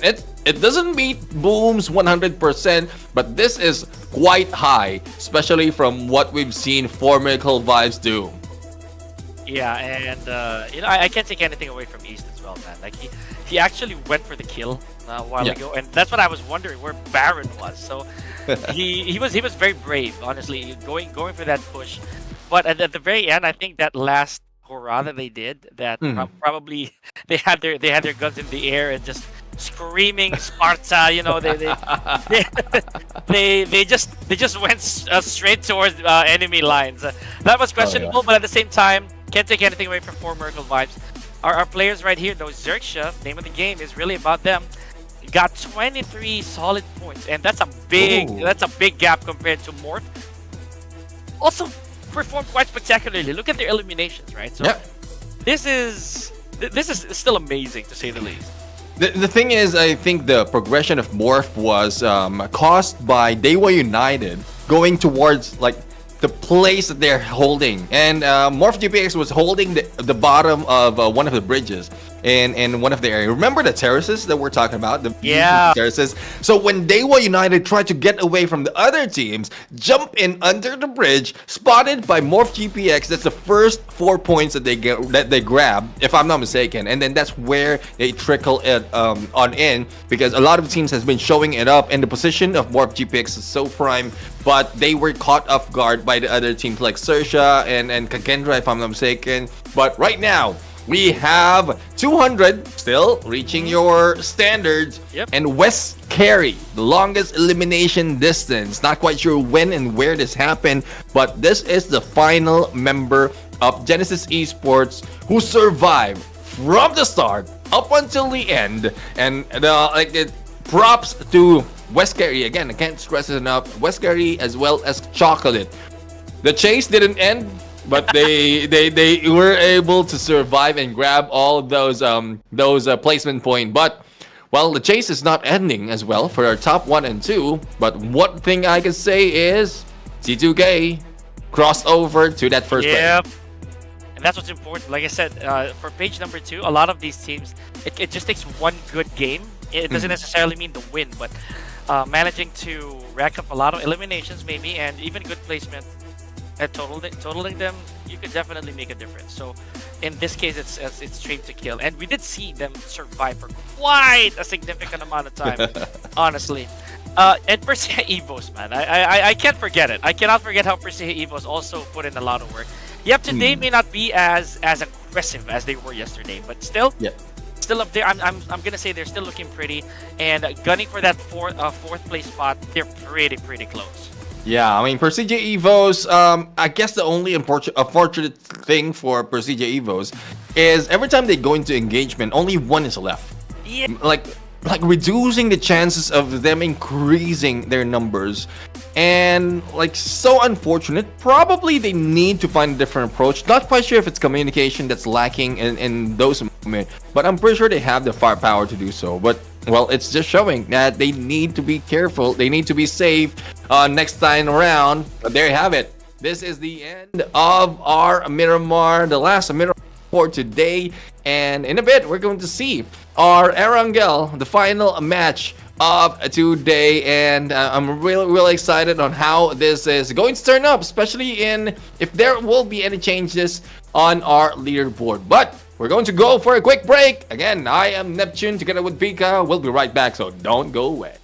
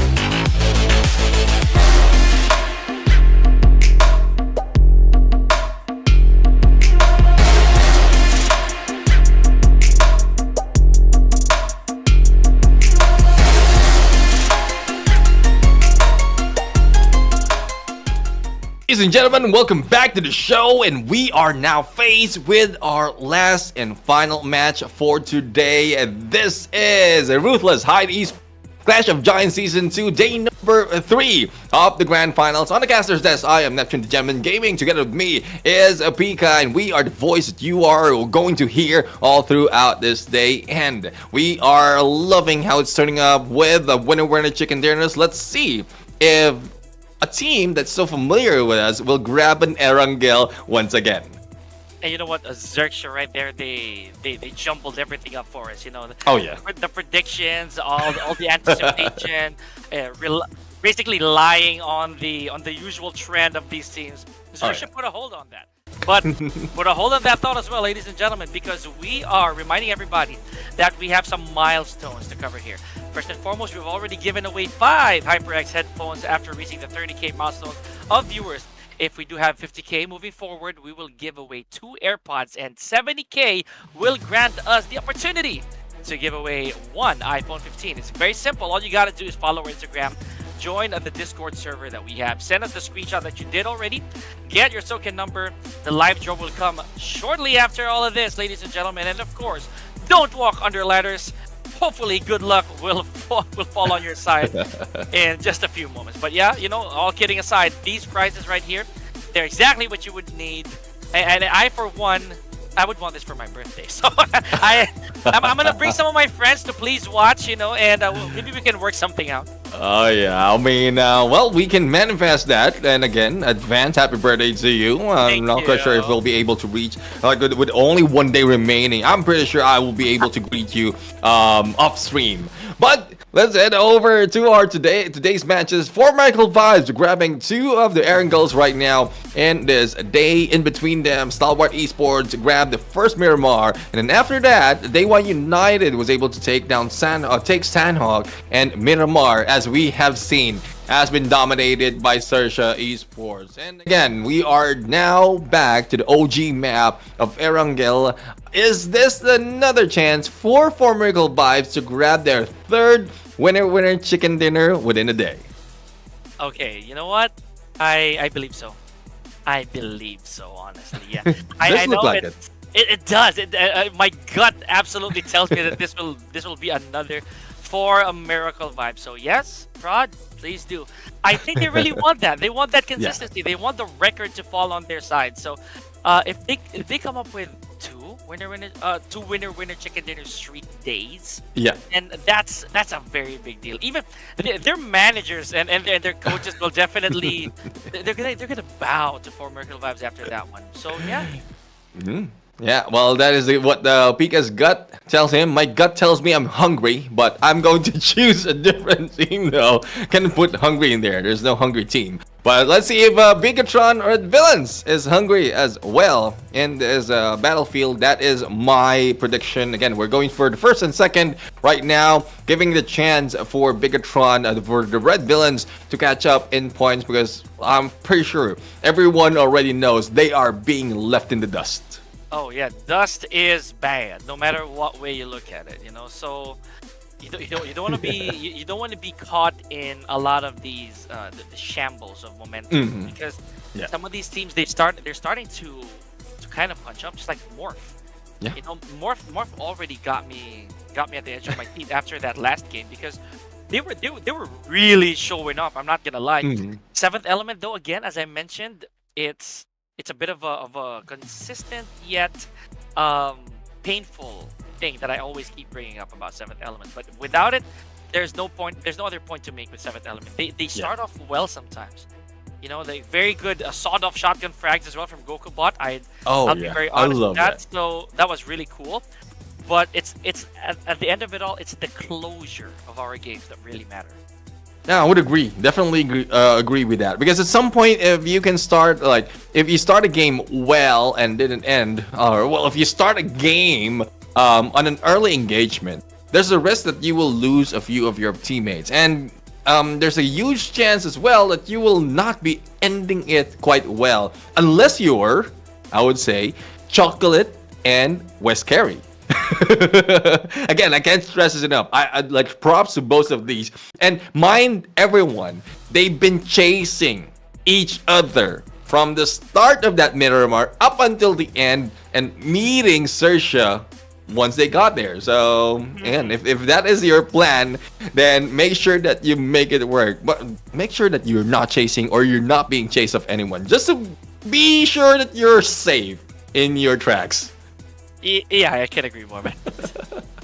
To be real, I didn't expect, especially Chocolate, to go that far. It's I think it's really the adrenaline rush that that he got out of that, which allowed him to survive. West Carry, yeah, sure, same thing. But man, Chocolate got the traumatizing experience to begin with, man.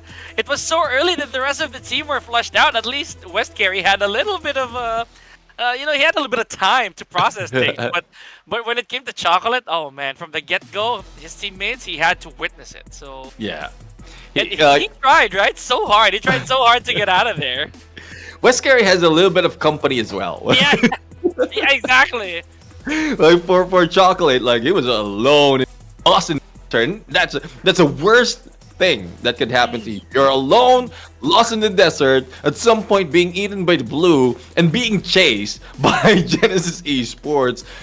That's the worst experience. One guy, dude. It's just one guy who was going after him the whole time.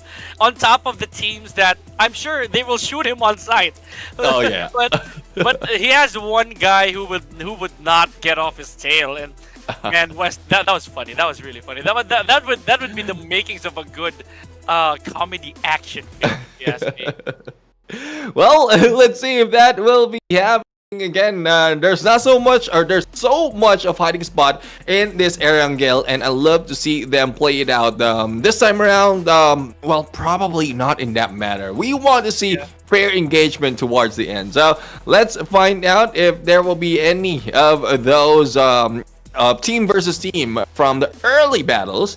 And one thing I would say is for teams who have met their demise already, please find a different dropping spot because we don't want you to go down, if not all of the time, most of the time. Through that, it's it can be a force of habit as well every now and then because you're comfortable with that. Whenever you drop at a spot that you're used to seeing, Yeah. it kind of grows on you. I mean, I'll agree with that, man. So maybe a good change of facade, a different approach, maybe a bit of recollection. Just think of what other approach I can do with this. Maybe I can play it a little bit safer. Don't go for the big guns just yet. Try to go for positioning. Just think Zen, right? Just a little Think bit happy thoughts. exactly, happy thoughts. Basically. I tell my students that all the time, man. And good results come from happy thoughts. Sorry, that's Oh yeah.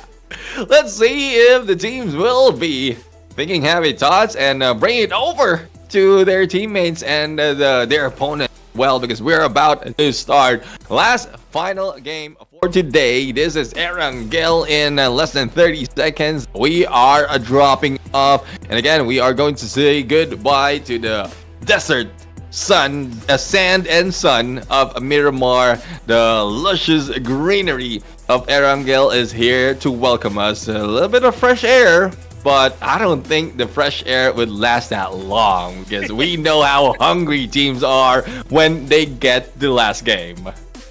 Oh man, I could actually argue. I mean, I want to make like a small wager here, or like a small prediction. You think this will end before? You think this will end before stage 8? I think it will. Okay. Well, I guess before and after stage 8 is fair enough, but let's choose which stage it will end. Okay. I guess that would be the best. Yeah, that's a better way to do Yeah. it. You know what? I call 7. Right at the very border. I call 7. Okay. I'm going to be devil's advocate right now. I'm going to call it for 8. I'm going to call it for 8 past let's be specific. 8. Yeah. 8 would be the next that will be or the time that we are going to end this. So let's see the first stage if it will be showing up. So far, drop is already done by the team, and MORPH GPX a little bit distance from the rest of the team. And the same goes with DEWA United, as expected though, as expected. However, this is a very, again, risky play. I'm not so sure if Miracle Vibes will actually head straight for military base still. It seems to be their favorite dropping off point, especially if you're northward, but in this case, it's very westbound. So yeah, it kind of strayed away from the SANHOK military base entirely. So yeah, early contact here for Temp9. They have their hands full. Small arms fire. Oh, that's very unfortunate because Lapar already had his hands on a DP28 and exceeding the deal now with an S1897. Look at this. Shades of war here. Lapar, he's just taking everybody down. He's just taking everyone, almost falling for the drop for Superboy. And this is 2 Superboys that we've seen so far between the teams. And let's see which one has the best Superboy. There goes Lapar going down, but Superboy took down Superboy. And there goes the pickup. BIGETRON Red Villains gets the win. But on the next... Here it comes the new next challenger. A new challenger. Oh my god. It's just a one grenade, and it didn't even came from XERXIA. It came from Genesis Esports. and they're peeling out. They're leaving the crime scene. Look at that. RNJ had no choice but just to spray up in frustration. Darn you, Genesis.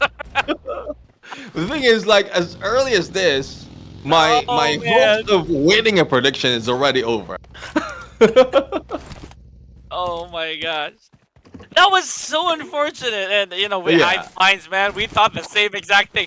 As soon as the dust settled, XERXIA just rolled right in and tried to pick up the scraps, but to no avail. Oh my goodness. Okay, they walked away with absolutely nothing. So Yeah, I mean, they wasted gas. They wasted a few of their HP because they had to jump out of the buggy, and probably a few of the bullets as well because they tried to shoot down against Genesis Esports, and still ended up with zilch on the elimination. So better luck next time. Genesis Esports had the best of you at that point. man, all that laugh loosened up my nasal congestion. Sorry, guys. It's too much information. TMI, guys. But yeah, realistically speaking, that was too funny to watch, man. They got away with murder. Look at that. They have 2 eliminations to their name. The Genesis Esports, and not taking significant damage, by the way. So Yeah. they got the job done. Safe to assume that now they're moving on to the next. I don't know if they're playing scavenger here, because maybe, just maybe, if the teams are a little too careless, and if the eliminations, or rather if the damage taken is worth the pick, then Yeah. maybe Genesis can just come in for the kill. They're dipping at this point. So hey, Mm. look at that BTR, man. BIGETRON, the villains. Well, the only squad, along with Sem9, the squads who suffered the ruins of a first encounter over here. That's pretty tragic. Again, like I warned them already. If you're going for early engagement and you're sure that you get out, but they didn't listen. Both of them who went for the early engagement, both of them lost their chances. And well, it is what it is right now. Let's see how this will progress. And we saw Genesis Esports already in their usual drop spot. In Rosok, and again, I can't help but smile every Yeah. time I think about what Genesis Esports did, like hit and run. It's like when you know Genesis Esports are like those kids who hit the doorbell. Exactly. Pranksters. Okay. At this point. They're pranksters. After hitting all those shots or that nade, oh, let's go, let's bail, let's go. And Cersei are the one on the answering the door. So, I don't think anything will be happening in the next few seconds. In the first of 1 minute, I would say, because not a lot of teams are rotating that quickly, and as well as only a few will be coming in from the outside of the zone. So, I guess the fun part is. Oh, there you have it. I'm proving wrong. We have PERSIJA EVOS, who's already meeting up against T2K. And again, there's the same problem with PERSIJA EVOS. They start losing their players and then leaving Zuxi behind. I'm so unfortunate for Zuxi. I'm pretty sure he's tired, as the rest of the gang always rest a little bit early. Yeah, true that. I'm gonna be real here. I do think that they kind of lost their gas, right? Persija Evos kind of dropped the ball after yesterday's spectacular performance. I have not seen any of the plays they made here yesterday. Again, it's a different day altogether, yes, but it kind of matters every single time that you get deployed, because those elimination points can just start to pile up if you're really, really eyeing for the skies here. So Yeah. I'm not so sure where that grit went, but I'm kind of banking on that. Eventually, I hope maybe tomorrow that Persija Evos can pick themselves up. But train to kill here, taking things slow, not the usual that we see, but I'd say that's fair. It's a pretty smart move, to say the least. Only at stage 1, by the way. Exactly, and there's not so much of pressure that needs to be put in, but I think this time, I think they're trying to make way towards the other side of this bridge, or probably to bait PERSIJA Evos. But I think PERSIJA Evos are already long gone, and all they have to do right now is loot up and wait for the next stage to pop up. RRQ right now, well, they are around the same area. They need to wait for their chance as well. Vehicle being prepared for their exit strategy. And Asa on the lookout already for a better position that they can take. Yeah. Another thing is we haven't seen so much action from 4 Miracle Vibes, but they have taken some damage. I'm not really so sure who they came across, because they were alone in military base the last time I checked. So it's pretty interesting. I don't know who. Probably the blue, because if they were that far south, Yeah, Then, exactly. yeah, they could have received a lot of damage. But let's see. Oh, Stalwart Esports right now. A little bit of drifting action and also being brought down to the water. It's RRQ who's pressuring them, and there Oh, you you're have it. right. You're Yeah, right. You're right. Formidable vibes right now in the chase, not against an enemy, but against the next play zone. And they were united again, doing what they do best. The same goes for MORPH GPX. I'm amazed and as well as nervous about these two teams because I'm afraid that they will lose opportunity in finding a spot later on, especially as 13 teams, though it's low compared to what we've seen often. But 13 teams still alive, but they all haven't engaged that much. So, meaning to say, resources are still fresh for all of these teams. Hey, yeah, good assessment right there. It's true. You know, it could mean that there's still some places unlooted, you know, left untouched. So a lot can still happen here. So yeah. Speaking of which, this is a pretty interesting call. Again, this is what RRQ kind of this is what one part of this is happening. Yeah, I sometimes lose track of what they're planning to do. It kind of makes sense every now and then. Are they trying to be patient here? Are they trying to bait the action? Sometimes they go out in the open. Sometimes they hide a little too long. Sometimes they don't have the high ground. And they're taking so much from it. I remember that RRQ once had a very bad push in SANHOK. If you remember that. They had a really questionable push in Paradise Resort, which was a bit, I don't know, shaky. Safe to assume here, see, just like that. They're taking so much damage, or at least one member, no mercy. And I don't see any regrouping from them. And they're not even positioned entirely on high ground, so Yeah. that raises so much questions.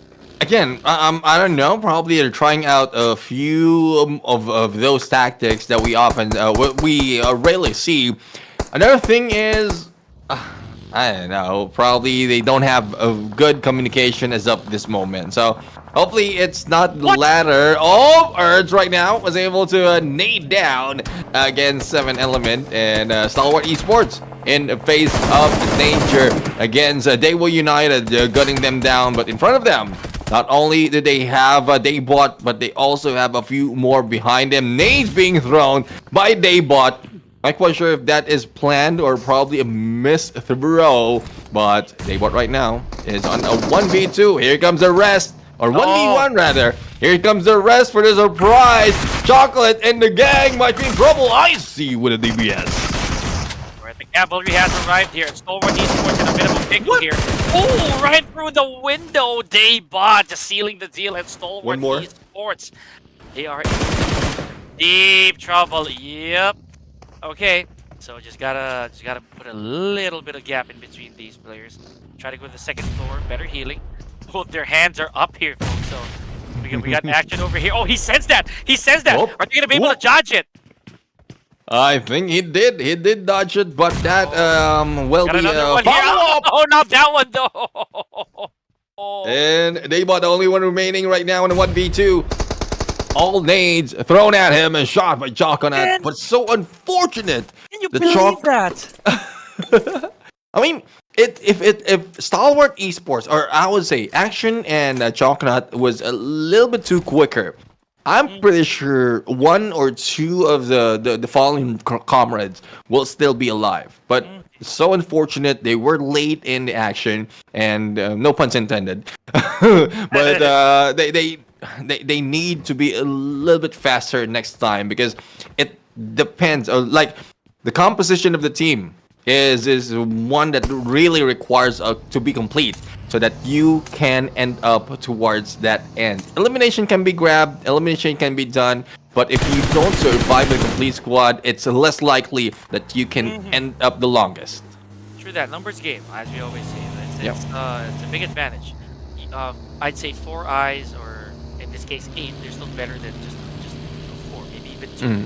So can't afford to have that disadvantage. Speaking of which, a lot of these teams are still complete. I might be wrong with my assessment here that we are gonna end this at 7, unless some sort of miraculous all-out brawl happens between these teams. But so far, okay, here we go. Kagendra. Oh, they did lose Flyboy though. I never got to see that.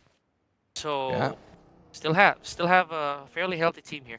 Now I'm gonna bring my point back to Stalwart Esports. That was a very impressive showing from the last two members Mhm. they had. Though they were the ones flushed out, but they managed to repel and, not to mention, eliminate the entirety of DEWA United, despite all the odds stacked up against them. I like that.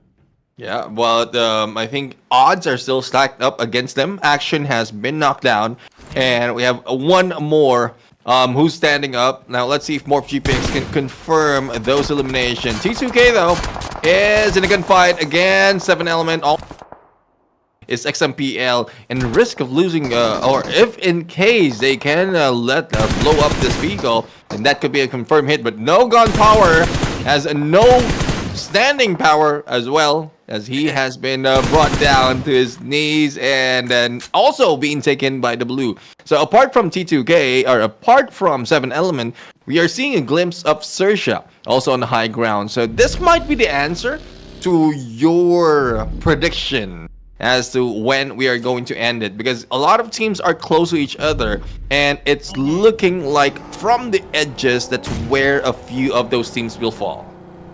More Miracle vibe during this entire scuffle, man. The only enemy they had was Father Time, so I don't know. Now they're gonna try to dip in on the action. They're crossing the bridge ever so NIGMA? vigilantly over here. Yeah, that's true. That's another one that I want to see. They're also looking very healthy right now. The KAGENDRA, they're getting a lot of that revving. So maybe, just maybe, they're gonna have to be super careful. Yep, it is Zero here who's trying to close in on Doki. But yeah, Doki, no. Look at Zero. He's engaging. He's pushing. He doesn't have a nade in his hand. But I just went right back to the car. Nope. Not at all. Not now.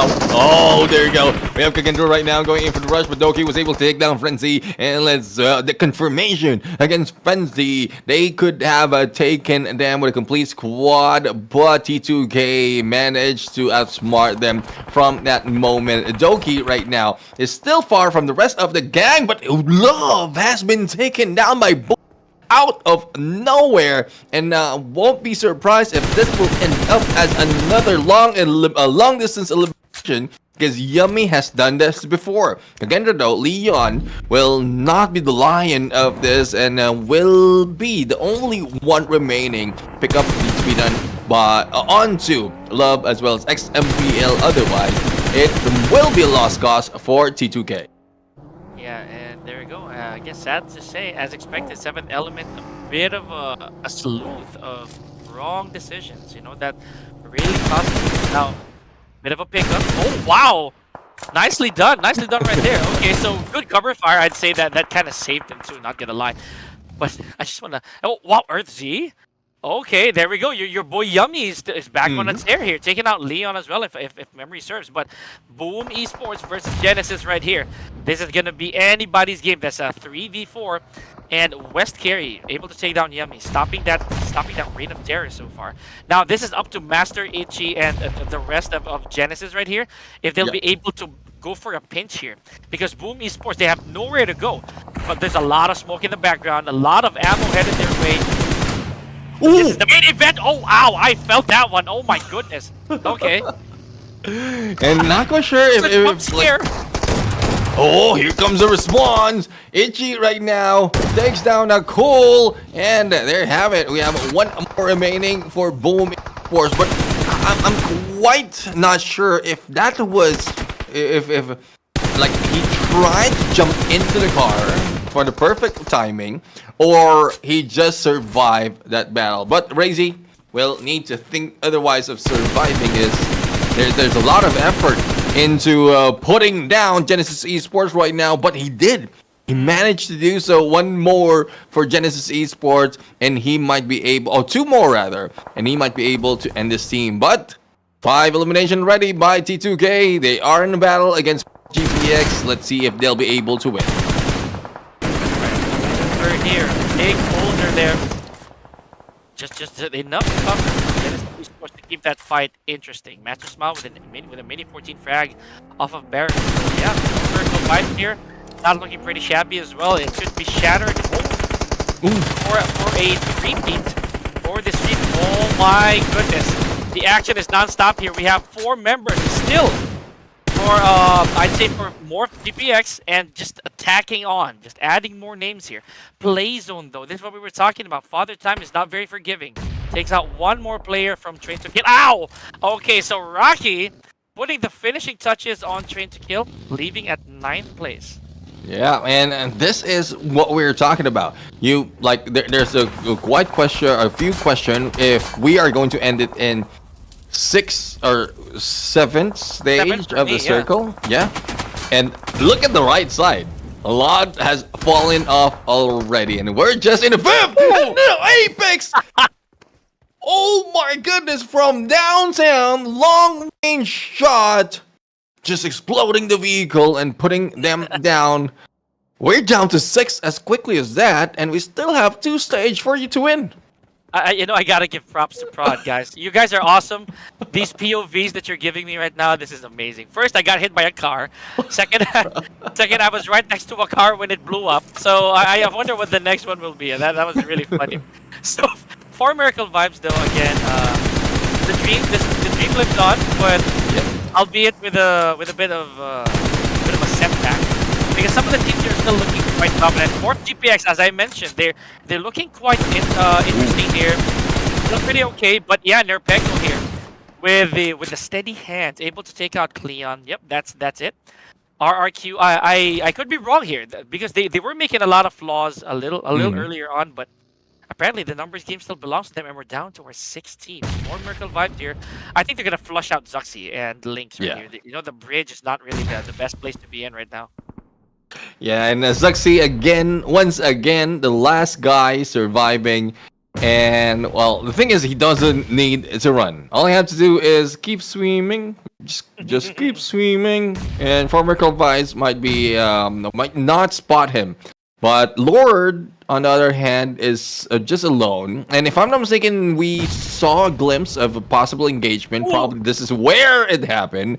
Lord, NIGMA Galaxy, as well as 4 Miracle Vibes, was bound to meet in this area. And they did. But 4 Miracle Vibes are the ones surviving. While PERSIJA EVOS, on the other hand, Lynx, well, trying to survive as well. Oh, nice try. Nice try, though. Eliminated. And in the 5th, and who's firing back? No way. RRQ to go, and it's done for 4 Miracle Vibes. Oh my goodness, 3 men left for 4 Miracle Vibes, 2 on all 4s. This is not looking good. Oh man, making it all the way to top 4, but we still have a very, very game RRQ here, you know? And they proved me wrong, man. Oh, look at this. Are they submerged? They are! Oh my goodness! What are you doing? And there you have it. Asa right now on the good side of the vehicle, as well as those who are trying to swim about. The same question goes, why are these folks ending up in the water? Like, there's so many rotations that they can take.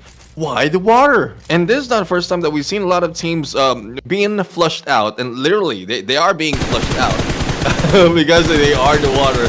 And that's so unfortunate. Boom right now almost being taken down, and 4 Miracle Vibes also on the losing end, lost 2 of their players.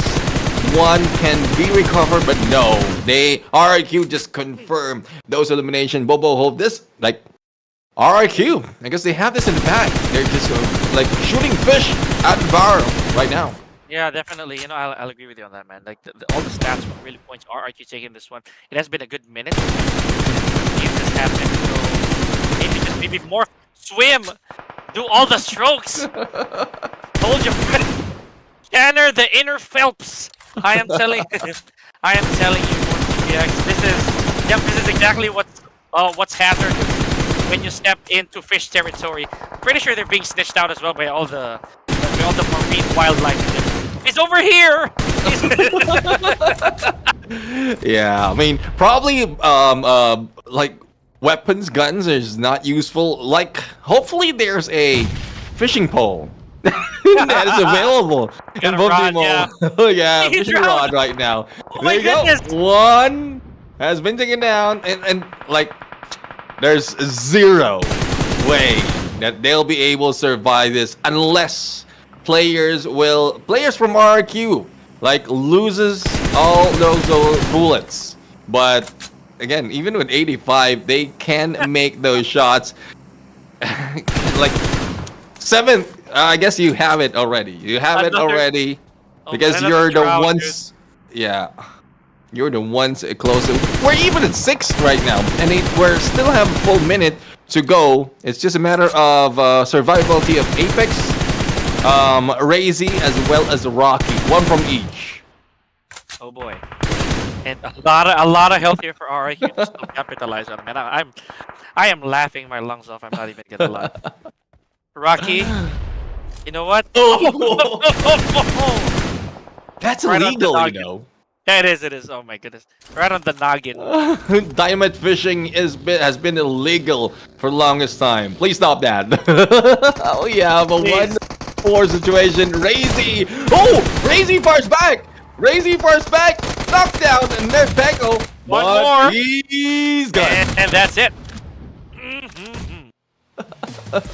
This is one of the most hilarious games I have ever seen, man. Honestly. Oh yeah. In the best of ways, of course. Congratulations to all teams, but we are giving our medal and the trophies to RRQ. Beautiful stuff. You know, we regret nothing. That was a beautiful game to end our day with. I love that. Yeah, I mean, again, hopefully the teams will be able to listen in to my question and answer why are you ending up on the water on the final moments of the games, because that's twice already that we've seen that being dealt by teams. But again, RRQ right now with 11 eliminations, 10 for that winner chicken dinner, and Nerpeko has then done a lot in this game. Asa, even the angle that he has I think he's put more of pressure on the MORPH GPX compared to what Nerpeko did against a former VIEBS. So only one player from each putting the pressure, and Boom was just left in there, like in the mix. It was like accidentally just put in the middle of everything else. Yeah, that's very tragic, man. I'm not gonna lie. And you know, I for one also believe that water situation that could have been reversed, man. If you think about it, they could have went honestly on dry land. Yeah, just go for runs, because that kind of gives you a better advantage. Yes, not the better field of vision, because they had to take a lot of random shots, but they could just tee off. They have ammo. RRQ had the high ground. They have so much health. You know, maybe I'd say a ground-to-ground gunfight would have been a better way to go about it, because in the water you can't do anything.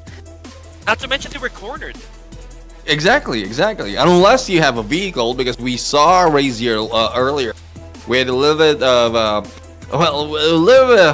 sights of hope that he can bring in a few more points, but one knockdown will not really translate into elimination. If in case like they have a few more of those vehicles in the water, then probably they can fire back. But no one fought back against Nerpeko for the moment, even from those from former clients, and he is our MVP for this last match. 5 elimination, 844 on the damage, and they're close to 50% on team contribution. This is a guy really that not only now, but from most of the time that RRQ is in the battle, always hungry for more.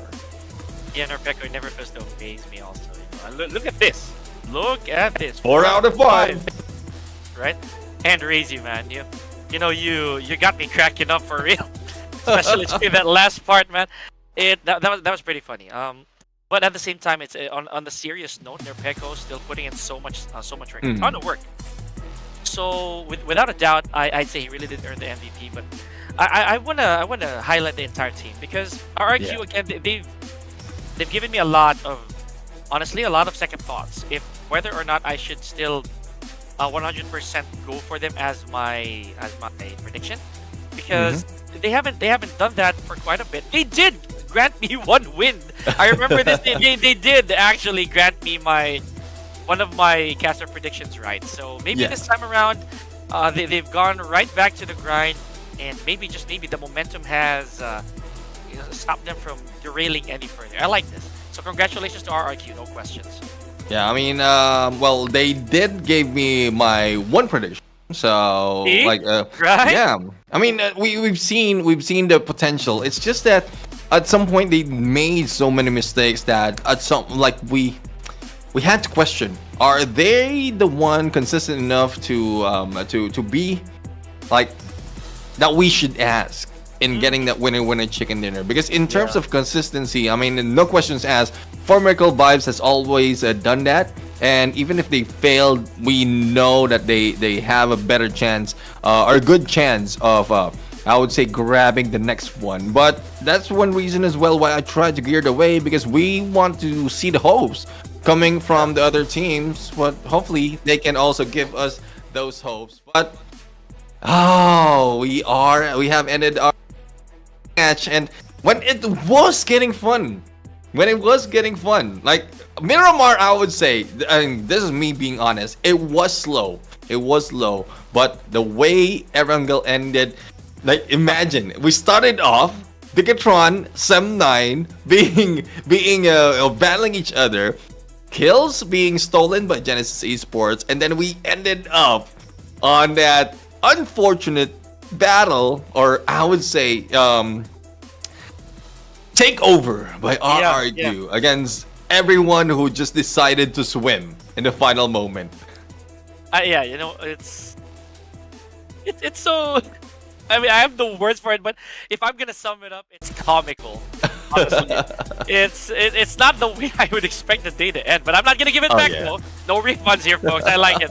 I really like it. But yeah, we got a crown. We gotta put that on the head of East 922 right here for a ton of eliminations, breaking the 40 mark, and we're not even at the last day here. So Exactly. this young talent, I'd say, really is absolutely deserving, and he has to face off with his very own teammate, right? Look at how close their stats are. Not gonna lie here, Neptune, it's hard for me to decide. Yeah, I mean, again, this is a battle for, like, guys, for those of you who are in here wondering why do we have both coming from the same team, because they are in a battle for that MVP. There's an equivalent prize for an MVP, and they are the ones in top. So it's very, very close. I would say, I would agree as well, because eliminations and damage, this is a trade-off from both, and even the team contribution. It's very close, both of them in the 30 mark or around that 30 mark. And let's look at the rest. Oh yeah, Yummy introduced right now, but unfortunately Coops has been pushed into number 5, and if I'm not mistaken, so this is East, Doc, Apex, and who am I missing in the lineup? The other member from Four Miracle Vibes. Who am I missing? Yeah, it's East. Oh no, East is here. Doc, Apex.